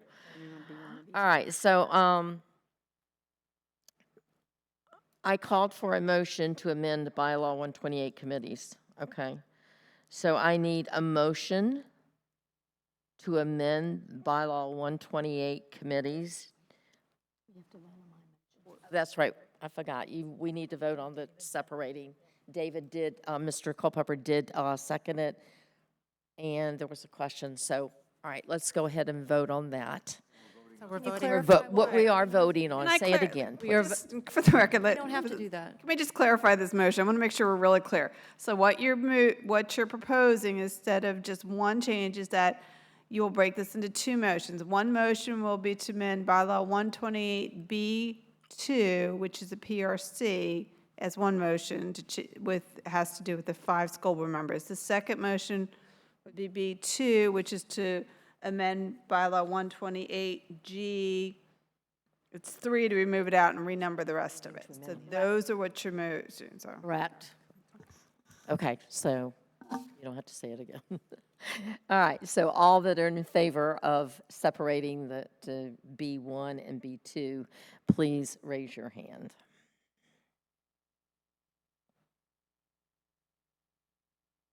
Ms. Martin, how do you vote? I vote aye. Thank you. Ms. Melnick, how do you vote? Aye. Thank you. Madam Chair, we have 11 ayes, so the motion, the substitute motion passed to divide bylaw 128 and also the mayor's committee. Okay. All right, so the next motion, 128B, 2 to amend, and right now, the way it's drafted is the school board policy review committee, PRC, will consist of 5 school board members. That's the motion on the floor. You need a motion and a second to go open the discussion. Okay, I am going to make the motion to amend that bylaw 128 for committees to add, to make it 5 members on the PRC. Do I have a second?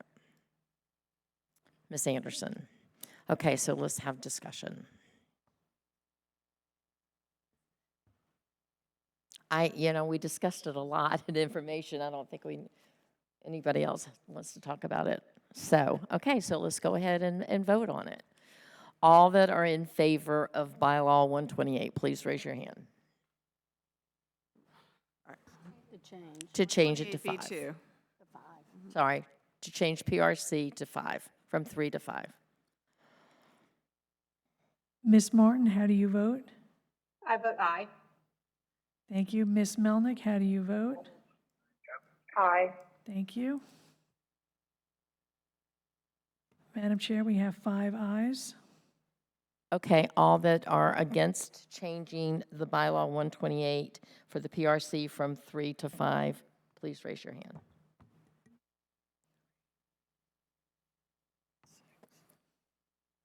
And we have 6 nays, so the motion to amend bylaw 128 did fail because we did not have a majority of 7 to pass the bylaw. Okay, thank you. So we are now on B2, which is the, taking away the, Amending bylaw 128 G3 to remove Mayor's Committee for Persons with Disabilities, and then renumbering the rest of G to reflect that removal. okay. So do I have a motion? Yes, Ms. Owens, and do I have a second? Ms. Franklin? Do we need to discuss that any further? Okay, all that are in favor of removing that committee, please raise your hand.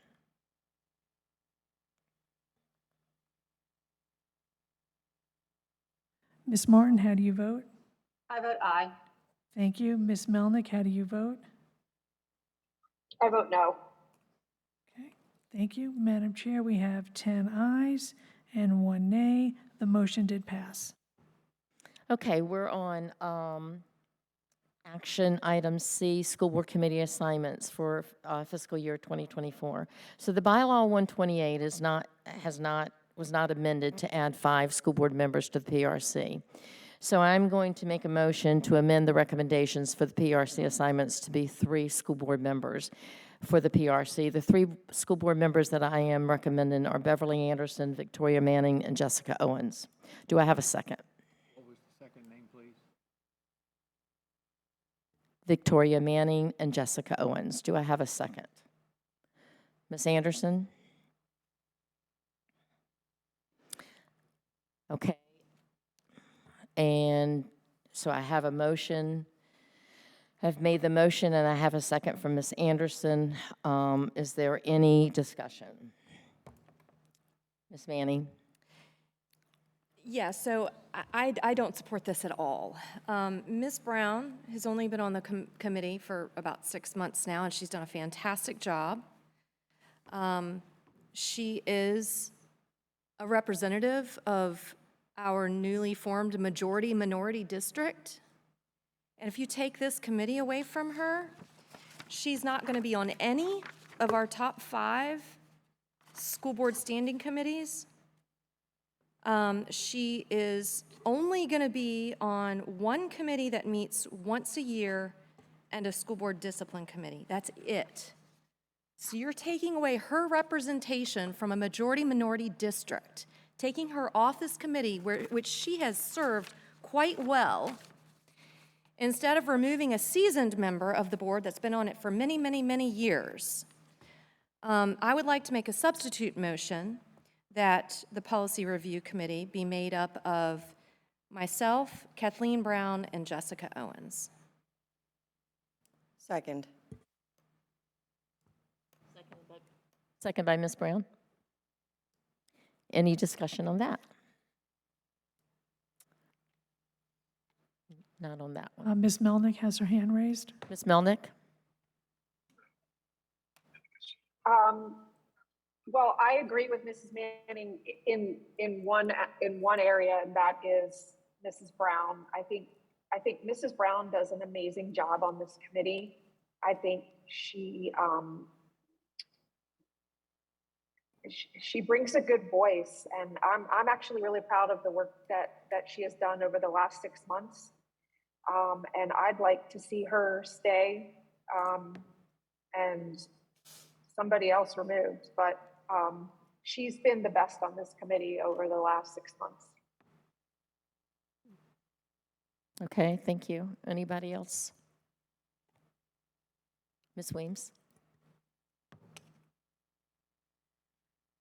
Yes, I agree with Ms. Melnick. Ms. Brown has done an outstanding job on this committee. As I said earlier, she is the only new board member that has not missed a committee or a regular meeting. So her attendance is superb. She is getting her master's in policy making. Wow, I think she's pretty capable. And for us to remove a person for no cause whatsoever is absolutely ridiculous and makes no sense whatsoever. The three people that Ms. Manning has just said in her motion, Ms. Anderson and Ms. Brown and Ms. Manning, they do have diverse thought. They have worked well together. They have brought forth, like I said, 60 or 70 Ms. Weems, I policies. said Ms. Owens, not Ms. Anderson. I'm sorry. Okay, so who did you say again? I'm sorry. Myself, Ms. Owens, and Ms. Brown. Okay. Okay, Ms. Brown and Ms. Manning. Again, we do not need to be removing a member of a committee for zero reason whatsoever. This has been done in the past, and many of you sat by idly and let it happen. Please do not let that happen again. Mrs. Brown deserves to be on this committee, and she's doing a great job. Please, please do not let that happen again. Thank you. Ms. Brown?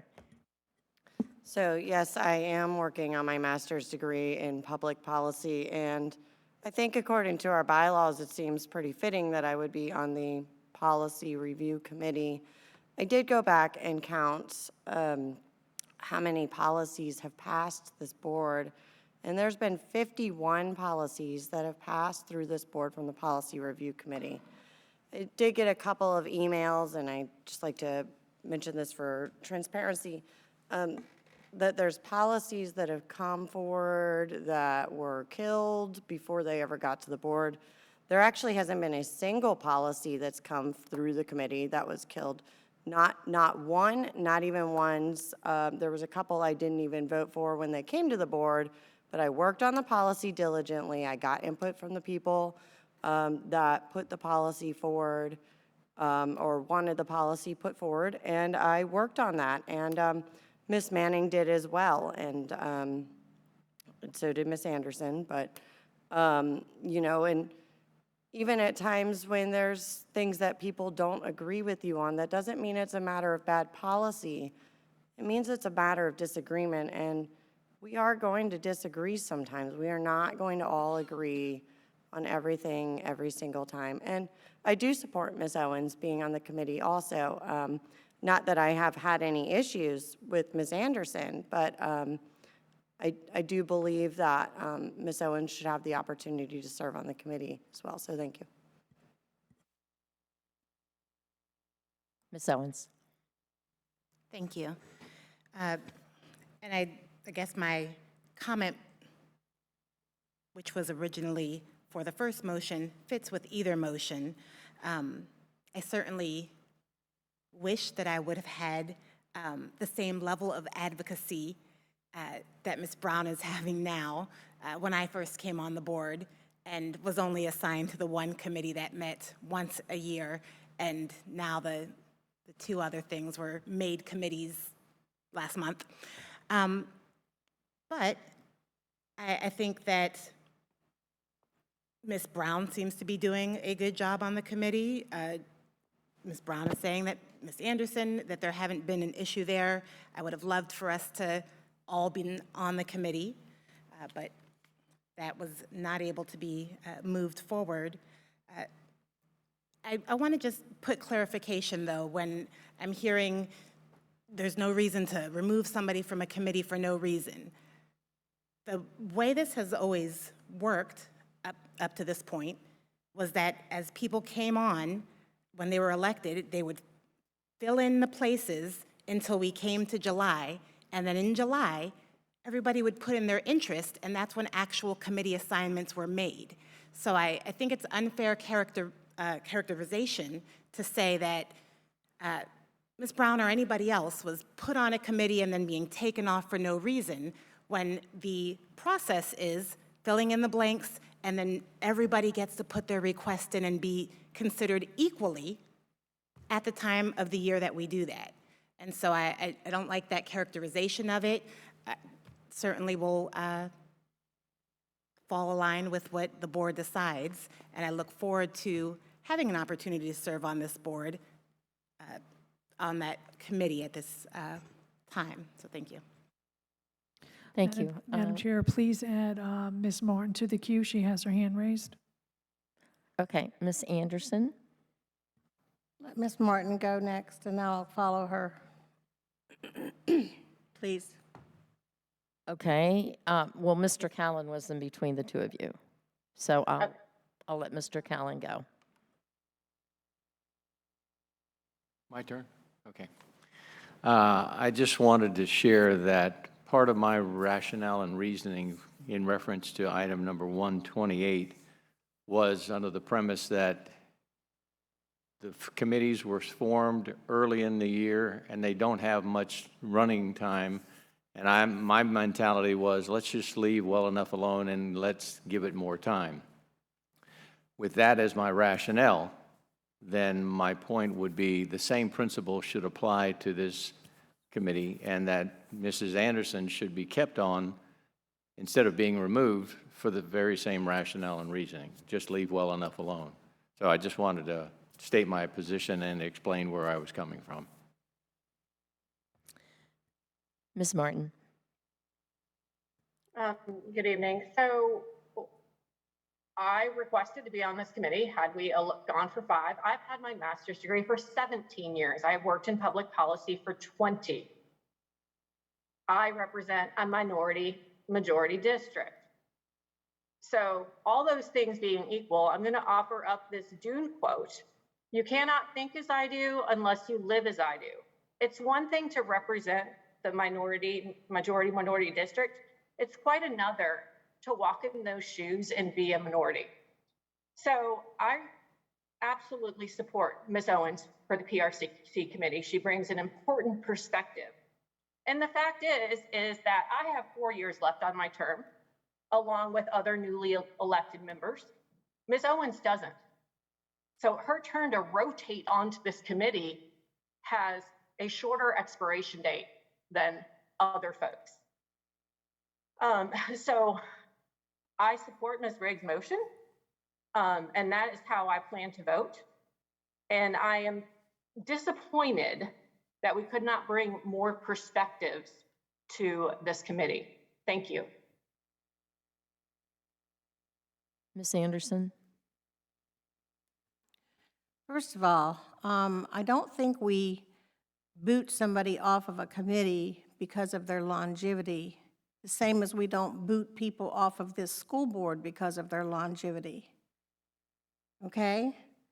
So you're talking about longevity. Longevity actually creates experience. And I was on this board and actually was the chair of the board when we created the policy committee.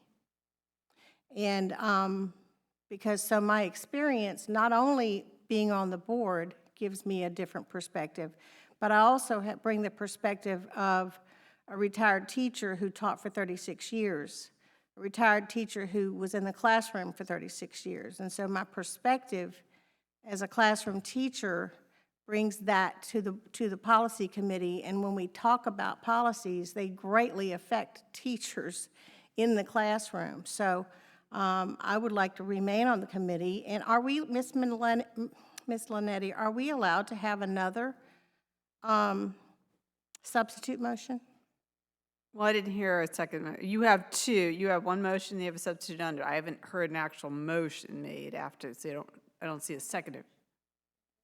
Yeah, correct, Mrs. Manning. I haven't heard a second one below. You can have two. I'd like to make a second substitute. No, I think you need to deal with Mrs. Manning's motion first. Okay, You so have that Mrs. was my question. Yeah, you have Mrs. May we have a Grace's second? motion, then Mrs. Manning's motion, which you can't have as another motion. So you Okay, can another deal with- substitute, okay. That was my question. So, anyway, I would like to stay on the policy committee for the same reasons also that not only does my experience bring a lot to the committee, but, you know, my term is up at the end of 2024. So, there are plenty of other people on this board who already have 4 years, who will have 4 years to be on the committee. So, you know, whether or not I'm elected again or not, that remains to be seen. But at this point in time, I'm due to expire on this board on December 31st of 2024. So I would like to remain on the committee for the duration of this year, and then we'll talk about more next July.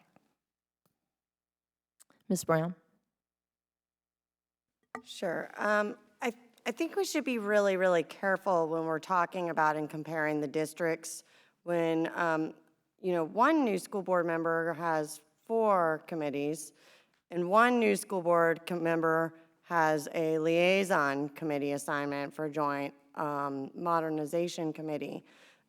So, you know, the truth is, when you try to kick me off of a committee, you tell the people in District 10 that haven't felt like they have a voice, a seat at the table, that their voice and seat at the table does not matter.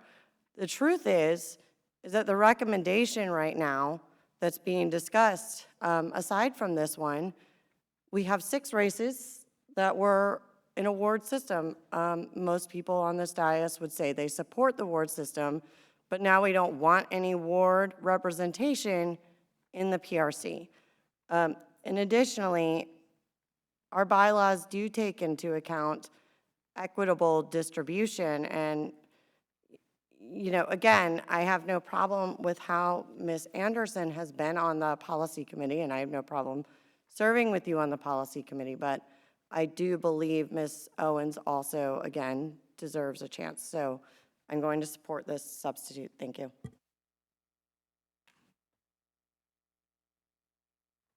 Ms. Weems? Yes, thank you. Yeah, I was going to bring that up too, equitable distribution.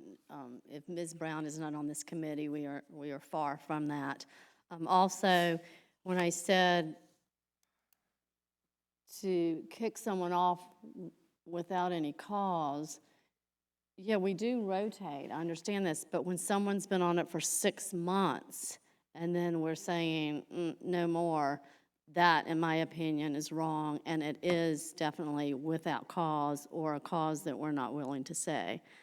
So I do support Mrs. Brown to remain on this committee, definitely. Thank you. Oh, and then we can't really compare voting on committee members, which is a school board vote of 11 people, to being elected to the school board. We, as individuals in a school board, cannot kick one of us off. The voters will have to do that, and evidently they didn't do it last November to me. Thank you. Madam Okay, I'm in Chair, the queue, and please add Ms. Melnick back in the queue. I would like to say that, first of all, I don't consider it kicking it off. So using that term is pretty derogatory, because I don't mean it that way at all. All the reasons that were discussed and shared by the other members are the reasons that I did that. We talked about this back in January and said we'd give other people the opportunity. Unfortunately, Mrs. Brown did not give me any more committees that she wanted to be on this time. Now, you did put in order on January the 11th, but you did not give me any more this time.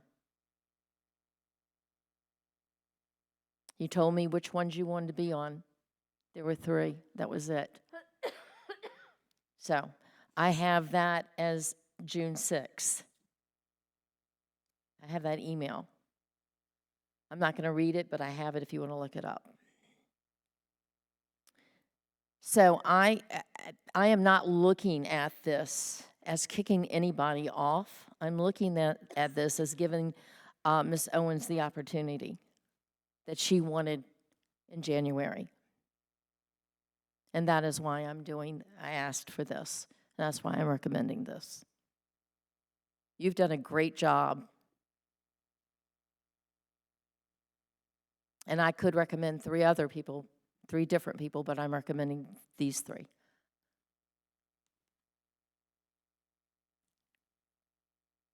And as far as voting on, it's different for a school board member to be voted on, to be on the school board than being voted on a committee. I kind of agree, but tonight with all of the speakers and all the emails we've gotten and received from the public, they seem to think that they should be choosing who's on our committees. They spoke about it tonight. They wrote us. So yeah, actually, it is about the same thing. Because they feel they have the right to tell us who to put on our committees, just like they have the right to vote for who they want on the school board. So it's pretty equal. It's a vote.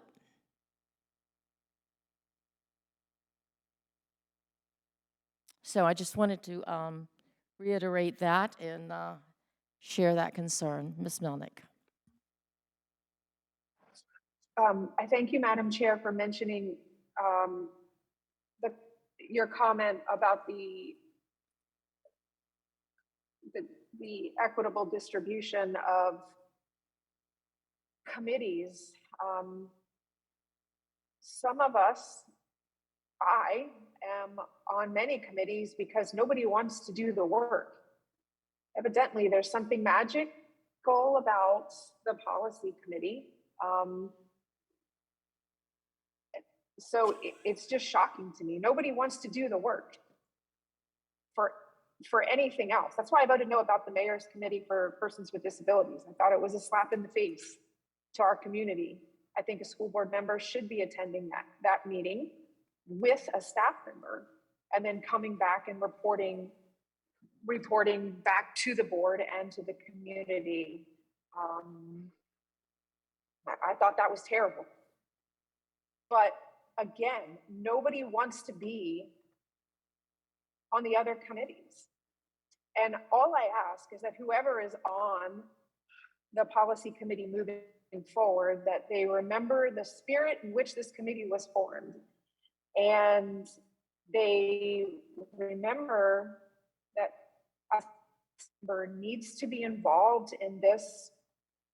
It is not the chair's responsibility to bring forward their own agenda, to create their own agenda, to take the minutes, to do all of those things.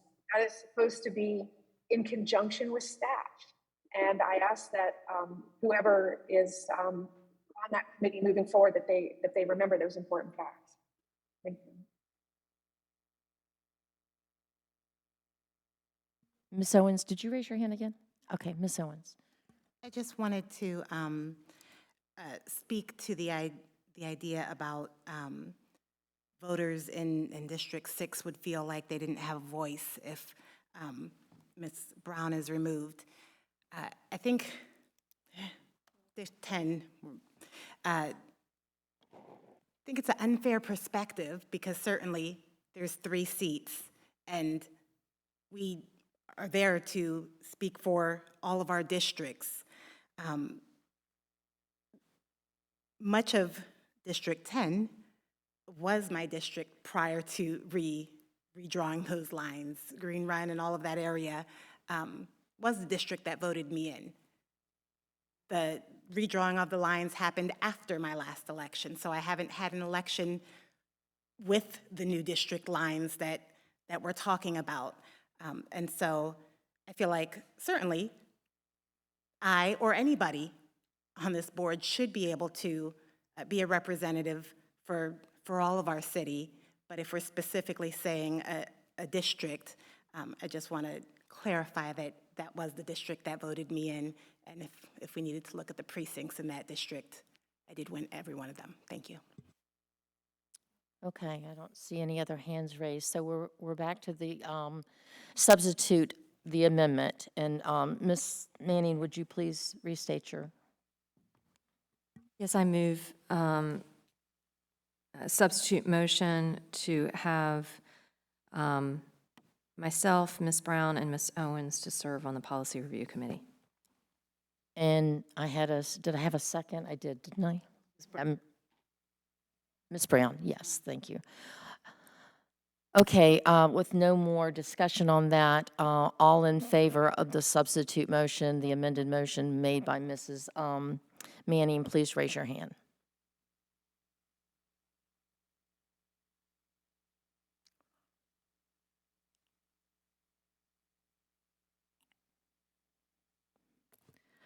Ms. Melnick, how do you vote? No. Ms. Martin, how do you vote? Nay. Thank you. Okay, all that are in disagreement and do not agree with that amendment, please raise your hand.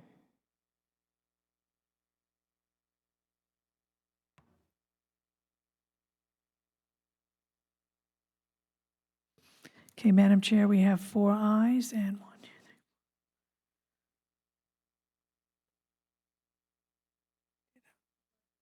You have to ask your virtual. Oh, wait, hold on one second. Martin, Melnick, Riggs, Callan. Ms. Martin and Ms. Okay, so we have 4 ayes and 7 nays. The substitute motion did not pass. Okay, so I'm going to go back to my motion, the original motion, and that is for the PRC committee to be made up of the 3 school board members, Beverly Anderson, Victoria Manning, and Jessica Owens. And I had a... Madam Chair, I'd like to make a substitute motion.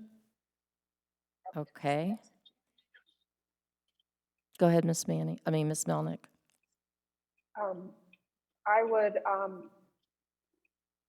my motion is to appoint Kathleen Brown, Beverly Anderson, and Jessica Owens. Okay, do I have a second? Ms. Anderson? Okay, discussion on the substitute motion. Ms. Franklin? Can I just ask, how many, since then that would remove Ms. Manning, how many committees does Ms. Manning have?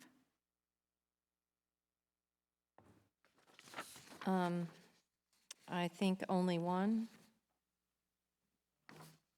which would be the CIP. And the discipline. And discipline.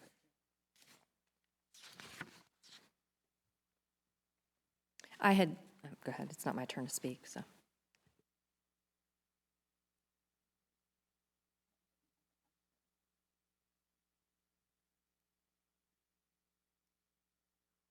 Ms. Manning? Yeah, so, and I had, the reason that I didn't request more committees, and I sent this in an email to Ms. Riggs, was because I really wanted to stay on the Policy Review Committee with Ms. Brown as a newly elected member as well. We work very well together, and things have gone quite well over the last 6 months. So I don't support this change. I'm getting a master's degree in law right now, so I think that I'm one of the people most equipped to be on this committee. I've done a good job, and I don't support that motion. Thank you. Okay.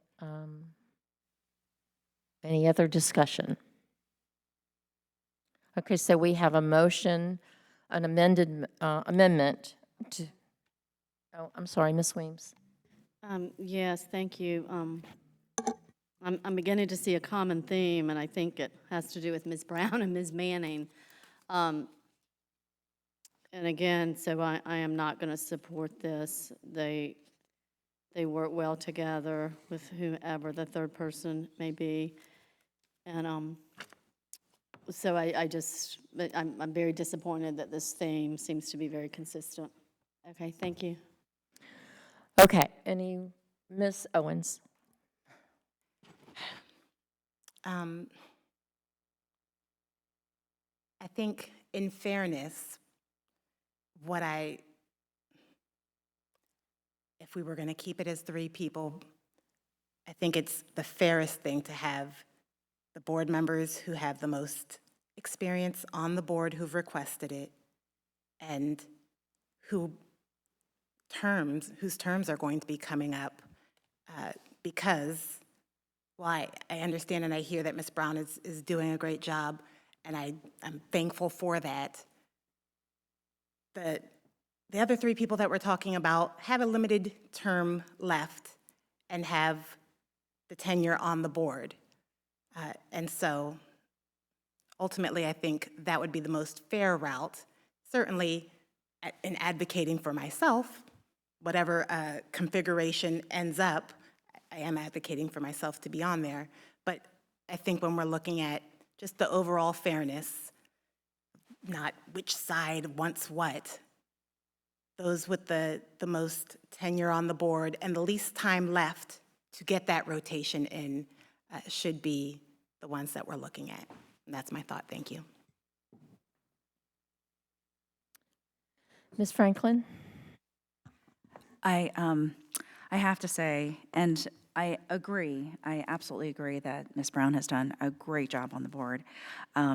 But again, when we were talking about expanding the PRC to allow everybody to have an opportunity to serve their committees and communities, that wasn't looked at favorably when we were looking at the opportunity to give representation to expanded communities. And so with that being said, then, it's very hard for me to decide that, okay, it's good for Ms. Brown to stay on or be on and have her community represented, and then not have Ms. Martin have her community represented, because then how does that create an equitable situation? I do agree that we have 3 members of the board that have served their time on this school board, and could possibly be looking at very little time left, and I would like to afford them the respect that they deserve to be on the board or to be on that committee and serve their term. And also, by the way, those board members were voted at large and are supposed to be representing the full community. So Ms. Melnick, while I appreciate the spirit in which you are trying to offer Ms. Brown, who has done a great job, I probably will not vote for that. Ms. Weems? I just don't think that we can start using it as one of our criteria, because I don't think it's in our bylaw of if a school board member is almost at the end of his or her term, and will they be reelected or will they not be reelected? Because we have no idea. And then you're going to have 6 people being up for election one year, and then what if they all 6 want a committee, and we're saying, well, in November they're all up for election, so we have to put them on there. I just don't think that's a good criteria. And I'm not going to support this, and I would like to echo Mike Cowens. If we just keep going back and forth, and we all have different opinions, and we're substituting one for another, let's just keep the original committee that's in the cover letter. We voted not to expand it, so let's just keep it at its original 3 and move forward, because they've worked together for 6 months and they can do it again. Ms. Owens? I don't think that we're using the criteria of who's been on the longest to do it. Our process is that the chair makes a recommendation and then we vote on it. The chair has made a recommendation. I was sharing that that's my viewpoint on why I'm going to support what I'm going to support. I'm not saying that that's what the chair should use when she's making her recommendation per se. And so I want to make sure that that's clear. Thank you. That's not what I used either, so. I think we've all said what we needed to say. It's time to vote. We have a motion on the floor. Mrs. Melnick's substitute. Mrs. Melnick's substitute motion. Her substitute motion is to put Mrs. Brown, Mrs. Owens, and Ms. Anderson on the PRC committee.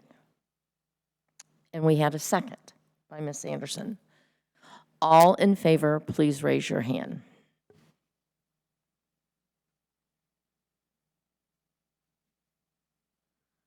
Ms. Melnick, how do you vote?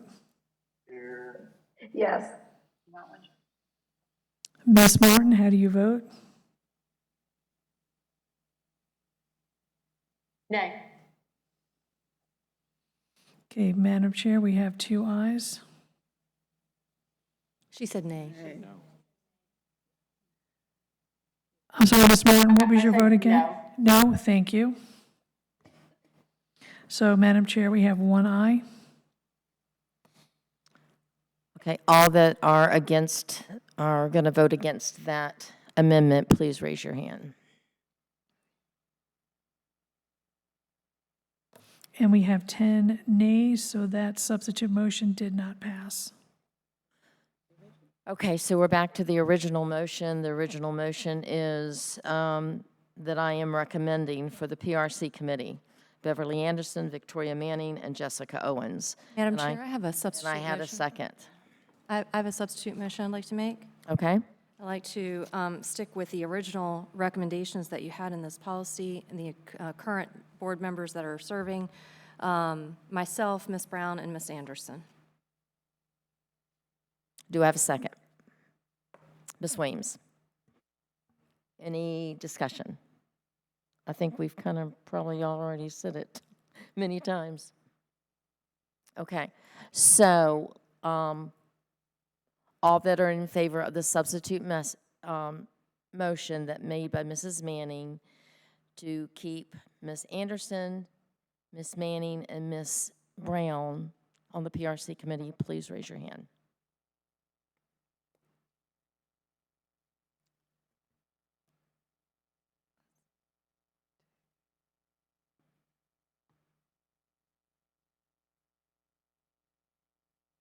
Ms. Martin, how do you vote? Nay. No. Thank you. Ms. Melnick, how do you vote? No. Okay, Madam Chair, we have 5 ayes. Continue with the negative, continue with the negative. And then all that are against the substitute motion made by Mrs. Manning to keep the PRC with Ms. Anderson, Ms. Manning, and Ms. Brown, please raise your hand. Please repeat that, please.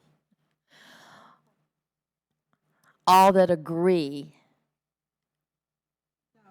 or excuse me, all that disagree, I'm sorry, I probably did say agree, all that disagree to keep the 3 members that Ms. Manning had recommended in her substitute motion, please raise your hand that disagree.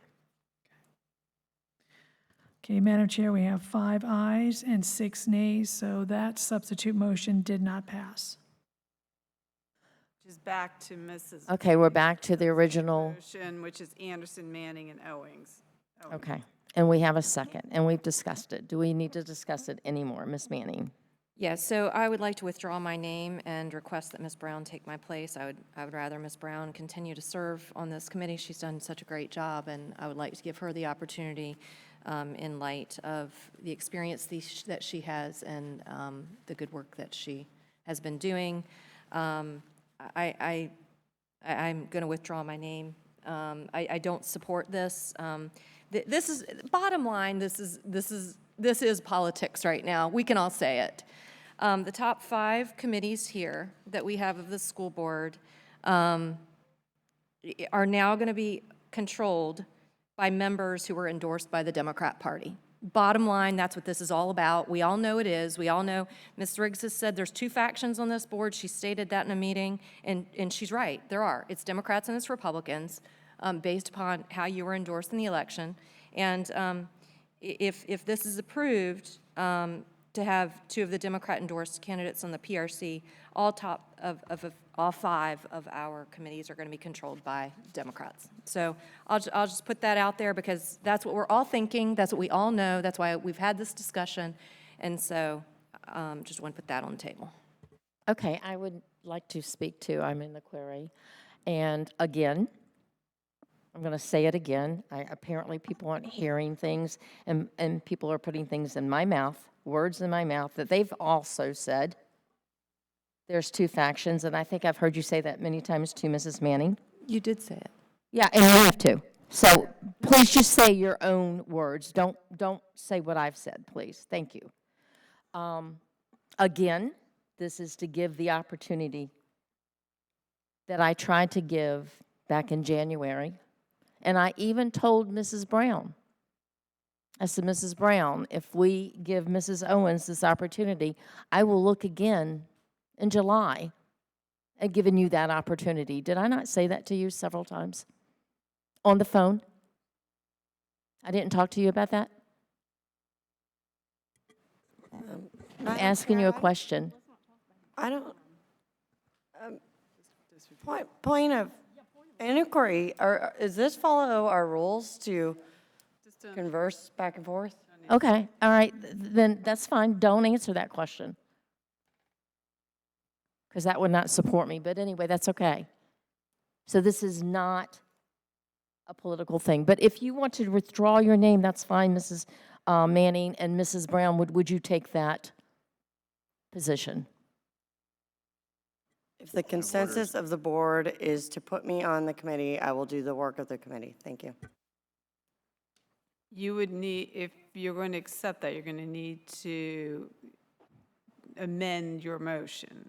You can't just automatically put it in there, so you need to amend this motion. The motion on the floor is your substitute motion for Anderson, Manning, and Owens. Mrs. Manning is offering to withdraw. I'm assuming she's withdrawing, which means you don't have a valid candidate for your position. So you need to amend this motion. Somebody else needs to amend this motion. Somebody want to amend it? Sure. Ms. I'd Owens? like to make the amendment based on Ms. Manning wanting to withdraw, that her place, as recommended by the chair, be filled with Ms. Brown instead, leaving the candidates for the committee as Beverly Anderson, Kathleen Brown, and Jessica Owens. Do I have a second? Okay, seconded by Ms. Anderson. Do we have any more discussion on this?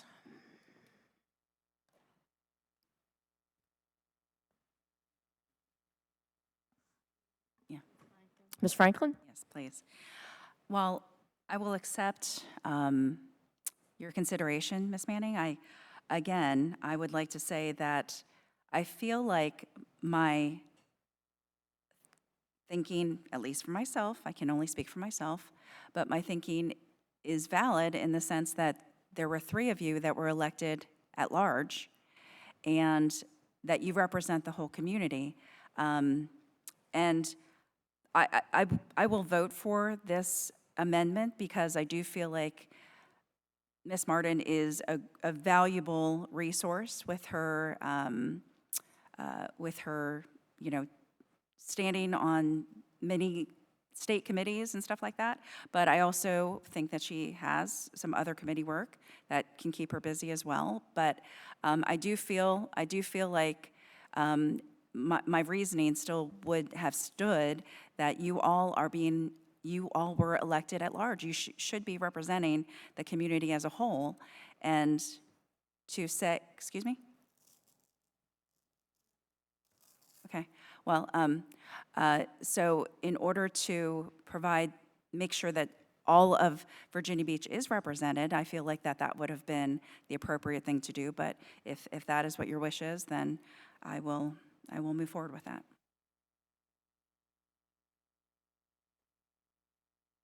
Mr. Callen.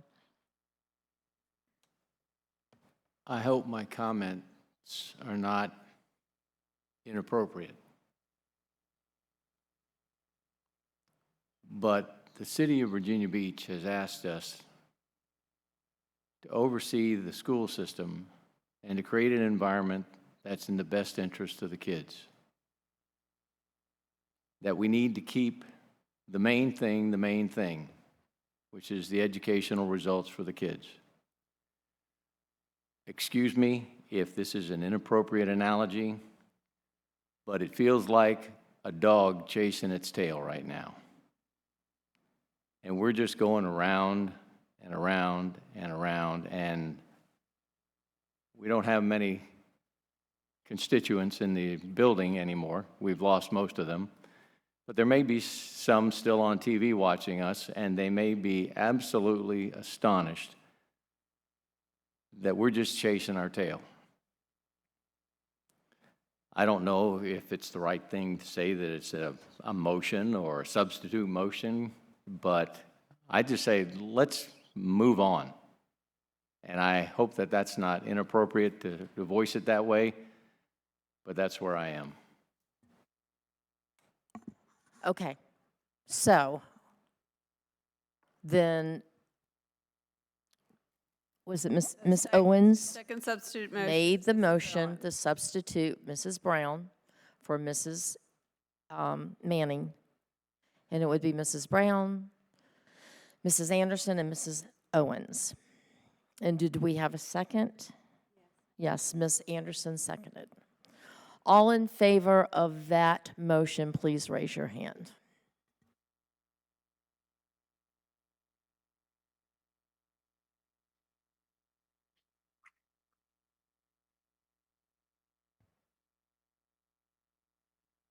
Ms. Martin, how do you vote? Yes. Thank you. Ms. Melnick, how do you vote?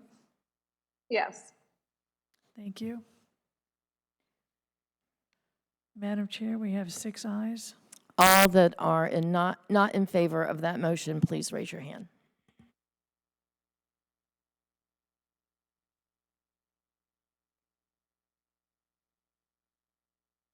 Madam Chair, we have 4 nays, and Ms. Brown is not present to vote. So So now you're back to, it doesn't pass, so your motion goes back to Mrs. Did pass, it did pass. We have 6 ayes. It's a bylaw. Oh, it's a bylaw. Motion is not, oh, I'm sorry, you're right, I apologize, I'm off. Right. I'm still doing the bylaw 128, I apologize. Okay, so the committee members did pass, and for the PRC, it's Ms. Anderson, Ms. Brown, and Ms. Owens. So Ms. Toniato, would you please provide us with a complete committee assignment sheet after tonight's meeting Yes, Madam Chair. with all of the changes on that? Thank you. You still need to vote on the committee vote. All you did was amend it, so you Right. still have to go back to your vote on. Right, okay, yeah, all right. Let's go for the vote. For the entire committee assignments, I make the motion to accept all of these committee assignments. Madam Chair, point of order. There was a discussion about the discipline committee, so that needs to be discussed. But you can make the motion to put it onto the floor, but before voting on the overall committees, Okay. that needs to be resolved. Well, they did say something, but I will make a motion for it. I make a motion to, that's right, Mr. Callen, you did say something too about that. Making a comment, I don't know where it fits in the game plan. Well, this is the motion to change, on our original sheet that we have, Mrs. Melnick and Mrs. Martin were going to exchange their committees, 1 and 3. Mrs. Melnick needed to be on 1 so she could attend the meetings that she was missing by being on 3, which is on Wednesdays.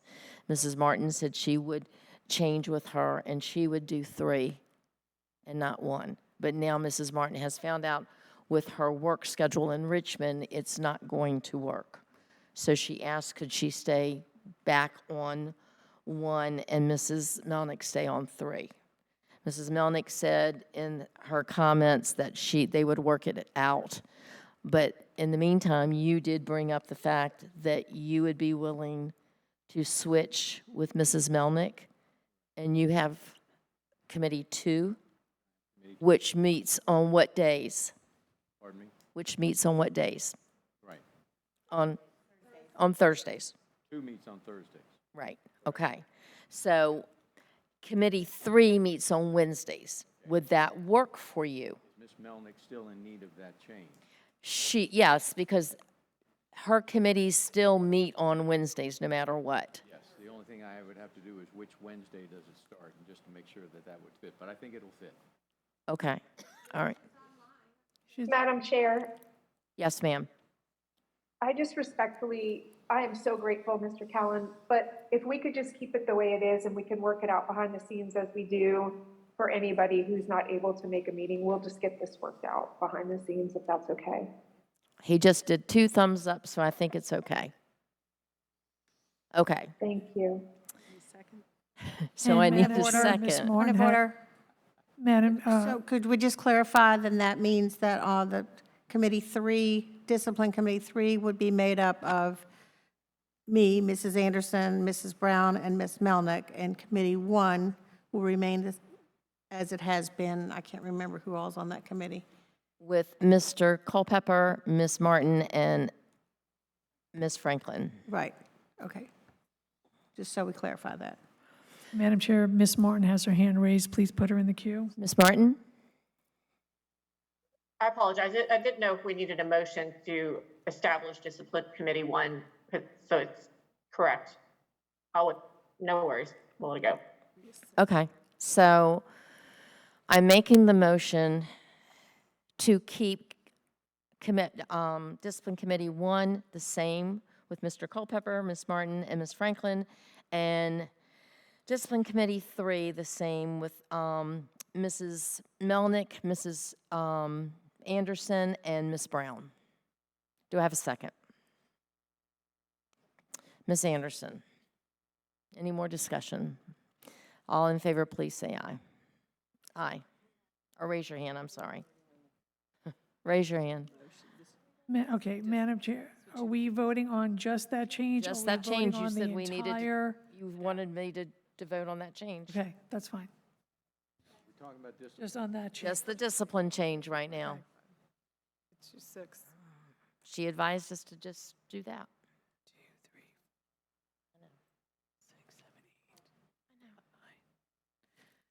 Okay, Ms. Martin, how do you vote on just the discipline committees? Yes. Thank you. Ms. Melnick, how do you vote on the discipline committees? Yes. Thank you, Madam Chair. We have 11 ayes, so that motion did pass. Thank you. Now, let's go back to our committee assignments. I am recommending the committee assignments as you see them on our sheet with the change for the PRC and the change of taking the Mayor's Committee for persons with, is it the persons with disabilities? Okay, taking that off that we voted for. And the switch Do I? And the switch in the discipline. Yeah, and the switch in the discipline that we voted for just now. Do I have a second?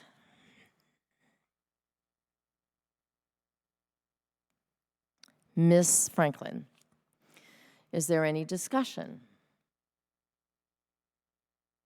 Clarification is requested. Yes, sir. What are we voting on?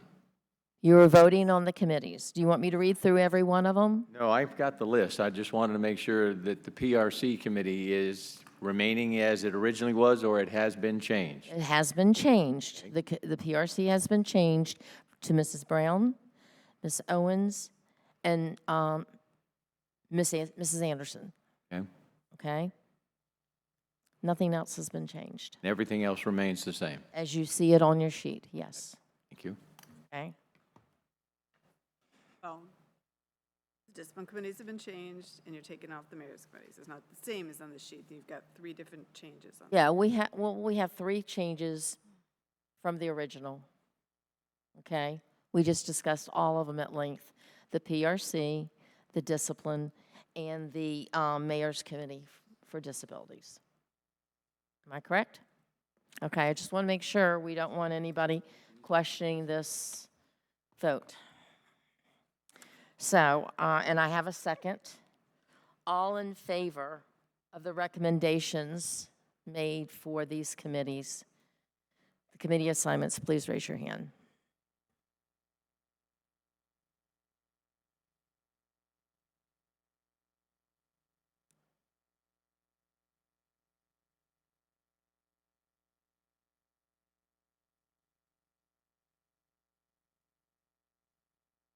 Raise the eyes again, Franklin. Okay.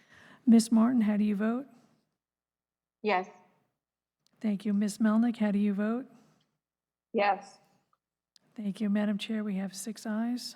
Okay, all that are not in favor of the committee assignments as we discussed, please raise your hand.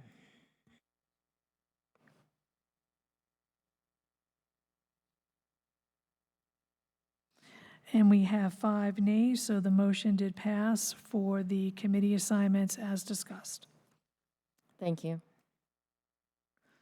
Now we're down to D, wellness days. I call for a motion to discuss the wellness day and recommendations for consideration. So moved. So moved by Ms. Owens. Do I have a second? Second by Mr. Culpepper. Okay, let's discuss what parts of this we want to. Is the motion just for discussion, or are we making a motion for We're, vote? this is a motion to vote for. Okay. Okay, the motion that she just made was motion to discuss. So Yeah, it's to discuss. We're going to discuss. you just said vote Motion for. to approve. Yeah, we're going to make a motion to vote, I'm sorry, and then we'll, What are we voting on? I rescind my second in that case. I don't know what we're voting on. I thought we were just motion. well, it says that we need to open for discussion first. There was quite a bit of detail in there that Right. mattered. It And we was talked 1 year about the permit, detail. 1 day, 2 day. That's Yeah. why I said discussion. Right. So, You need to, what are you recommending regarding wellness days? right. Okay, so, you want to start in a query? Ms. Weems has already, she just said something to me, so I'm going to let her speak. Is the motion Make on the the floor motion just to to approve discuss? 2 days, and that opens us up for the discussion. Okay, so let's I discuss make 2 a days. motion that we approve 2 wellness days for staff. Okay. Do I have a second for this school year? 2 wellness days just for this year. Just for this school year. I will second that. That's what I was going to do. Okay, so Ms. Owens has made the motion, and Ms. Weems has seconded for 2 wellness days just this year. Okay? Do we want to discuss it? Ms. Manning? Yeah, so I've been pondering this and listening to what everyone has to say, and I guess I don't know why we didn't discuss this in budget season and approve it within our budget. That is a big concern for me. Another big concern is that, because I asked a lot of questions during budget season on vacant positions, so I have some concerns that we're going to be utilizing money for vacant positions that, I mean, if they're vacant and we don't need them, we need to get rid of those positions. And I asked a lot of questions about that in the last budget season. It was not indicated that we needed to get rid of those positions. So I have trouble using funds for positions that could potentially benefit our students to go toward this. And I just don't feel comfortable using taxpayer dollars that way. We have a budget process for a reason, and this is a big dollar amount. I would prefer that we discuss this during budget season this upcoming year. I'm not opposed to the idea, I'm just opposed to it right now. Ms. Owens? Thank you. I'm also not opposed to the discussion happening during budget season, but I don't think that that stops us from making a decision now about these two wellness days.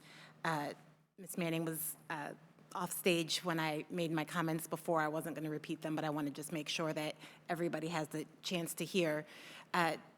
Ms. Woodhouse came and spoke and said that we are not going to reach fully staffed, that fully staffed is not going to happen. And we are figuring out how we are operating around that. And in the meantime, our staff members are picking up the slack of whatever not fully staffed looks like at their respective locations. I understand that anytime we're using funds in a different way, that we have to fully consider that. But I don't think that there is any more meaningful use of how that could impact our students than by them having teachers who are well, staff members who are well, staff members who have the opportunity to take care of themselves, and for our HR to be able to use that as a recruiting tool, as a cherry on top when they are trying to attract people so that we can get closer to fully staffed.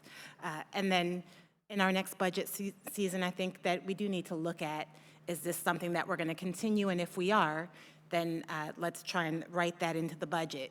One of the other things that came up at the retreat is that some of the funds could be absorbed. We typically don't spend our budget down to zero. We like to have a 2% or so padding for emergencies, and this could be absorbed between the vacancies and that padding. And so when I'm looking at our staff members who are doing their job, coming in to what we are telling them is not going to be fully staffed, I would like to support them by allowing them to have these wellness days. Thank you. Please add Ms. Martin to the queue. Ms. Martin, and then Mr. Callen.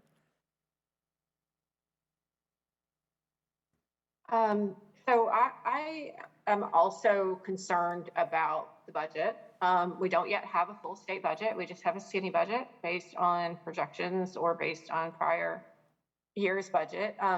There's a number of unfunded mandates coming down the line, including the ones included in the model policy. We're going to have to spend money on professional development, on training, on bathroom monitors, on vaping alarms, all kinds of stuff that are going to be wrapped up in that model policy that are unfunded. There's no money behind that. I could certainly support one day this year because we did pass the compensation package. And then we need to get this built to the budget planning, in January, February for sure. One thing I do want to reiterate, I know there were some questions about how many days teachers are going to be paid for, how many holidays, how many 6 days. Teachers are contracted for 190 days. They don't get summers off. They're not contracted for the summer. So we need to remember that. And I also want to point out that post-pandemic, it's really hard to get doctor's appointments. So we do need to add some flex days in for our teachers in order to do that. I'd be amenable to maybe approving one day now and then revisiting that once we get a state budget passed and really know where we are in terms of funding and different mandates. Thank you. Mr. Callen. Ms. Martin just took my thunder. Under the premise that I used earlier of inching our way into this, I would like to suggest that we do one day, but make it permanent. Food for thought. Thank you, Mr. Culpepper. Yeah, similarly, I'm inclined at this point to lean towards one day. I mean, I have a similar concern about using money that was earmarked for one purpose for another purpose. However, as I said earlier, the point about an understaffed school division picking up the extra load, gives merit to the idea of compensating that with a wellness day. There are lots of other ways to address this too, and I don't think I'll run down that rabbit hole now because it just complicates the discussion. But similarly, the admission that we're never going to be fully staffed really highlights the fact that they were earmarking money to a purpose that we have no intention to spend it on, and that's inappropriate. If we don't spend the money for that purpose, ultimately it should go back to the taxpayer or perhaps to our big deficit for our building fund. So anyway, I could support one day at the moment, and then I think the idea that Ms. Martin just brought up to revisit that later is probably appropriate. Okay, Ms. Weems and then Ms. Anderson. Yeah, I'm going to offer a substitute motion that right now that we support and continue with one day this year. And then I would like to revisit that during the budget season. But my motion is to offer one day. And do I have a second? One day for this year, and then when we evaluate it in the budget season, we will have that conversation. Ms. Brown, you want to speak? Well, Ms. Anderson and then Ms. Brown, okay? Do we have a second? So I was, Are you seconding it too? Okay. Okay, so we have a motion and a second to a substitute motion to make it one day, not permanent, just one day for this year for the Wellness Day. Okay? may I speak? Now, let's discuss it. Ms. Anderson. So, And then Ms. Brown. Ms. Weems, would you be willing to consider revisit, you said revisiting at budget season, but would you be willing to consider in your motion to amend it just a little bit so that we could consider adding another day if the state budget gets approved and we have money that's available that we could use for that? Would you be willing to? I would with, is Ms. Woodhouse still here? Ms. Oh, she is. Yes, ma'am. Would that, how much, and I had that same idea too, Ms. Anderson, how much would that mess you up? Just as far as a workers, staff in the building, if we added it, but it didn't get added to like January? You know, because you're condensing, taking these wellness days from 1 year, from 10 months of teaching to like now. Does that even make a difference? Just to clarify, you mean one day in September and the No, like what, potential of like if we vote to do one day now, but then we assess it and the budget says, oh, you have money, so we're gonna add another one, but the budget's not done, and say we don't add another one until February, March, and then you've got a shorter time to let all those employees, how much is that gonna mess you up? Or the classroom, or those people in the? That would be a struggle, because again, the idea with the wellness days, and by issuing them in September, it gives staff a little bit more flexibility to use it during the year. The later you add the days, you complicate the matter in terms of substitute coverage. So for instance, if you issued another day in March to approximately 5,000 and some odd teachers that we have, and last I looked was 5,200, you would have 5,200 teachers plus any other employee trying to use that day in a 2 to 3 month time span. I'm not even confident we could cover that with substitute. Well, that was my concern, and Ms., may I ask Ms. Pate? And that's what I was trying to get. Pate, you to ask Ms. Pate. what would be the time period that we could actually feasibly know if we have more money and we could add this? Are we talking about October, December, February? I mean, or are we, you have no idea, or what? State's working on it now. They are back and talking with each other and working through that, and realizing that the state does have a surplus once all the revenues came in for the year. So they're working on trying to come to an agreement of giving back to the taxpayer, as well as still trying to fund education and some other priorities that certain members of the General Assembly have. So, I mean, but I don't have a great idea, but they are in talks right now. So I guess I would be fine with that if we have a cutoff, if we can't add it past a certain time, and I just don't know if that gets too complicated. I mean, you don't add it past October 1st. I mean, I don't know, because my concern is it really puts us in a bind if we don't find out sooner than later. So I'm gonna just stick with my original that, that we do one day, that we compromise and do one day, because that's what I'm hearing from my colleagues. Ms. Weems, if I may add one thing to the entire school board, one of the recommendations, and it's the last bullet, it mentioned prorating the issuance of wellness leave. So this current year, we did not prorate the leave. So every employee received 2 days. So one of the suggestions that we talked about was the possibility of all current employees receiving whatever it is you agree to, whether it be 2 days, and maybe each quarter reduce that, that number back. So for instance, if you're a full-time employee now, you would receive 2 days. If you're hired in second quarter, it'd be 1.5 days. If you're hired at the semester time, it would be 1 day, and accordingly, which is a cost savings.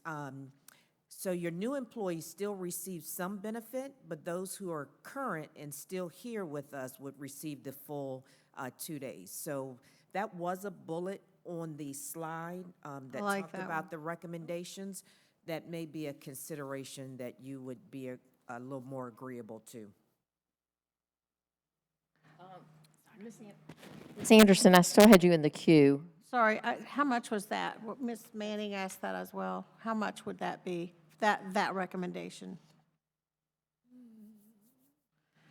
I mean, I know. be less, but Right. It would be less with the turnover that we have throughout the school year. It would still probably be slightly close to a little under $1 million. But again, if you look back at the statistics that we shared with you, 75% of the employees in general use the day.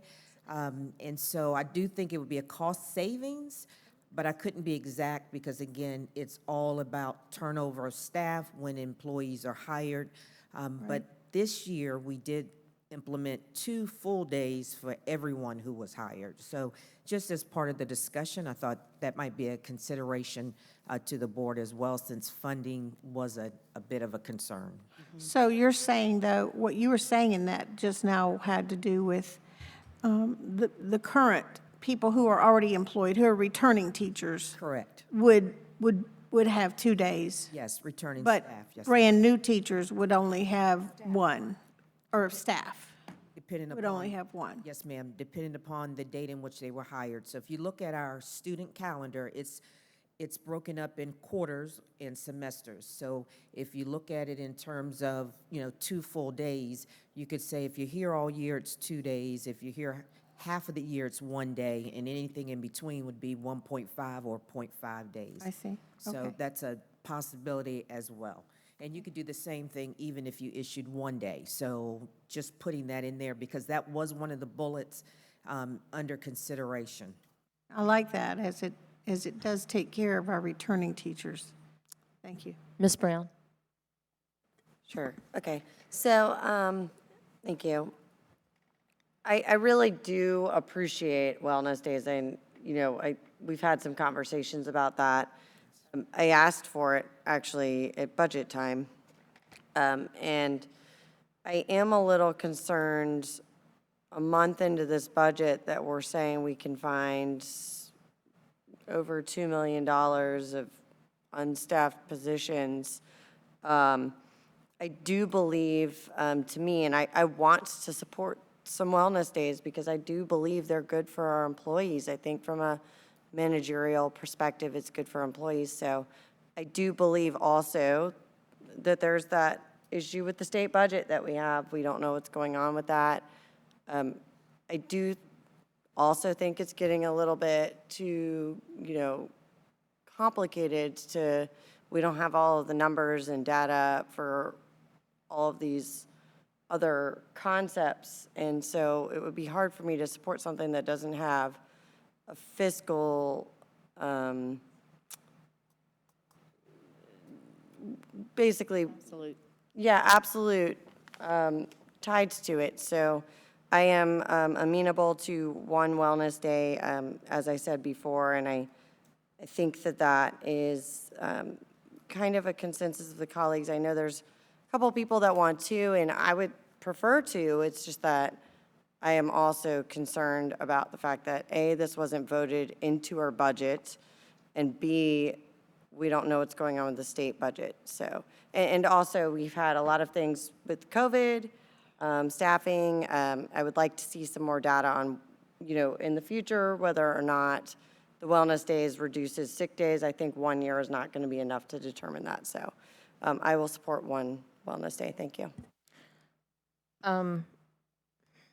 I just want to reiterate, this is for hiring and retention.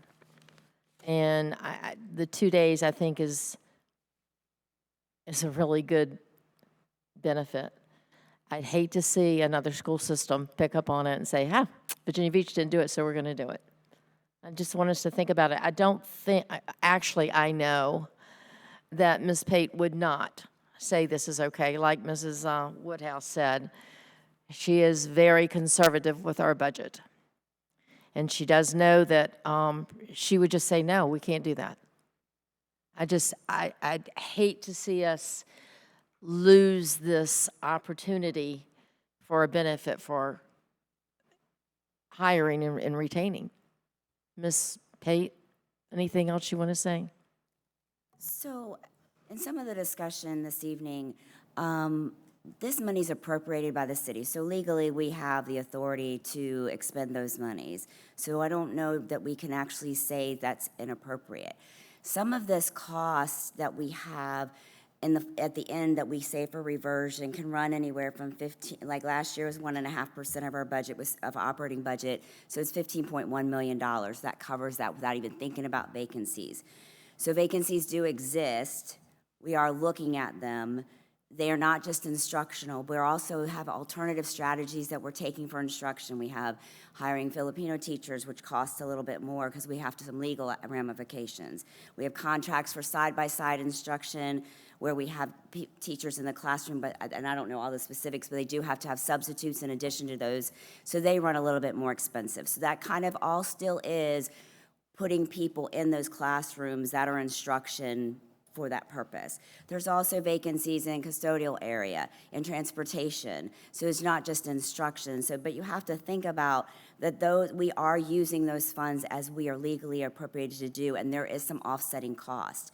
The other piece of that you have to think about, Ms. Martin brought it up, if we have unfunded mandates, we have to absorb them one way or another. Very rarely do you see that we are in a position, since we have lump sum appropriation, that we actually have to go back to City Council and say, this unfunded mandate may not be in this category, it may be in another category, and we need to do a transfer, ask for a transfer by the city. So I just want to make sure that that's clear, that we're very cautious about what we do and where that money is, and we track it very carefully. Okay, Dr. Spence. And Cheryl and Crystal, just a quick question. I think I know the answer. So these vacancies, these are generally allocated based on our staffing formulas, correct? And if we were to begin shutting down those vacancies, essentially what we're saying is we can't fill those positions, so our staffing formula is going to have to change. That's correct. Okay. And the same could be said, for example, so that's staffing formulas with teaching using our, our student-teacher ratios, but same could be said for open routes in our transportation department that haven't been filled. If we just shutter that vacancy, then we wouldn't be able to fill that position, correct? Correct. And we understand that vacancies occur throughout the year on a rotating basis, right? So we might fill it, and then another driver might leave after that, and then we need to try to fill that position. But if we don't have a vacancy because we've shuttered it, we can't fill that position. Is that correct? That's correct. Okay, so I think that is an important thing for the school board to understand as you're thinking about how vacancies work. It's not that we have, 500 extra positions sitting around that we don't have a reason to have. They're part of our staffing formulas, they're to fill routes, they're part of our custodial allocations, which are based on square footage. And so when those vacancies occur, that's what Cheryl's team is doing. They're working to fill those vacancies. And the reason you have reoccurring vacancies throughout the year is that on an ongoing basis, as you all are aware, because you see the personnel reports every month, we have people leave the division. And as people leave the division, that opens that vacancy back up. So it's not always the same vacancies. It's, you don't think of them as individuals, right? It's an FTE, for example, for teachers, but a teacher vacancy that gets filled, if another teacher's husband gets, stationed in another part of the country, and then that teacher has to pick up and leave, as it happens often for us, then we now have a new vacancy, but it wasn't the same one that we filled. It's a new one, but it's goes on our books as a vacancy during the year because we're no longer paying that employee's salary until that principal finds a way to fill that position.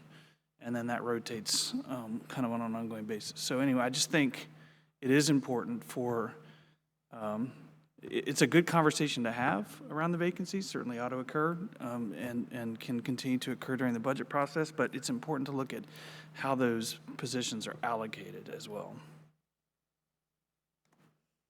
And thank you for that, Dr. Spence, because our goal in HR is to fill every position. But, the challenges are reality, and that we do work with, just like we celebrated the 25 teachers that we brought from the Philippines.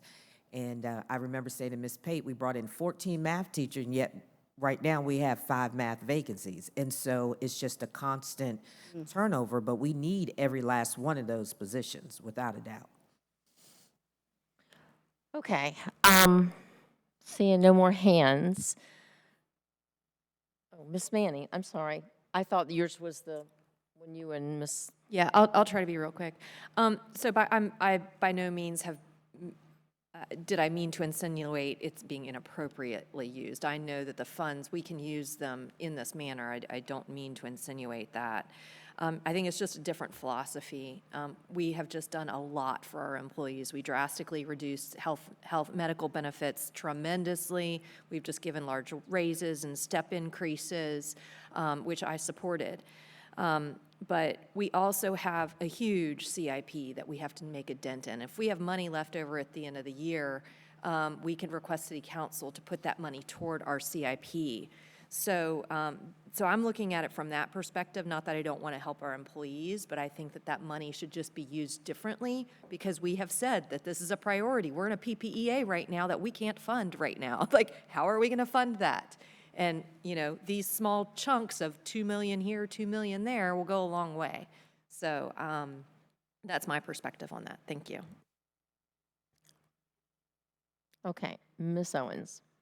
And I know we are on the substitute motion right now, but I just want to put out there for people to be also considering that if this substitute motion for the one day does not pass, I'd like to amend my first one for the 2 days at prorated, which is going to be savings that I trust Ms. Pate when she says we can make happen for our staff members. So I just wanted to put that out there as something to be considering as we are doing our vote. Okay, so we have a substitute motion. Oh, I'm sorry, Mr. Culpepper. Did you want to speak?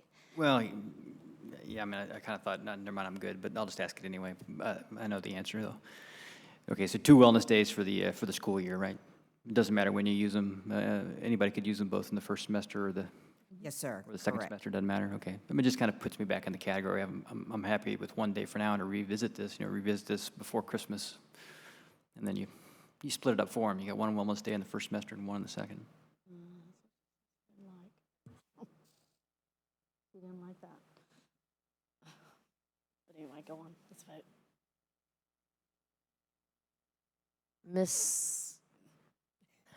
Ms. Woodhouse, Yes, ma'am. wasn't that asked earlier? Well, that, what Mr. Culpepper says is a little different. If you revisit it in December with the idea of issuing another day in January, you do split the semesters. It was the March timeframe that was a little more concerning, and so, yes. So that's always a possibility. Ms. Anderson? I just want to say that if we vote in favor of Ms. Weems' substitute motion, it doesn't preclude us from, it doesn't prohibit us from revisiting it again in December if we need, if by that time the General Assembly has come through with a budget. Absolutely. We could still revisit it in December. There's nothing that says we can't. Absolutely, yes, ma'am. Okay. Thank you.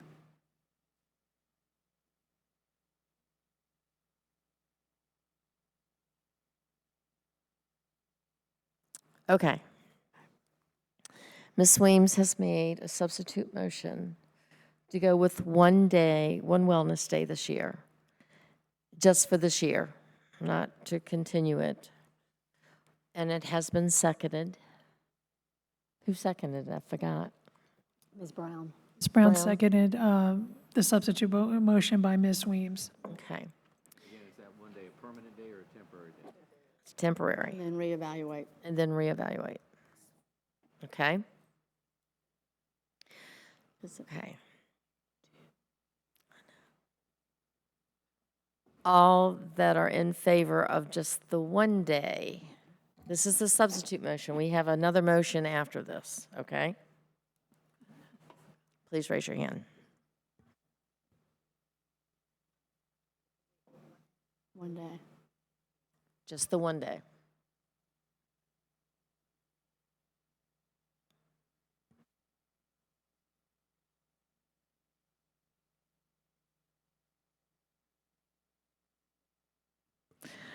Ms. Martin, how do you vote on the substitute motion? No. Ms. Melnick, how do you vote on the substitute motion? No. Madam Chair, we have 5 ayes. All against the one day temporary, we call it. Please raise your hand.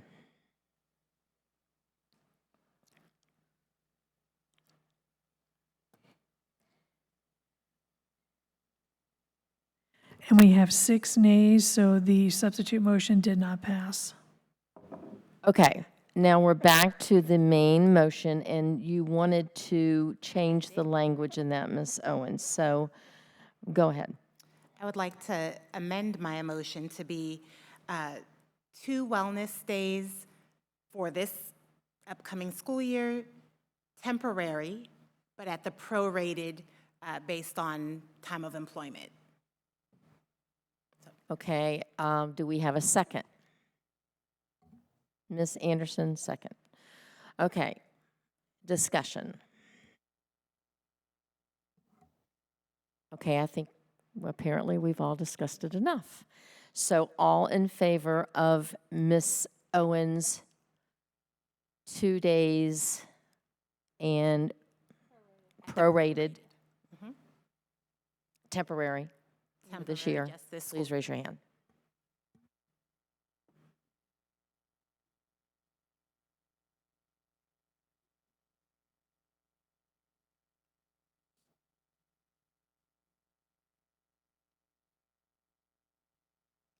Can I just ask a question? I know, I'm sorry. No, I can't, okay. I don't think you can. Point of order.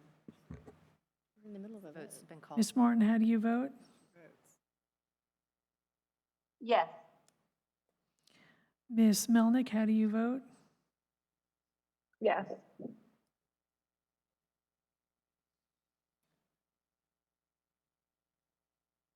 Okay, Madam Chair, we have 6 ayes. Okay, all that are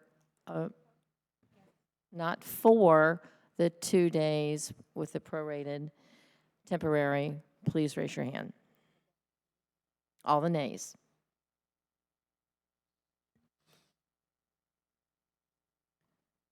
But did you? Okay. We have 4 nays. I'm going to abstain simply because I'm not opposed to this motion. I'm just in favor of a single day. Okay, so we have an abstention. Thank you. So there's 6 ayes, 4 nays, 1 abstention. So Ms. Owens' substitute amended motion did pass. Okay, Thank you. thank you, everyone. Okay. Committee, organization, board reports. Do we have any? I think, Ms. Franklin, you kind of gave your committee report earlier. Yeah. Anybody else? Okay. So now we're going to return to our second closed session, We will read out, and then we will go back to the Einstein Lab, but we will also have 5 to 10 minute break before we resume into the closed. Okay, Ms. Weems. I move that the school board recess into closed session in accordance with exceptions to open meetings law set forth in Code of Virginia 2.2-3711, Part A, paragraph 1, 2, 7, 8, and 29 as amended to deliberate on the following matters. 1, discussion, consideration, or interviews of prospective candidates for employment, assignment, appointment, promotion, performance, demotion, salaries, disciplining, or resignation of a specific public officer, appointee, or employees of any public body, and evaluation of performance of departments or schools of public institutions of higher education where such evaluation will necessarily involve discussion of the performance of specific individuals. 2, discussion or consideration of admission or disciplinary matters or any other matters that would involve the disclosure of information contained in a scholastic record concerning any student of any public institution of higher education in the Commonwealth or any state school system. 7, consultation with legal counsel and briefings by staff members or consultants pertaining to actual or probable litigation, where such consultation or briefing in open meeting would adversely affect the negotiation or litigating posture of the public body. For the purposes of this subdivision, probable litigation means litigation that has been specifically threatened or on which the public body or its legal counsel has a reasonable basis to believe will be commenced by or against a known party. Nothing in this subdivision shall be construed to permit the closure of a meeting merely because an attorney representing the public body is in attendance or is consulted on a matter. 8, consultation with legal counsel employed or retained by a public body regarding specific legal matters requiring the provision of legal advice by such counsel. Nothing in this subdivision shall be construed to permit the closure of a meeting merely because an attorney representing the public body is in attendance or is consulted on a matter. 29, discussion of the award of a public contract involving the expenditure of public funds, including interviews of bidders or offerers, and discussion of the terms of scope of such contract, where discussion in an open session would adversely affect the bargaining position or negotiating strategy of the public body, namely to discuss A, superintendent search consulting firm interview and discussion and acting superintendent contract. Do I have a second? Ms. Franklin? Okay, all in favor of recessing and going into our closed session, please raise your hand.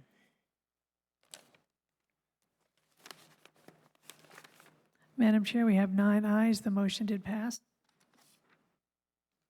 Thank you. We've recessed or finished our recorded vote and in accordance with the provisions of the Virginia Freedom of Information Act, and whereas Section 2.2-3712 of the Code of Virginia requires a certification by this school board that such closed meeting was conducted in conformity with Virginia law, now therefore be it resolved that the school board of the City of Virginia Beach hereby certifies that to the best of each member's knowledge, only public business matters lawfully exempted from open meeting requirements by Virginia law were discussed in the closed meeting to which this certification applies, and only such public business matters as were identified in the motion by which the closed meeting was convened were heard, discussed, or considered.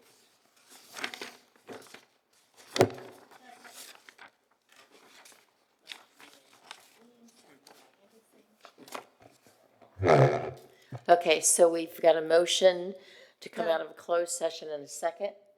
All in favor, please raise your hand. Madam Chair, we have 9 ayes, so the motion did pass for certification of closed. Okay. So now we need to make the motion.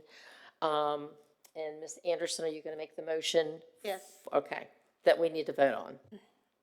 I make a motion to authorize the school board attorney and the school board chair to negotiate and finalize the acting superintendent's contract as directed by the school board in closed session on July 26, 2023. Is there a second? Do I have a second? Mr. Culpepper, second. Is there any discussion? Okay, all in favor, please raise your hand. We have 8 ayes. All against, please raise your hand. And we have one nay, so the motion did pass. Okay, I don't have a gavel, so. The meeting is adjourned.